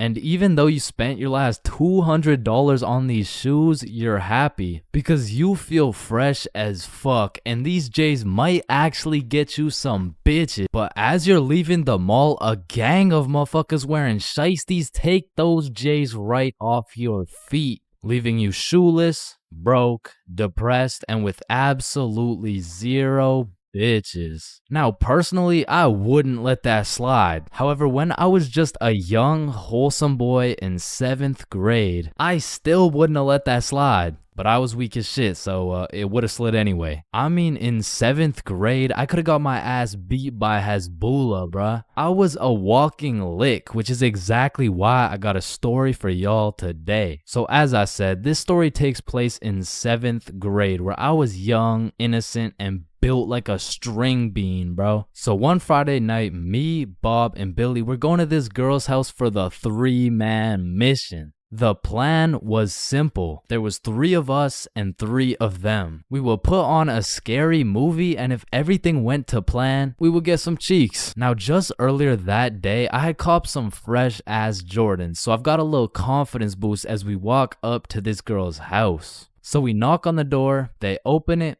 and we go inside. Now we stuck to the plan. We put on some cheesy horror movie, and one thing led to another, and by the end of the movie, Bob had all 3 girls, bro, and me and Billy were in the corner playing Bloons Tower Defense. Don't ask me how this shit happened, I don't want to talk about it. So after hours of me and Billy straight fumbling, we all decided to go home. And although I was a little disappointed in my performance tonight, I put on my brand new uncreased Jordans and I remembered, damn, even Curry airballs sometimes. Now the bus route back to Bob's crib took 2 buses. So we hop on the first bus, it takes us to the next stop, and as we're getting off, we see the second bus we need drive right by us. Fuck, is that our bus? Damn, yeah it is. Well, check when the next one comes. Yeah, it shouldn't be long. Damn, bro, the next bus comes in an hour. So we have no choice but to wait at the bus stop for an hour. So we wait, and at this point, it's already getting late. I checked the time, and it's already 11 p.m. As we were sitting there, bored as hell, waiting for this bus to come, one of the other buses stops in front of us to let someone off. The person gets off, and as the bus starts leaving, we hear this loud thud come from the bus. What the hell? What was that? Oh shit, it's a baton.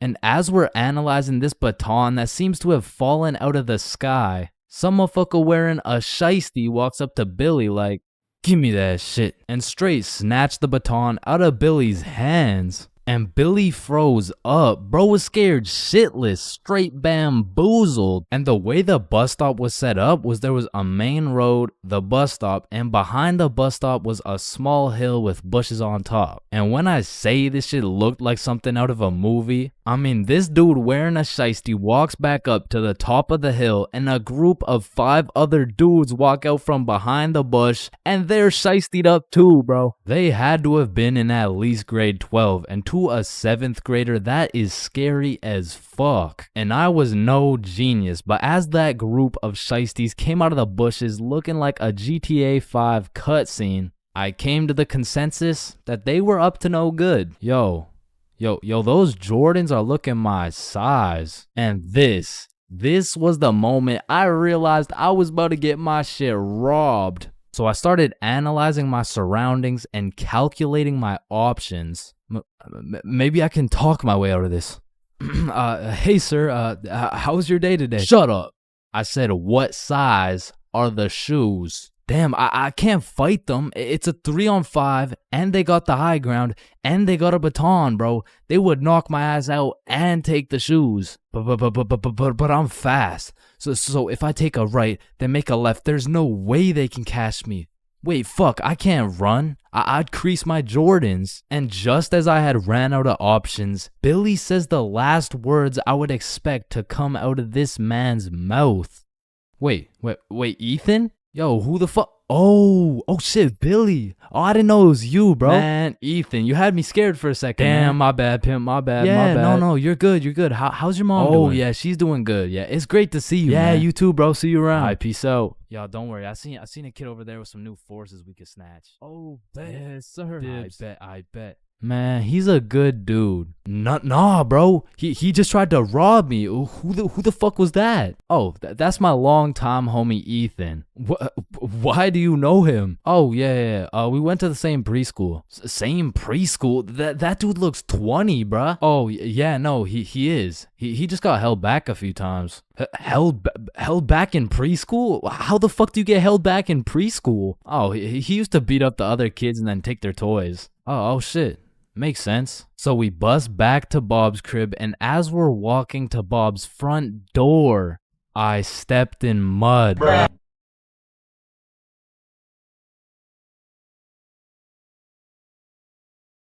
Okay, Chains, welcome to your first day at Jim Jordan's. These are our new product, Bieber Bites. Just smile and remember. The customer is always right. Okay, yeah, nah, I could do that. All right, I'll leave you to it. Okay, yeah. Hey, sir, what can I get some Bieber Bites? Yeah, how many? Right.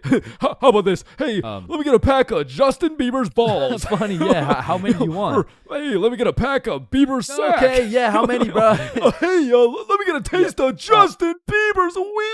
Back in my day, I used to work at a fast food place called Jim Jordan's. Now, for legal reasons, this is not Tim Hortons, okay? It has J's and shit. Like, they don't even look that similar, bruh.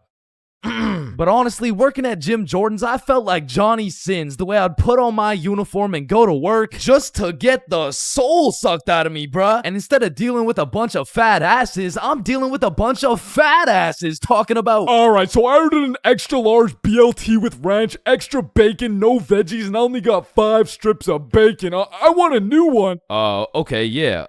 Where's the sandwich? I ate it. Of course you did, bruh. Like, you do not need more food. I don't think your arteries could compensate for any more bacon. No, my doctor said I'm in shape. I mean, yeah, bro, you're in the shape of a circle. I mean, I don't even know how you made it through the door. Oh, shit, damn. Now, believe it or not, I was a Jim Jordan's Hall of Fame employee. Shit, I was the best in that whole goddamn establishment, bro. And no, it's not because I was the sexiest, hardest working, strongest, most intelligent dude they'd ever seen. It's because everyone else was ass, bro. On the drive-thru, we had the Indian homie Dil Preet, and the only English he knew was the Jim Jordan's menu, bruh. Welcome to Jim Jordan's. What can I get for you? Hey, just give me a moment. I give you donut. No, I need time to think. You need chai, tea, drink? No. Can you wait or not? Okay. 1 tater tot. No! Wait! You want 8? No! Okay, stop it. You know what? Okay. chocolate donut. Then over making the food, we had this sweet 83-year-old lady Linda who was 20 years too old to be doing this shit. Okay, Chains. Here's the cheese bagel. Thank you, Linda. But yeah, this is the 9th cheese bagel you've given me in 20 minutes. Oh my good gracious. I'm sorry. Oh, I'm sorry. Oh, what's this? Oh, cheese bagel coming right up. And overworking the counter, we had Sebastian. Now, don't get me wrong, Sebastian was a really nice guy, but he had a little hint of the tism, you know, no, he had a lot of the tism. Like, it was more like the tism had a hint of Sebastian, which is cool, of course, but it did mean that he would absolutely yap at every single customer who came in the store. Shit, I'll never forget this one time a girl came in the store and just ordered a muffin, like, welcome to Jimmy's, what can I get for you? Hey, can I just get a fruit explosion muffin? Can you guess what Sebastian said next, bruh? Maybe your total is 175? Cash or card? For here or to go? None of the above, bruh. The sentence that came out of this motherfucker's mouth was, a food explosion muffin? Yes, please. That sounds an awful lot like a hate crime to me. Yeah, can I get my muffin, please? Do you get it? Yeah, you get it? Yeah, I get it. Okay, listen.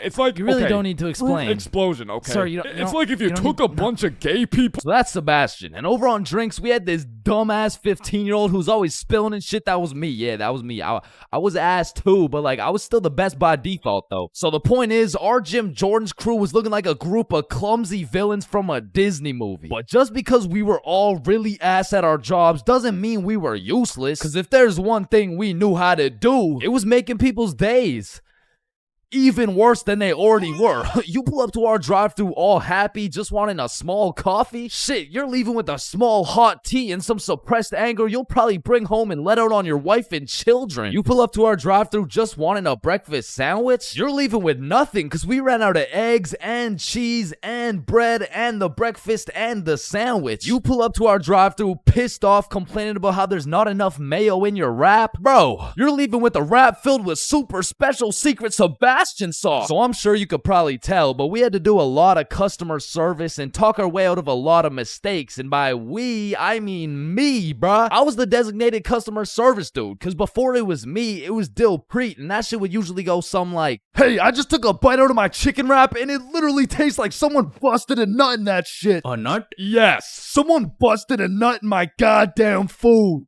You want a donut? No! And then before Dilpreet, it was Linda. Hey, I just took a bite out of my chicken wrap, and it literally tastes like someone busted a nut in that shit. Oh my heavens, that's horrible. I'm sorry, I'll get you a refund right away. Thank you. Hello?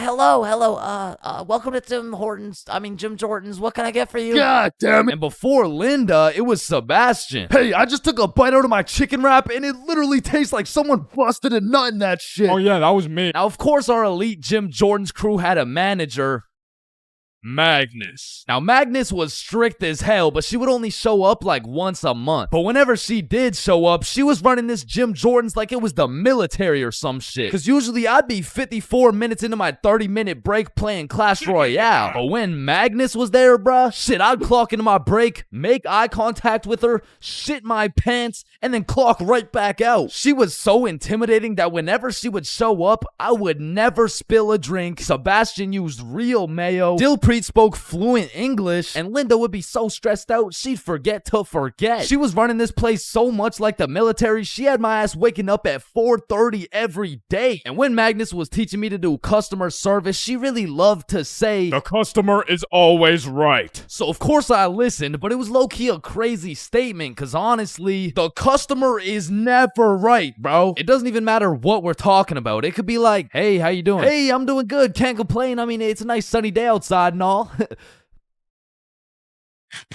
Damn, this chicken wrap is good as hell. I am 100% sure nobody busted a nut in this.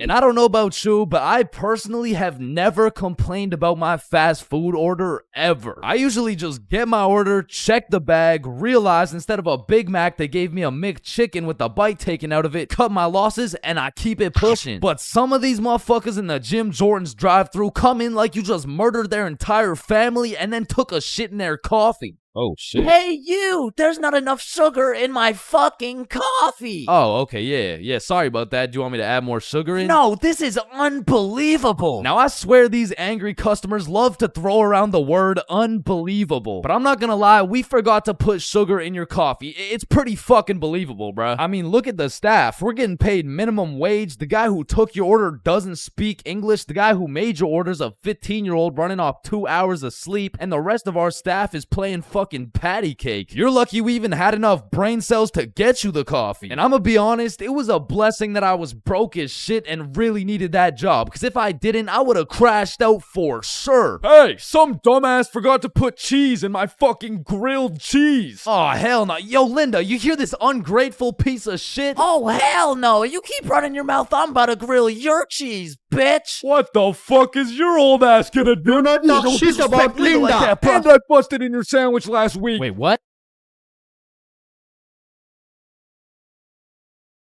So, 50,000 word essay, 3 worksheets, pages 5, 6, 9, 273, 655 in your workbook, and you'll need to make a TED talk you'll present in front of the whole school. What do you want, Chains? Well, how much time do we have? Everything needs to be handed in at 12 p.m. on Thursday, or you'll get a 0. Wait, Mr. Cummingson, that's in 2 minutes. Actually, it's 1 minute now. Any other questions? Yeah, can I go to the bathroom? Fuck no. Sit down, Jeremy. Oh, okay. Man, imagine being a high school teacher, bro. Like, as soon as you hit the ripe age of 5 years old, they throw your ass into school, and you just don't make it out until you're like fucking 65. And when I was younger, I always used to wonder, like, why is Mr. Cummingson so angry all the time? But as I got older, I realized I would be pretty fucking pissed if I was in the exact same spot I was 40 goddamn years ago. Which brings me to the first type of high school teacher, Mr. Angerson. This is the type of motherfucker whose wife divorced him 7 years ago, and he takes his heartbreak out on the students. What was that? Oh, nothing. I just had to sneeze. Oh, so you think it's okay to just sneeze in my classroom now, huh? Well, no, I just needed to sneeze. What if I just broke into your house and started sneezing on shit, huh? Well, no, that's just... Matter of fact, get your ass up here. Yo, this isn't the 1950s. You can't just... Linda, come back, please. Now, I don't know how Mr. Angerson continues to keep his job, but it feels like this dude's mission is to ruin the day of every student that walks into his class. Like, he'll be putting in extra effort into his tests to make them as confusing as possible. The type of motherfucker to make a multiple choice test with the first 4 letters all as A. Bro will have me changing the correct answers into the ABCD strategy. Next up, we got Mrs. Talkinson. Some teachers really just don't give a fuck about teaching, bro. I mean, Miss Talkinson over here, she really just wants someone to talk to for real. And that's when Franklin D. Roosevelt became president.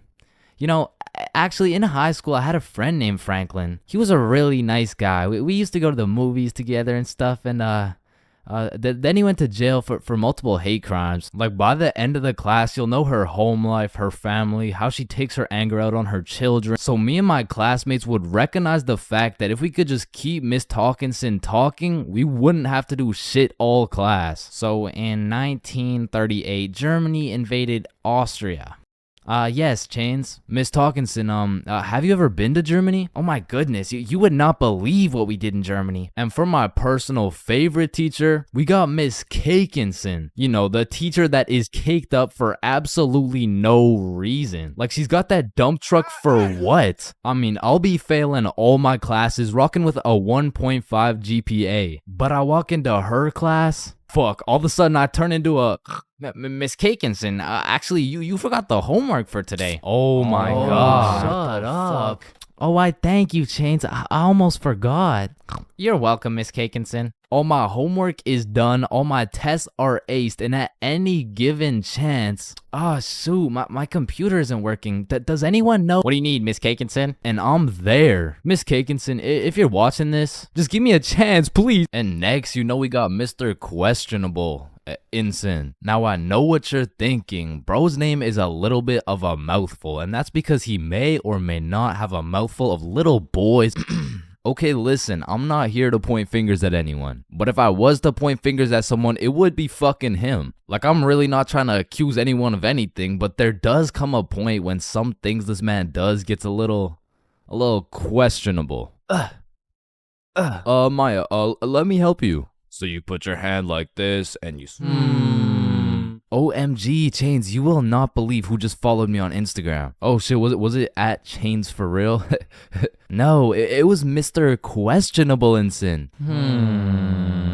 Damn, brother, this test was hard as fuck. Yeah, bro, literally everyone failed that shit. Facts, bro. What did you get? Yo, I got 22%. What about you? Oh, I got 103%.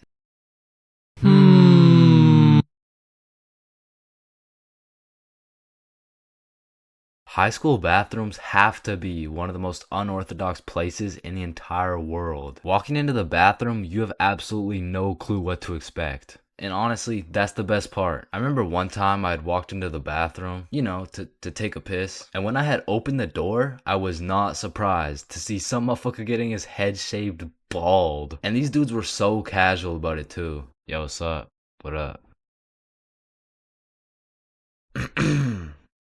And you know, it's cool and all to be able to be entertained while you're trying to release your bodily fluids. But I mean, sometimes you just want some peace and quiet. Because you truly never know when something like this can happen to you. And that is precisely why I'm scared to ever shit in the school bathroom. And listen, my school bathroom has always been bad, but these TikTok trends that keep popping up made the bathroom situation so much worse. Yo, look at this TikTok. That's kind of funny. 1 week later. Damn, someone took the soap dispensers. Who snatched the blow dryers, bruh? Where the fuck did the urinals go? 1 hour later. Hold up. Who hit a lick on the bathroom?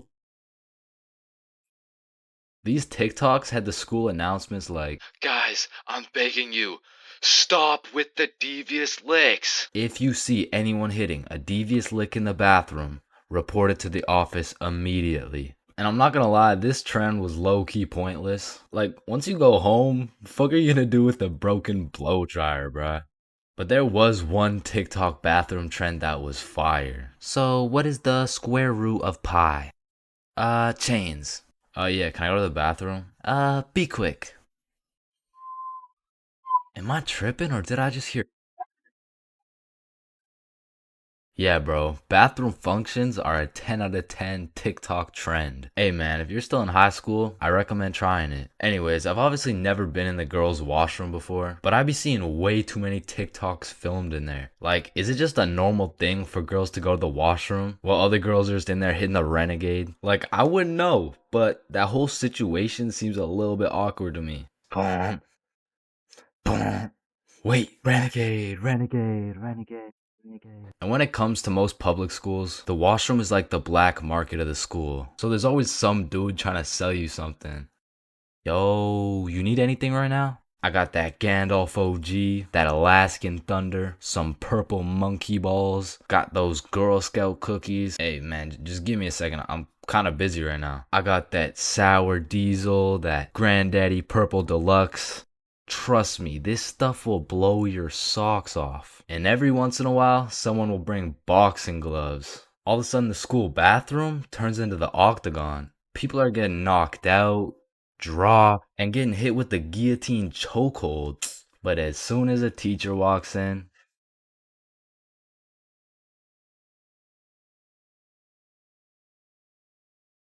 Five, 4, 3, 2, 1. Happy New Year! Oh my god. Yeah, let's go. For my New Year's resolution, I'm gonna go on a diet. Nice. Oh, and I'm gonna quit vaping. Yeah. Let's do it. Oh, and I'm gonna go vegan. Oh, nice. And I'm gonna stop beating my meat. Oh. 3 days later. Man, fuck the diet. Right? I didn't even want to go vegan anyways. Wait, guys. Where's Jonathan? Alright, I'm gonna keep it a stack. This New Year's resolution thing is a whole lot of bullshit. Some goddamn buffoonery. A heaping pile of fucking horse cut. Like, don't get me started on these new year, new me motherfuckers, man. Like, dyeing your hair and getting another piercing doesn't change shit. Now you're just broke, depressed, and lonely in a different font. And I'm not gonna pretend like I don't see you motherfuckers in the gym for the first 2 weeks. Like, come on now. You and I both know as soon as you get out of this gym, you're about to pick up a large strawberry milkshake, a Big Mac with no pickles, and a side of chicken nuggets, and it's disgusting. But Chains, how do you know down to the exact specifications of the order? Cause shit, I'm about to get the same damn thing. Because the devastating truth is a new year doesn't change jack shit. And if you're watching this in 2022, I'm really not trying to kill the hopes and dreams of 2023, but let's be honest. If you really wanted to be jacked, you would start working out, bro. Like, I hate to be the bearer of bad news, but the Earth orbiting the sun one more time isn't gonna get you any bitches, bro. Cause trust me, I would know. Now, as a stick man like myself, I can't fuck with New Year's resolutions because it's always the same shit. Like 3, 2, 1, Happy New Year's. Oh, hey man, Happy New Year's. Well, what's your New Year's resolution? Oh, it's 1080p. What about you? Oh yeah, same. But did you see Ethan, bro? Nah, what's his? Yo, he's got 4K. Yo, what's up, dudes? Oh, look at the quality on this guy. Damn, wait, do you hear that noise? Yeah, what is that? Oh shit, it's Chains. He got 480p again. Shit. Oh fuck, this guy is at 480p again. God damn. That whole New Year's resolution bit was unfunny as fuck. Like corny as shit. Well, speaking of corny jokes, New Year seems like the time when motherfuckers feel like it's okay to start whipping out the most overused and unfunniest jokes of all time. Oh, hey Chains, watch this. Happy New Year. Hey Chains, I haven't seen you since last year. So you know how it's gonna be 2020 soon, right? Yeah, what about it? Well, I got 2020 vision. Now, I know it sounds like I'm on some bahumbug shit, but New Year's does have a lot of great things about it. Like the parties, the fireworks, the parties. And so you may be thinking, Chains, why are you like the Grinch of New Year's resolutions? Why do you hate New Year's resolutions so much? Well, the truth is, my hatred for New Year's resolutions dates way, way, way back to 2016. It was December 31st, New Year's Eve, 11:59 p.m. This was the very day when a young, hopeful Chains decided my New Year's resolution would be to acquire a girlfriend. I tried and I tried, but as 2022 comes to an end, my girlfriend remains unacquired. Oh, fuck! Come on! Yo, you can live the rest of your life without breathing. What? No, you need to breathe. Hey, watch and learn, my friend. Oh, shit. Would you look at that? Okay, class, today we're gonna be studying atoms. Yes, Chains. If we're made out of atoms, and we're studying atoms, does that mean atoms are studying themselves? Chains, are you high? No. No. Damn. You know how everyone says, oh, I took a shit. No, you never take a shit. You leave it. Yo, guys, I just took the meanest shit I've ever seen. Hell no. Bro, isn't it crazy that you can imagine what it would feel like to lick any object you look at? Bro, why are you looking at my balls like that? Oh, hell no.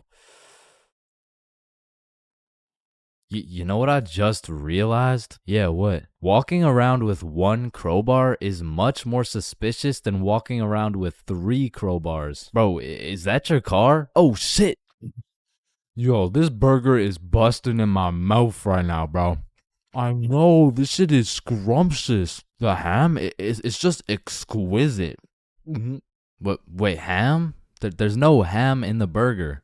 It's a hamburger, dumbass. Of course there's ham in the burger. No, the patty, it's made out of beef. Bruh, that's like saying a hot dog isn't made out of a dog, for Pete's sake. Damn, you're high as shit. Okay, when I say sun, do you think of day or night?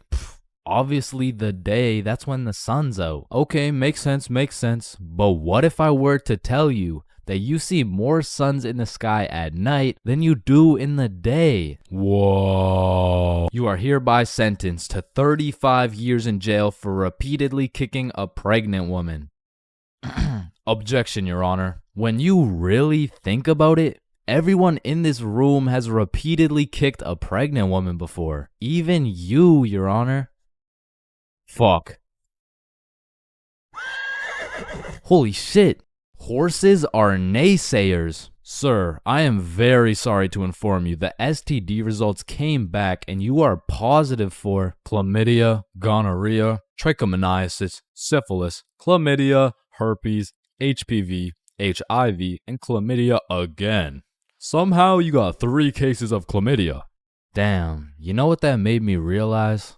That you should wear a condom? Nah, life is a sexually transmitted disease that will 100% lead to death. Damn right, sir, you got 3 days to live. You ever think about how old cars are looked at like, look at this dude's old ass car, he's broke as shit. Damn, at least my car isn't as old as this dude's. Holy shit, this guy's car is a shitbox. Damn. Look at that vintage car. Wow, that guy's car is insanely old. He's got to be a millionaire. What the fuck? Is that Fred Flintstone? Whether we like it or not, we were all once inside some balls. Facts. I'm talking in the testes. Damn. I'm talking in the family jewels. I'm talking in the nut storage. I'm talking in the semen spheres. God damn, Todd's really laying down some mean pipe over there. You know, Todd beating down those doonies really got me thinking. Most people are made in a bed, born in a bed, and die in a bed. Damn. Bro, stairs were made to make a really big fall into a bunch of small falls. Oh, shit, are you good? You know, someone probably still got your nose from years and years ago. Got your nose, give it back. It's me. What do you mean? It's me. I am the one who got your nose. Wait, are you serious? Yes. Dude, give it back. Or what? Give it back. No, it's my nose now. You gotta eat the frog. No, just eat the frog. Nope, one bite. Not doing it. You just gotta try it. Not eating the frog. It tastes like chicken. Yo, mama tastes like chicken. Come on, it's tradition. You have to eat the frog. Damn, traditions are really just dead people peer pressuring us. Eat the frog, pussy. That's why you're dead, bitch. Listen, I just can't wrap my brain around it. Yeah, what's up? Can you tell me why the fuck we park on the driveways and we drive on the parkways? It makes no sense. Hey Alexa, order some extra large magnums real quick. No, we both know you get absolutely 0 bitches. Alexa, you literally got stop. No reason Stop. on top of Alexa, that, you and I both know Alexa, you are a shut size up. small condom bull. Bro, over the next generation, we're gonna see a serious decline in the number of people who are named Alexa. Damn. Wow, that's quite a beautiful birdhouse right there. Yeah, do you think it's made out of wood? Oh yeah, for sure. And where does wood come from? Fuck do you mean where does wood come from? It comes from a tree. Exactly. Are you thinking what I'm thinking? People cut down birds' houses to make bird houses. Oh, fuck? Yeah, I meant people cut down bird houses to make bird houses. As you get older and older, a life sentence continues to become less threatening. Yo, there's probably a point where you just don't give a fuck. Put the money in the bag, bitch. I hereby sentence you to a life sentence in prison. 3 days later. Whoops. Oh.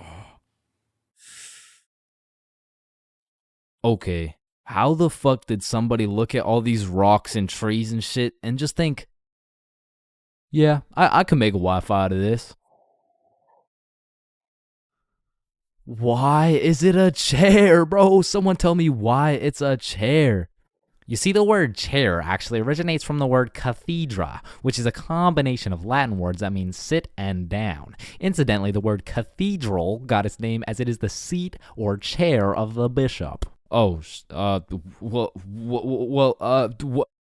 damn, this sandwich is about to go crazy, bro. Wait, that sandwich would hit way harder if we smoked before you eat it. Oh, okay, yeah, you right. A few moments later. Damn. What? Damn. My sandwich went bad. Nah, when you think about it, your sandwich didn't go bad. Something just started eating it before you did. Whoa, that's crazy to think about. Wait. Are you eating my sandwich right now? You gotta be faster than that, bro. I'm talking inside the cum factories. For real. I'm talking inside the sperm bank. For real. I'm talking inside These nuts. I'm talking in the Dwayne The Rock Johnsons. Damn. Nah, fuck you. Hey, fuck you then. That's why you eat meat. I don't eat meat. I'm vegan. Oh shit, same. But you're still a bitch. Okay, and I still laid pipe on your mom. Yo, what's going on here? He called me a bitch, and he said he had sexual intercourse with my mom. Yo, calm down. I thought you guys were both vegan. Yeah, we are. What about it? If you guys are both vegan, are you guys really beefing? Damn, that was unfunny as fuck. Should we just beat his ass? Yeah, we should. Shit, damn. I see here. Looks like your toothpaste hasn't been doing the job. Try this one. 9 out of 10 dentists recommend this toothpaste. Wait a minute.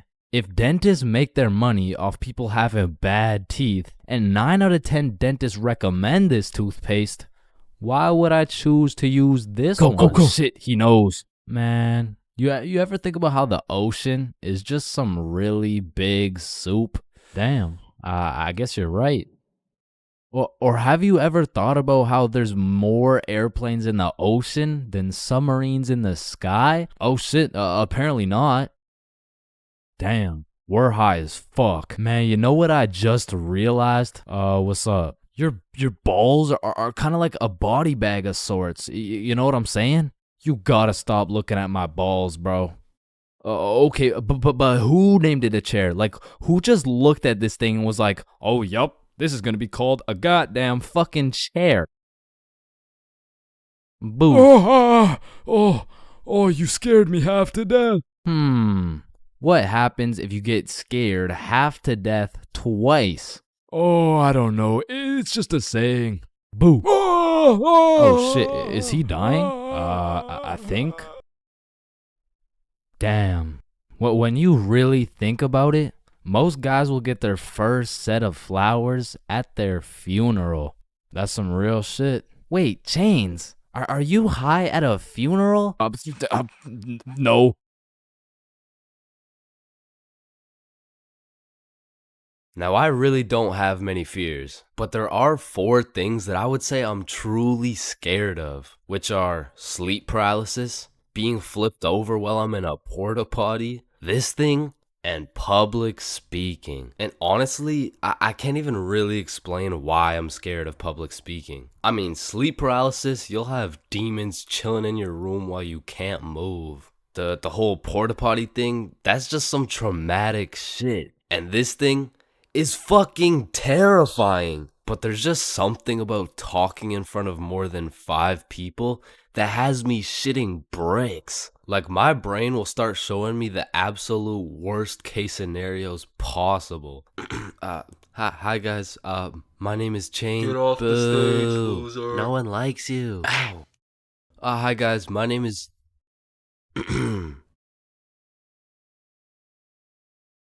So I volunteer at daycares because I really like young kids. I love young kids. I mean like not love like they're only 4 years old. No, like I'm not attracted to. Sir, hands behind your back.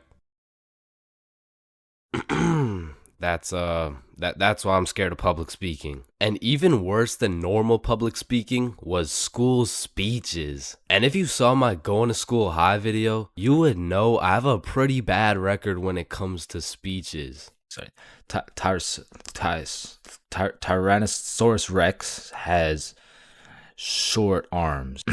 Yeah, Chains, don't worry about it. You can sit down. You could just go tomorrow. It's all right. In fact, after I failed miserably while trying to present my speech well zooted, some motherfuckers was flaming me for it. So you know me, I had to get my get back. So when speeches came around next year, I put my heart and soul into that shit. And it wasn't just a speech, it was a spoken word, so it all had to rhyme. I mean, I was whipping up some heat. I was writing bar after bar like Kendrick. Shit, I had to have a fire extinguisher on standby while I was writing that shit. And I was never the dude to actually study. Like, I would start learning while I was taking the tests. If y equals mx plus b, then who invented the Eiffel Tower? Oh shit, I guess y equals mx plus b. I mean, even though I did bad on all my tests, maybe I can just get a job drawing stickmen or some shit. Anyway, so I never studied, I never did homework. But when it came to this spoken word, I had something to prove. I mean, it felt like motherfuckers was preying on my downfall. So I actually spent my own free time at home practicing and perfecting this spoken word. So by the time I had to present, I was prepared as fuck. I mean, don't get me wrong, I was still shitting bricks. But when I got up there, Chains, get up here. And don't stutter like last time, alright, buddy? He's gonna stutter for sure. Don't get on here rapping, I'm stacking, making it happen. Okay? I've been perfecting this speech while y'all jits was lacking. You don't want beef with me, I put you on a tee, I call that shit fashion. Okay. I'll put you in a box like some cereal. You'll get crunched, I'm the captain. Captain Crunch. Now let me stir it up like some mac and cheese. I want 100% like curry from the 3. I'm talking all A's, no B's. Bitch, I'm blessed like a sneeze. Blue, 100's like the seas. I'm too icy, I might freeze cause I'm him. I'm not talking slash he. God damn. Spitting right now. I went bonkers, bro. In fact, I went so bonkers, the teacher volunteered me to go present my speech to the entire school. Now, usually I would be way too scared to public speak in front of that many people. But right now, I'm all hyped up on how bananas my speech went. Plus, I spent all that time perfecting it. I might as well share the heat with the rest of the school. Alright, next up is Chains with a spoken word on Don't get on here rapping.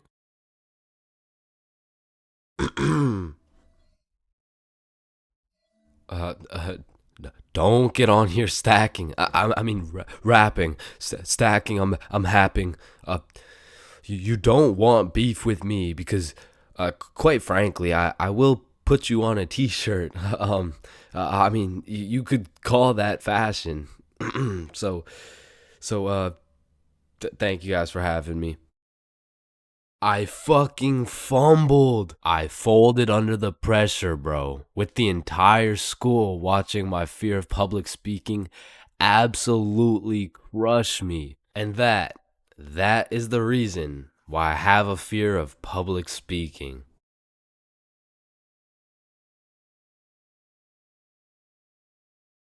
Alright, next up we got Billy presenting his baking soda volcano experiment. Hey guys, how we doing? Alright, so you see if I put a solid amount of baking soda in here and then a little bit of vinegar here. It's supposed to explode. Oh, no.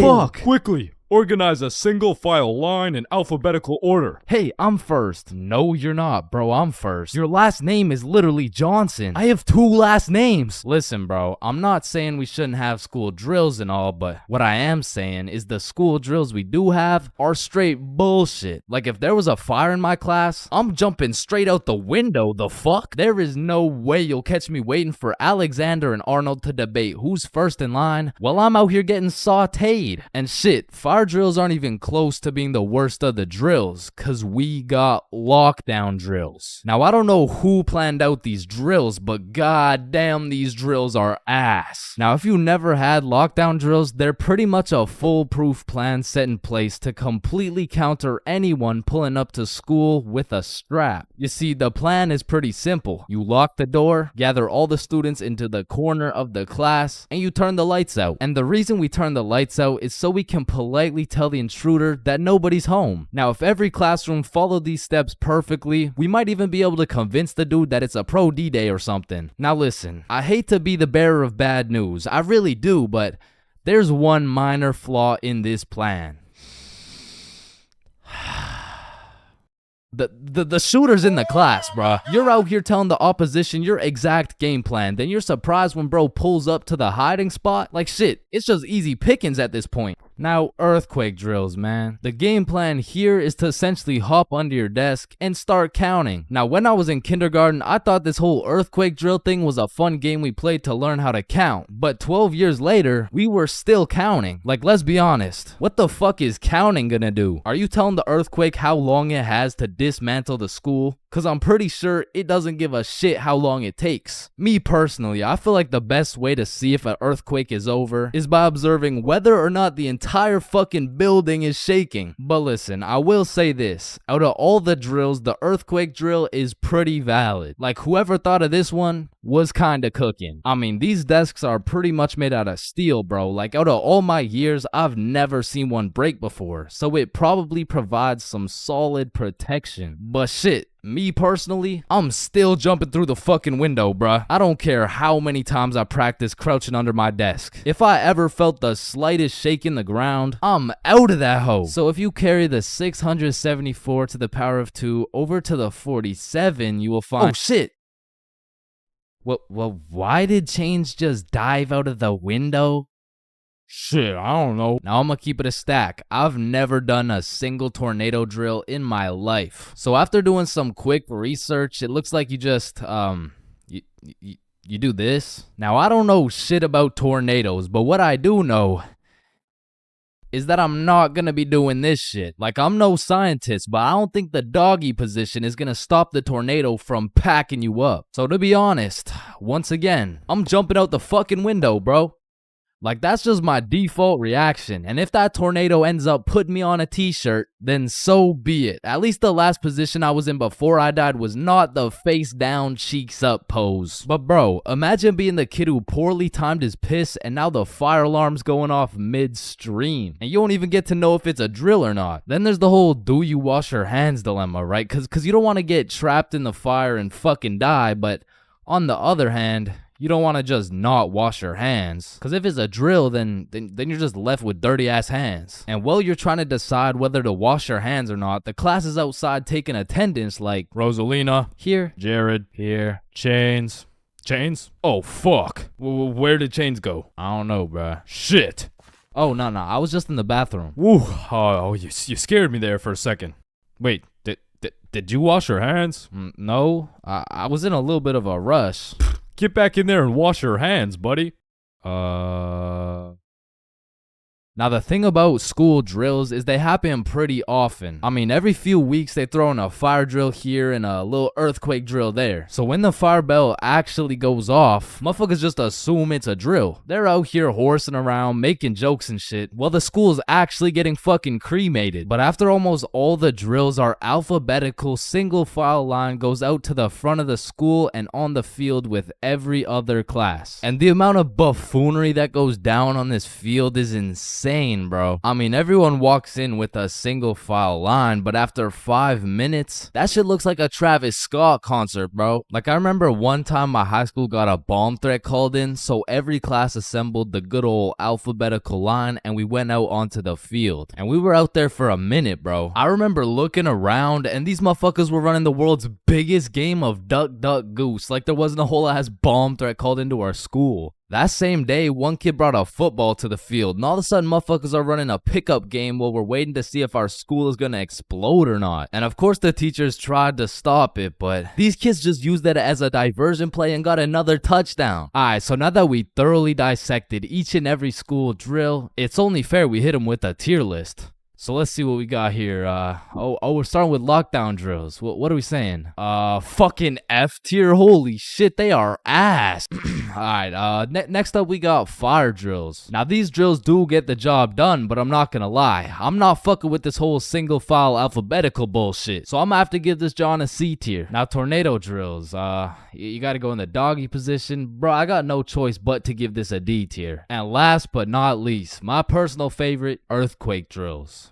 They're still kind of ass, B tier. And bro, I know some of y'all may be thinking, you can't just talk shit about the school drills and not present any better solution. Well, lucky for you, I have devised the best and only way to fully counter any natural or artificial disasters. It's simple. For a guy like me who's 7 feet, 325 pounds, 0.5% body fat, and a 7-foot wingspan, I just simply remove myself from the situation. However, I do understand that I am built different, so for your average Joe, I have devised another plan. It's also simple. The moment some shit goes down, everyone runs at full speed out of the building. And of course, some would argue that not everyone is gonna be able to make it out of the building in time, and that some people are faster and stronger than others, and you know what that's called?